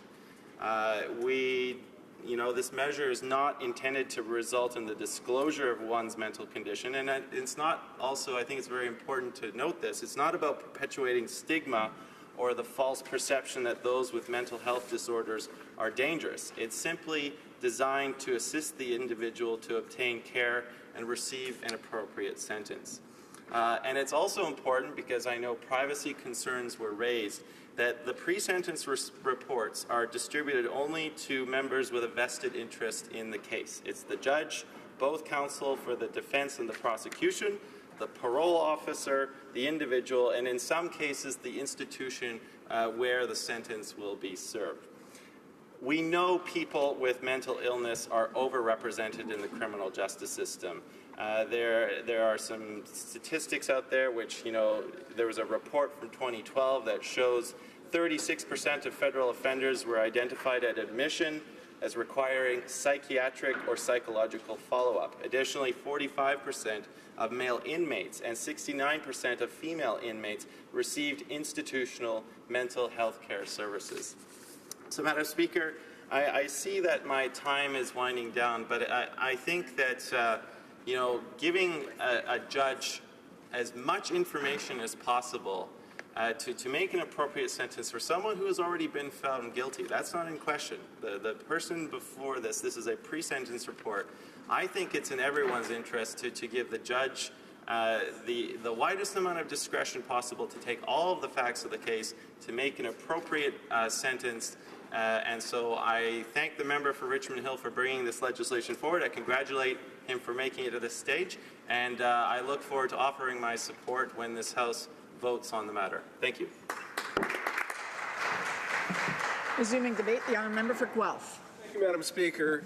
I rise today in support of Bill C-375. Of course, this bill will amend the criminal code to require all pre-sentence reports to include information on the mental health of the offender. Before I begin, I'd like to thank the honourable member from Richmond Hill for bringing this bill forward for debate and for his hard work on the Mental Health Caucus.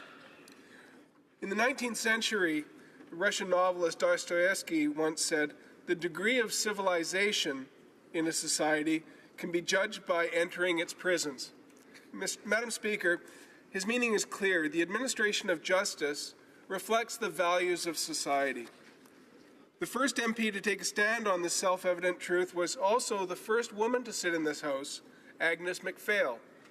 In 1935, after making a personal visit to Kingston Penitentiary, Agnes MacPhail realized that the administrative system was not designed to reform prisoners, but simply to punish and separate inmates from society. Her most challenging proposal for reform was to end military and political appointments to penitentiary administration, and to appoint instead superintendents with penology training and medical doctors with psychological training. While her series of reforms brought meaningful change to our penitentiary system, of course, there's still much work we need to do. If mental health policies have been slow to develop in Canada, it's fair to say that this issue is especially present in our prison system.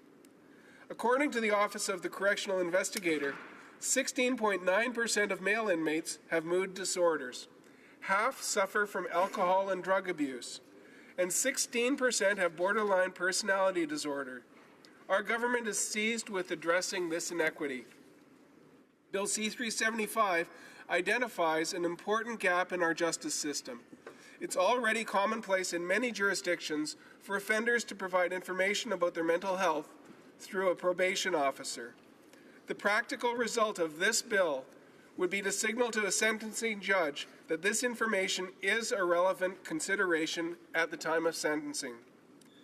Mental illness affects nearly all Canadians at some point in our lives, either personally or through a family member, a friend, or a colleague. An estimated 20% of Canadians will personally experience a mental health illness in their lifetime. The number of individuals with mental health issues who have become involved in the criminal justice system has increased over the past several decades. What we have in place is simply not working. The stated goals of this bill are consistent with the mandate given by the Prime Minister to the Minister of Justice, which asks her to address gaps in services to those with mental illness throughout the criminal justice system. I think that most Guelphites, as well as most Canadians, would agree that the issue of mental illness could be better managed in the criminal justice system. A number of factors have been cited as contributing to the increasing numbers of individuals with mental illness in the criminal justice system. Some of these include a lack of sufficient community resources, including housing, income, and mental health services. They all connect. Individuals with mental illness are more likely to be arrested, detained, incarcerated, and more likely to be disciplined rather than treated while incarcerated. Once they've been released from the criminal justice system, they're also more likely to be arrested and detained again. Further, there's a high rate of substance abuse among the individuals with mental illness, resulting in more complex needs. It's an area where we must continue to work together with our provincial and territorial counterparts, as well as community stakeholders, to ensure that meaningful progress is made.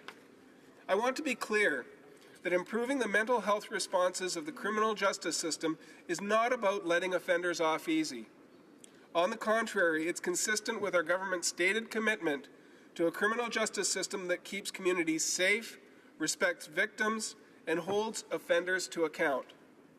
In particular, addressing mental health is one of the critical ways that we can divert offenders from the so-called revolving door of incarceration, to both improve chances of successful reintegration, but also to make more efficient use of scarce resources. These outcomes, and not simply punitive measures, should drive our decision-making tonight. As a result, every step we take to improve outcomes for those with mental illness is a step worthy of careful consideration by parliamentarians. Madam Speaker, this bill complements our government's progress in addressing mental illness issues. In Budget 2017, as it previously been mentioned, the government committed $5 billion over the next 5 years to the provinces and territories to improve access to mental health services. In addition, to ensure that federally sentenced offenders with mental health needs receive proper care, Budget 2017 also proposed to invest $57.8 million over 5 years starting in 2017-2018 and $13.6 million every year thereafter to expand mental health care for all inmates in federal correctional facilities.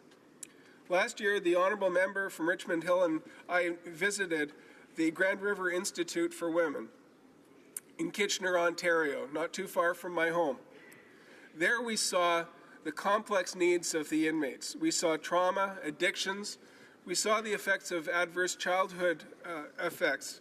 We saw bright young women that were incarcerated and that really wanted more access to educational resources so that they could have a better life once their term was finished. We saw a lot of opportunities for improvement, but at the root, we saw a lot of care that's needed in mental health and addictions. Our government has acknowledged the need for funding in this area and has set aside $20 million in Budget 2018 for mental health care of women offenders. Madam Speaker, if we're to address and reverse the stigma surrounding mental health, we cannot ignore parts of Canadian society such as prisons. Often enough, society tends to make an other of the people on its fringes. People in the criminal justice system, Indigenous peoples, and people struggling with mental health issues.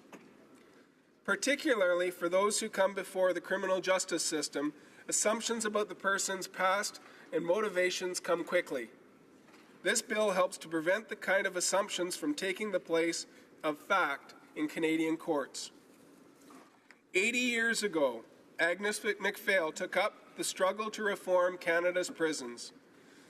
Then as now, fairness and respect are the ultimate goals of our reforms. Bill C-375 acknowledges and seeks to address the gap in Canada's legal system that is easily addressed in the legislation before us today. Before I end, I'd like to thank again the honourable member from Richmond Hill for bringing this to the floor for debate. We both come from business backgrounds, we both sit on the industry committee together, and why are we talking about mental health?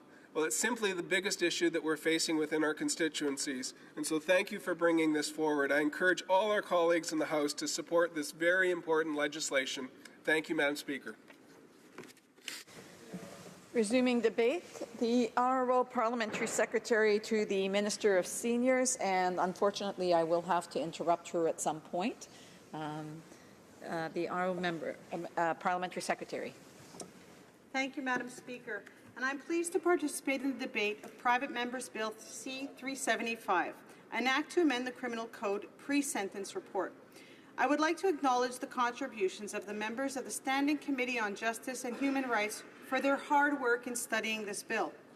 The Standing Committee on Justice and Human Rights recently completed its study of Bill C-375 and reported it back with one amendment that makes 3 changes to the proposed language of the bill. The bill, as amended by committee, has now been concurred in report stage. In my view, Madam Speaker, the committee's amendment clarifies the language in the bill and will ensure it better achieves its stated objectives. Before I speak about the specific amendment, I would like to take a moment to speak about the bill itself. The bill seeks to amend the Criminal Code provisions relating to pre-sentence reports.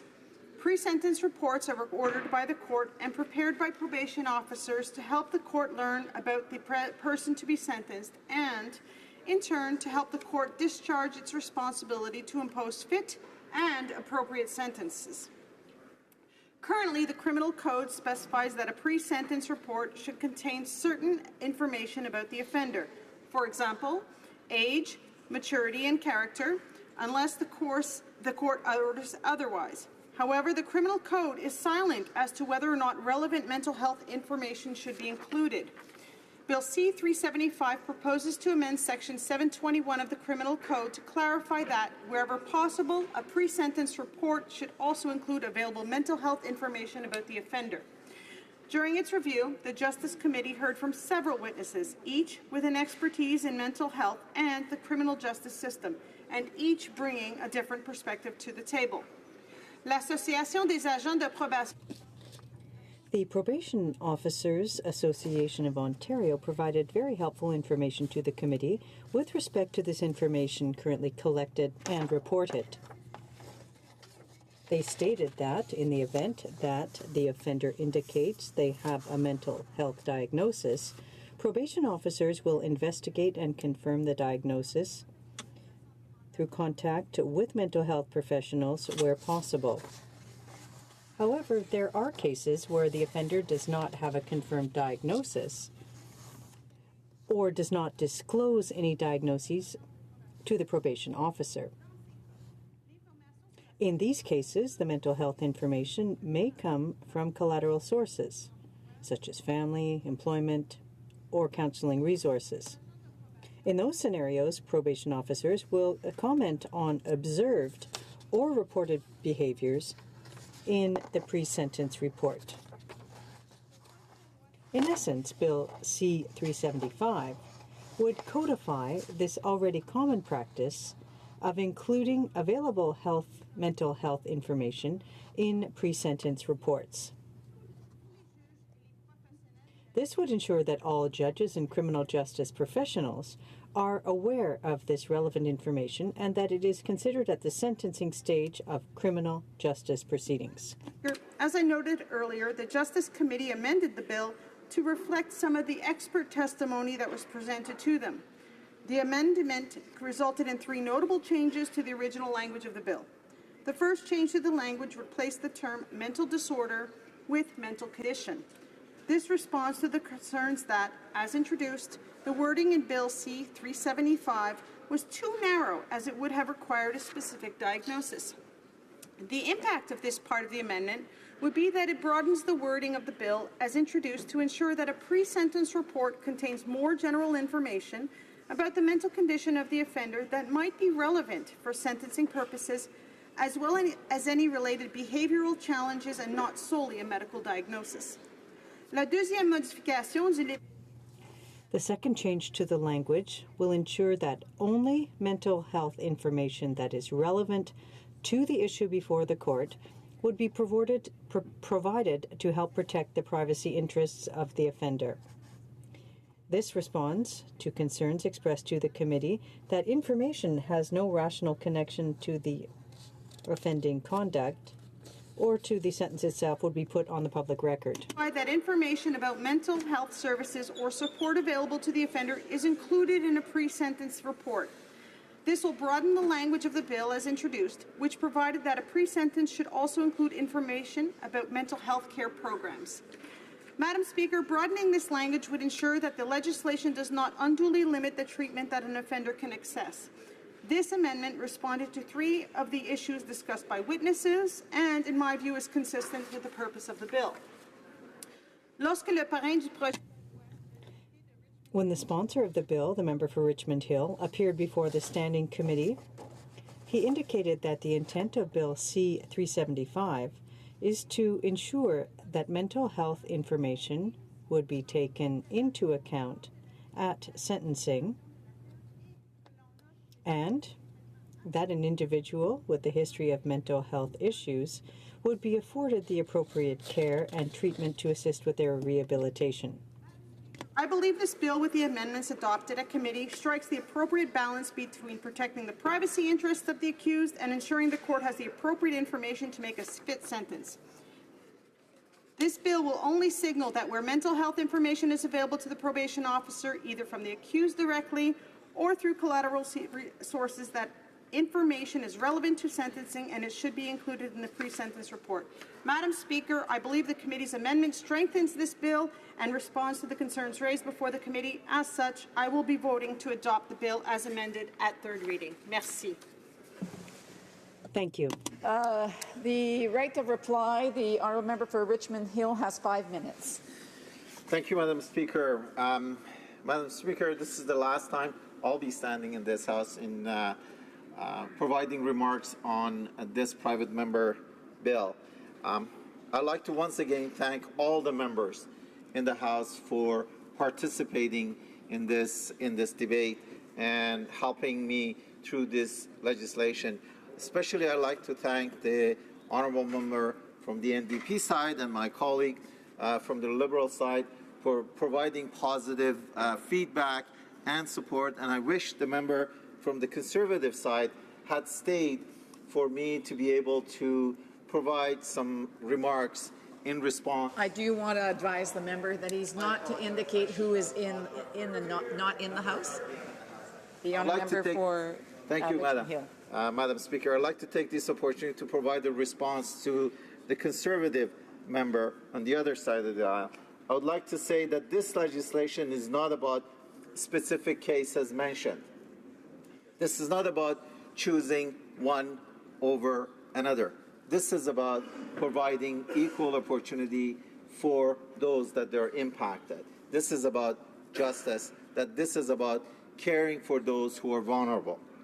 As such, this bill will provide judges with all the relevant information for a given case, and we respect their independence. Madam Speaker, I've had the opportunity to discuss my private member bill at length. I've made it clear that mental health issues are a profound strain on our correctional systems and that these systems issues can only be solved through recognition and treatment. I've walked through the bill's history, as many of our other colleagues have, and the strong positive changes brought forward by the committee. In short, I believe that this bill is a piece of common sense policy that will do real, quantifiable good across our correctional system, save our taxpayer, protect the vulnerable, free resources in our prison, and improve quality of life for those who are serving the time. Madam Speaker, I look forward to the discussion that follows on my private member bill in the other place, and I look forward to its eventual return. This has been a long journey, and it's been a long time coming. Thank you, Madam Speaker.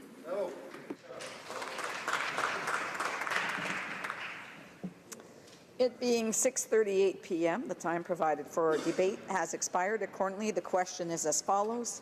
Monsieur Johari, appuyé par Monsieur Longfield. Seconded by Mr. Longfield, moves that Bill C-375, an act to amend the Criminal Code, pre-sentence report, be now read a third time and do pass.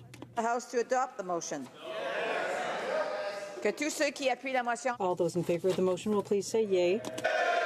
All those opposed say nay. À mon avis, les oui l'emportent. In my view, the yeas have it.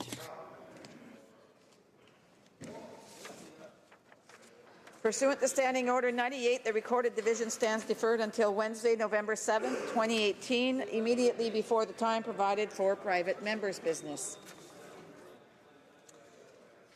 À l'ordre. À ce moment-ci. Order. Pursuant to Standing Order 38, a motion to adjourn the House is deemed to have been made and seconded at this time. Therefore, the House is that this House do now adjourn. Member for Courtenay Alberni. Thank you, Madam Speaker. It's an honour to rise, Madam Speaker, in response to a question that I had on the Prime Minister earlier this year around ocean plastics. We know that a garbage truck of plastic is entering our environment every minute. And, Madam Speaker, I had a chance to speak in the first hour of debate in support of my motion M151 just on Monday. We've heard that we're going to get support from all four opposition parties, and I want to thank them for their support first, Madam Speaker.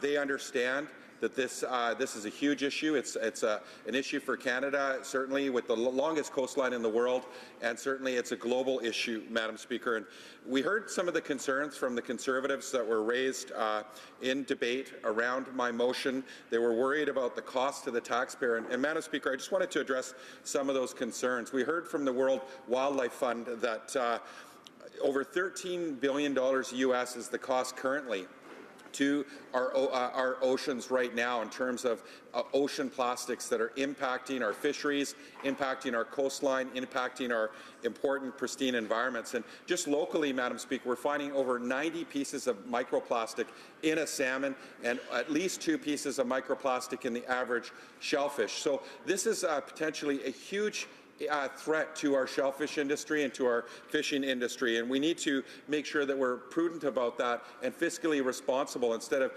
throwing plastic or letting plastic escape our environments into our aquatic environments that could impact future generations and the costs burden onto them.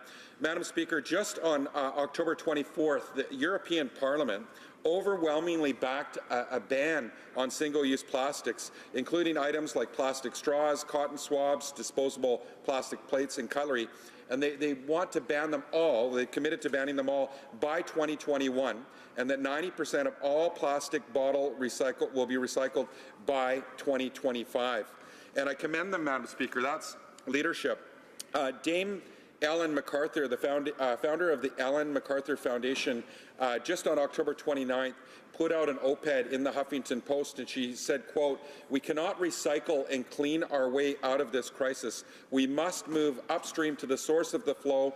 When the boat is sinking, bailing out, buys you time, but what you really need to do is fix the hole. Madam Speaker, I couldn't agree more. We actually need to not just think about recycling, but actually eliminate and reduce the amount of plastic that we're using and that's going into the environment. A good friend of mine, Captain Josh Temple from Clayoquot Cleanup, he always refers to the amount of plastic going in the ocean as an oil spill that's happening every day. We need tangible, measurable goals that are transparent, that report annually and publicly, Madam Speaker, and I see my time is running out. Back on October 24th, when the European Parliament voted, their Environment Commissioner, Carmina Vella, said, quote, "Today we are one step closer to eliminating the most problematic single-use plastics in Europe. It sends a clear signal that Europe is ready to take decisive, coordinated action to curb plastic waste and to lead international efforts to make our plastics free." The question I have, Madam Speaker, is Canada ready?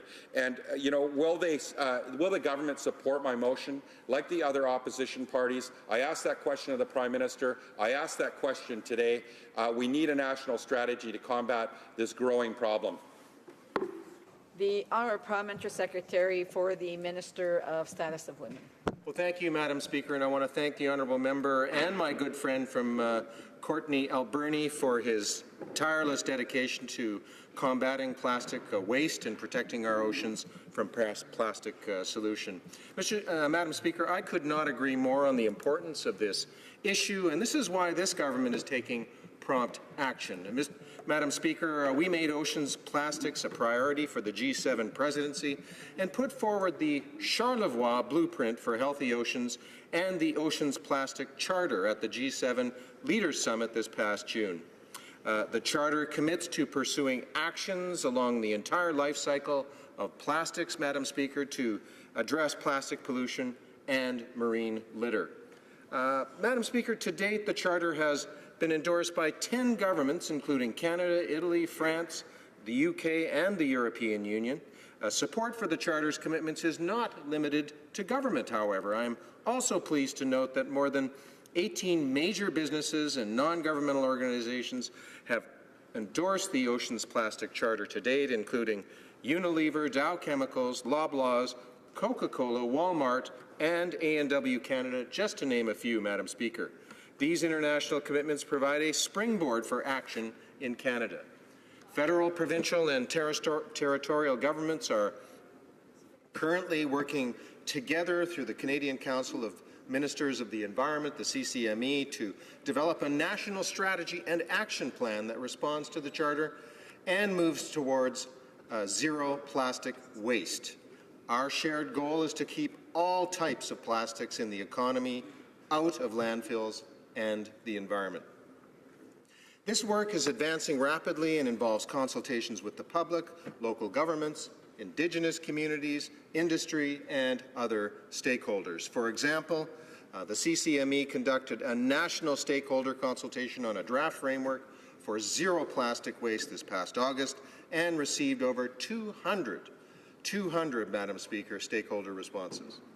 Environment and Climate Change Canada also engaged all Canadians through a public online consultation which ran from April to September 2018. The Moving Canada Towards Zero Plastic Waste consultation received 13,000 comments and letters from Canadians which will inform our approach to this issue. Madam Speaker, we are following through on our commitments with real actions and investments. These include $100 million to support international plastic waste management and innovation, and more than $12 million to support a domestic plastic innovation challenge right here at home. We have also committed to lead by example by diverting 75% of all plastic waste from federal government operations by 2030. We will achieve this target by increasing recycling activities, reducing the unnecessary use of single-use plastics in government meetings and events, and promoting the purchase of sustainable plastic products. And finally, Madam Speaker, it is clear that Canadians are passionate about this issue, as is the honourable member, and they want action from all levels of government as well as industry. This is a complex issue that requires a comprehensive response, and that is why we are working with all provinces and territories to develop a coordinated national approach. Thank you, Madam Speaker. Our member for Courtney Alberni. Thank you, Madam Speaker. I want to thank my friend for outlining some of the steps the government's taking. I do congratulate them for making this something that is a priority to them. But what we'd like to see is not just consultation, but the government to actually take action. So I do want to applaud them for committing to eliminating single-use plastics in all federal facilities in the next year. What we'd like to do is see the government actually make that straight across the country. So we don't understand why they didn't follow the EU and actually committing to a ban by 2021. And I'd like the member to maybe speak to that and why they haven't followed the EU. And my motion, are they going to support my motion that is supported by Margaret Atwood, 120,000 petitioners, and 95% of people that were municipalities at FCM supported it, as well as almost unanimously supported at the Union of British Columbia Municipalities. The Honourable Parliamentary Secretary to the Minister for Status of Women. Thank you, Madam Speaker. Madam Speaker, we are taking action, and because plastics are ubiquitous and have benefits, the solutions will be varied and complex. This will require action, Madam Speaker, by governments, industry, retailers, consumers, researchers, and individuals, including youth.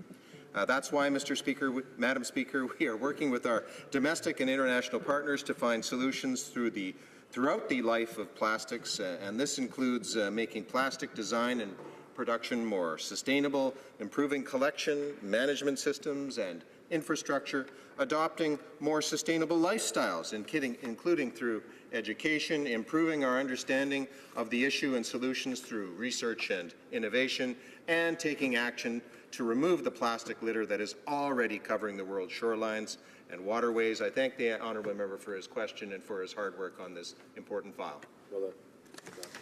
The honourable member for Saanich Gulf Islands. Thank you, Madam Speaker. I'm pleased to rise tonight to pursue a question that I initially asked in question period on June 7th. It is remarkably timely these many months later, although the circumstances have changed. My question pertained to the, I think, quite inexplicable decision of the government to purchase the 65-year-old Trans Mountain Pipeline for $4.5 billion. In my question, I compared it to having, quote, the business acumen of buying up all of Blockbuster's assets while Netflix takes off, close quote. In other words, it's not a wise business decision. It's quite bizarre to buy a 65-year-old pipeline that is an ongoing working concern. It doesn't create a single new job to buy a 65-year-old pipeline, but it was all in aid of trying to build the Kinder Mountain expansion.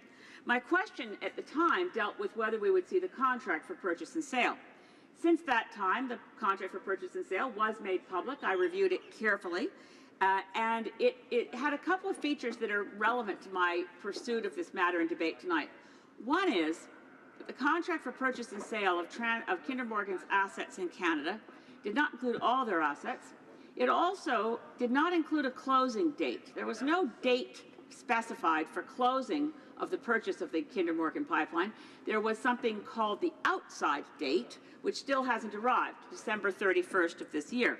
So it's quite inexplicable. In fact, not only is the purchase inexplicable, I use that word often because it's, I think, the best word.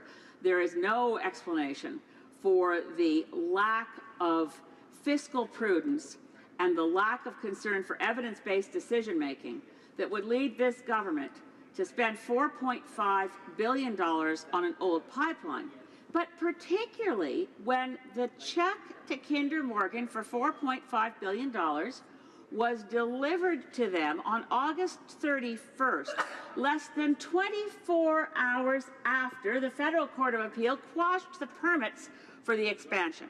Now, this was foreseeable. In fact, I pointed out to the government on many occasions in this House that taking the chance that the permits were not going to be quashed was reckless. The matter was before the courts. Why did every minister stand up and say the pipeline will be built, the pipeline must be built? The pipeline should not be built.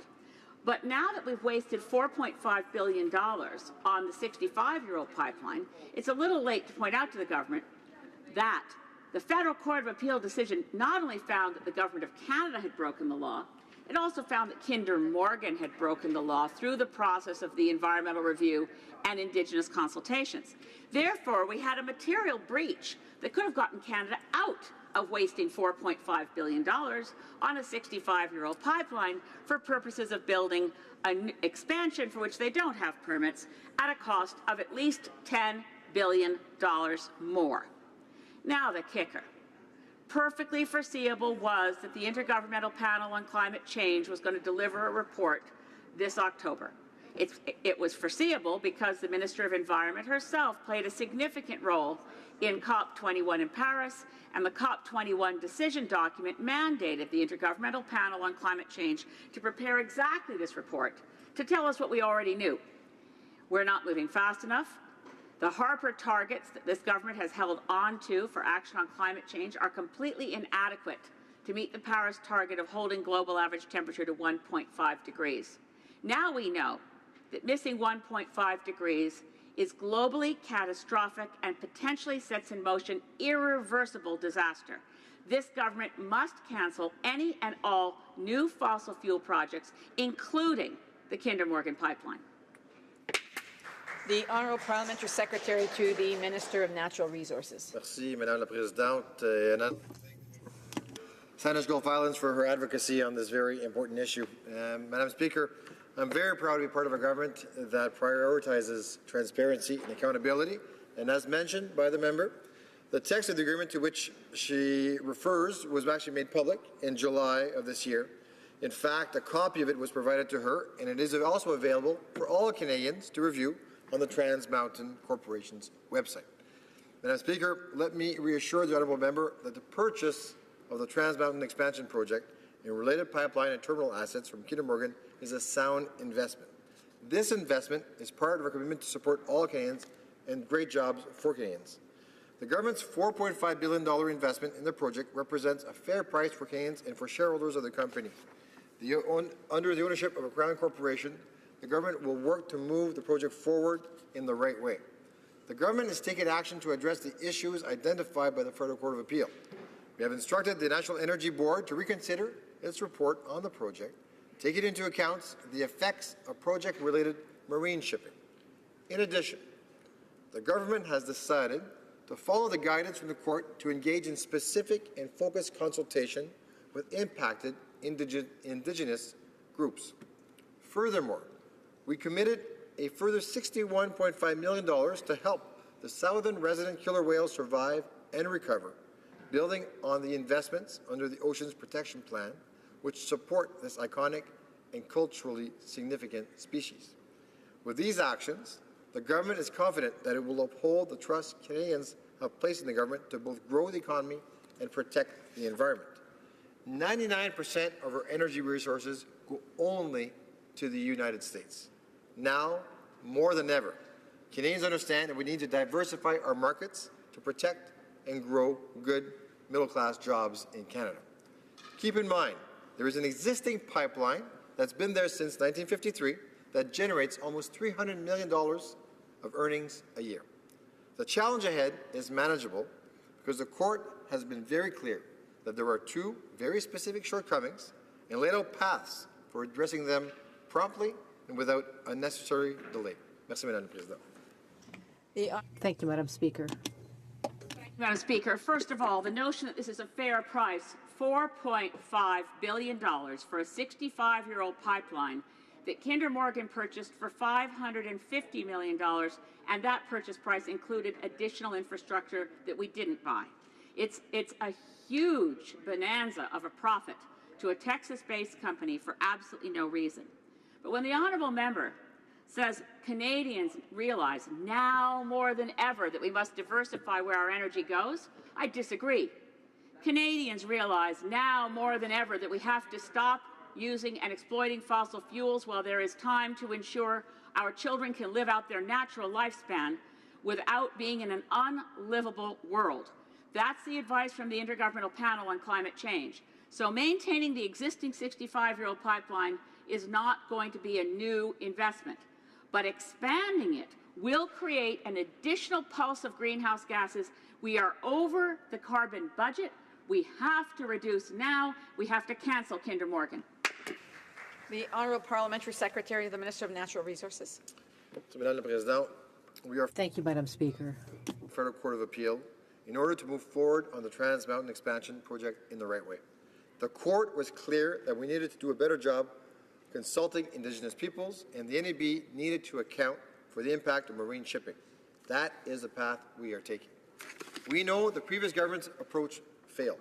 They failed to diversify to non-U.S. markets, and we must diversify our oil exports, and we must do so in the right way. We understand that protecting the environment, growing the economy, and respecting Indigenous peoples can be done at the same time. The court provided us with a clear path to move this project forward in the right way.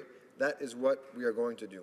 We will continue to make historic investments like the $1.5 billion Oceans Protection Plan, restore our relationship with Indigenous peoples, and support the jobs of our energy sector that it creates. Merci.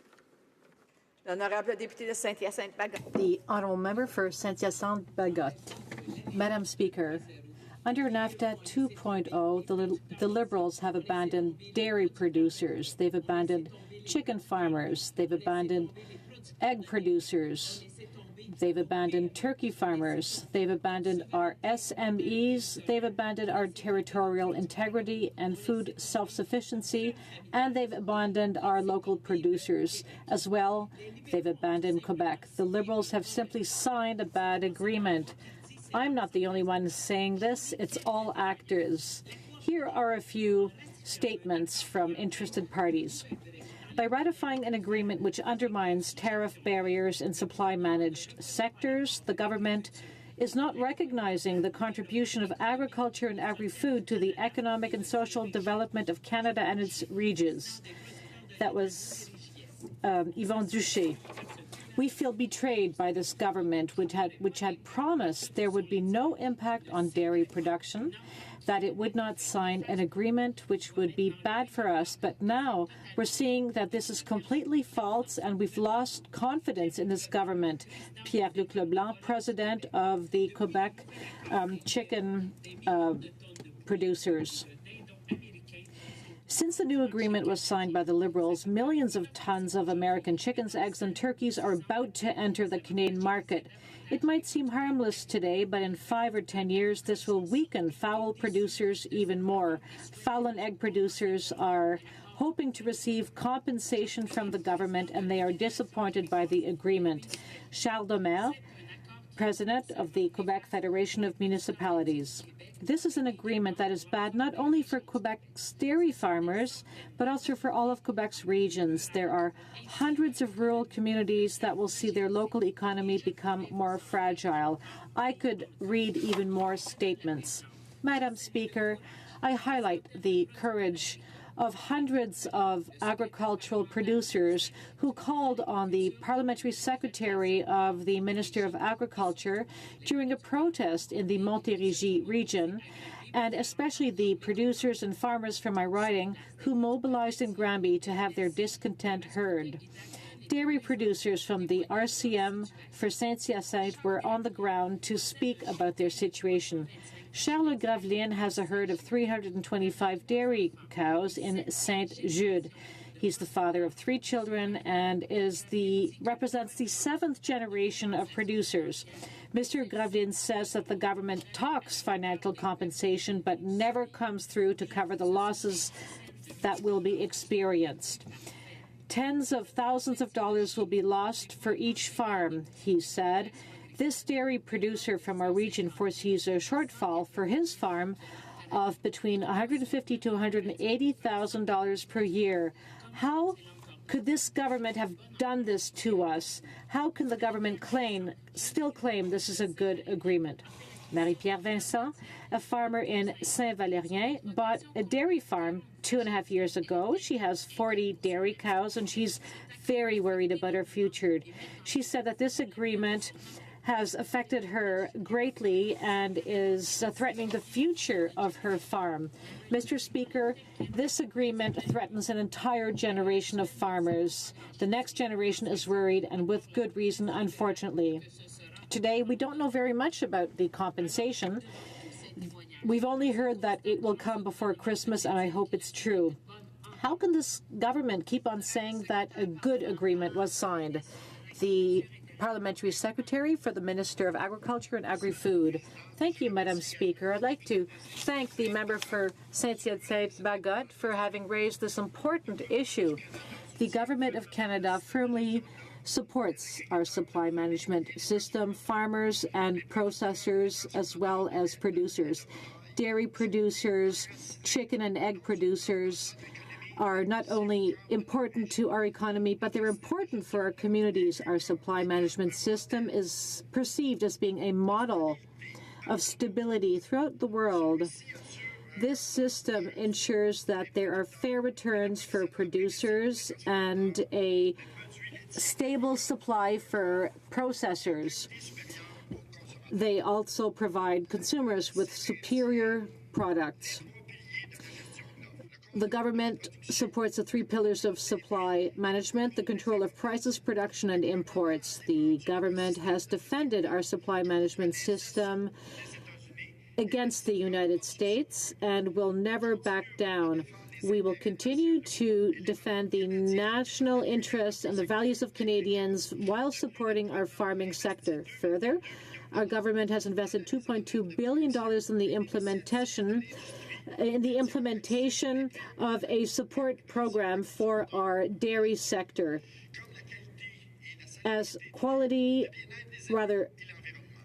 What matters is the safety of animals and the quality of dairy products. We have also invested heavily in the egg and fowl sector to help those producers increase capacity and develop new tools to prevent illnesses from breaking out among chickens and turkeys, and to ensure the biosafety of farm animals. Over the next 5 years, the federal government and the provincial and territorial governments will invest $3 billion in the Canadian farming sector, including the supply managed sector.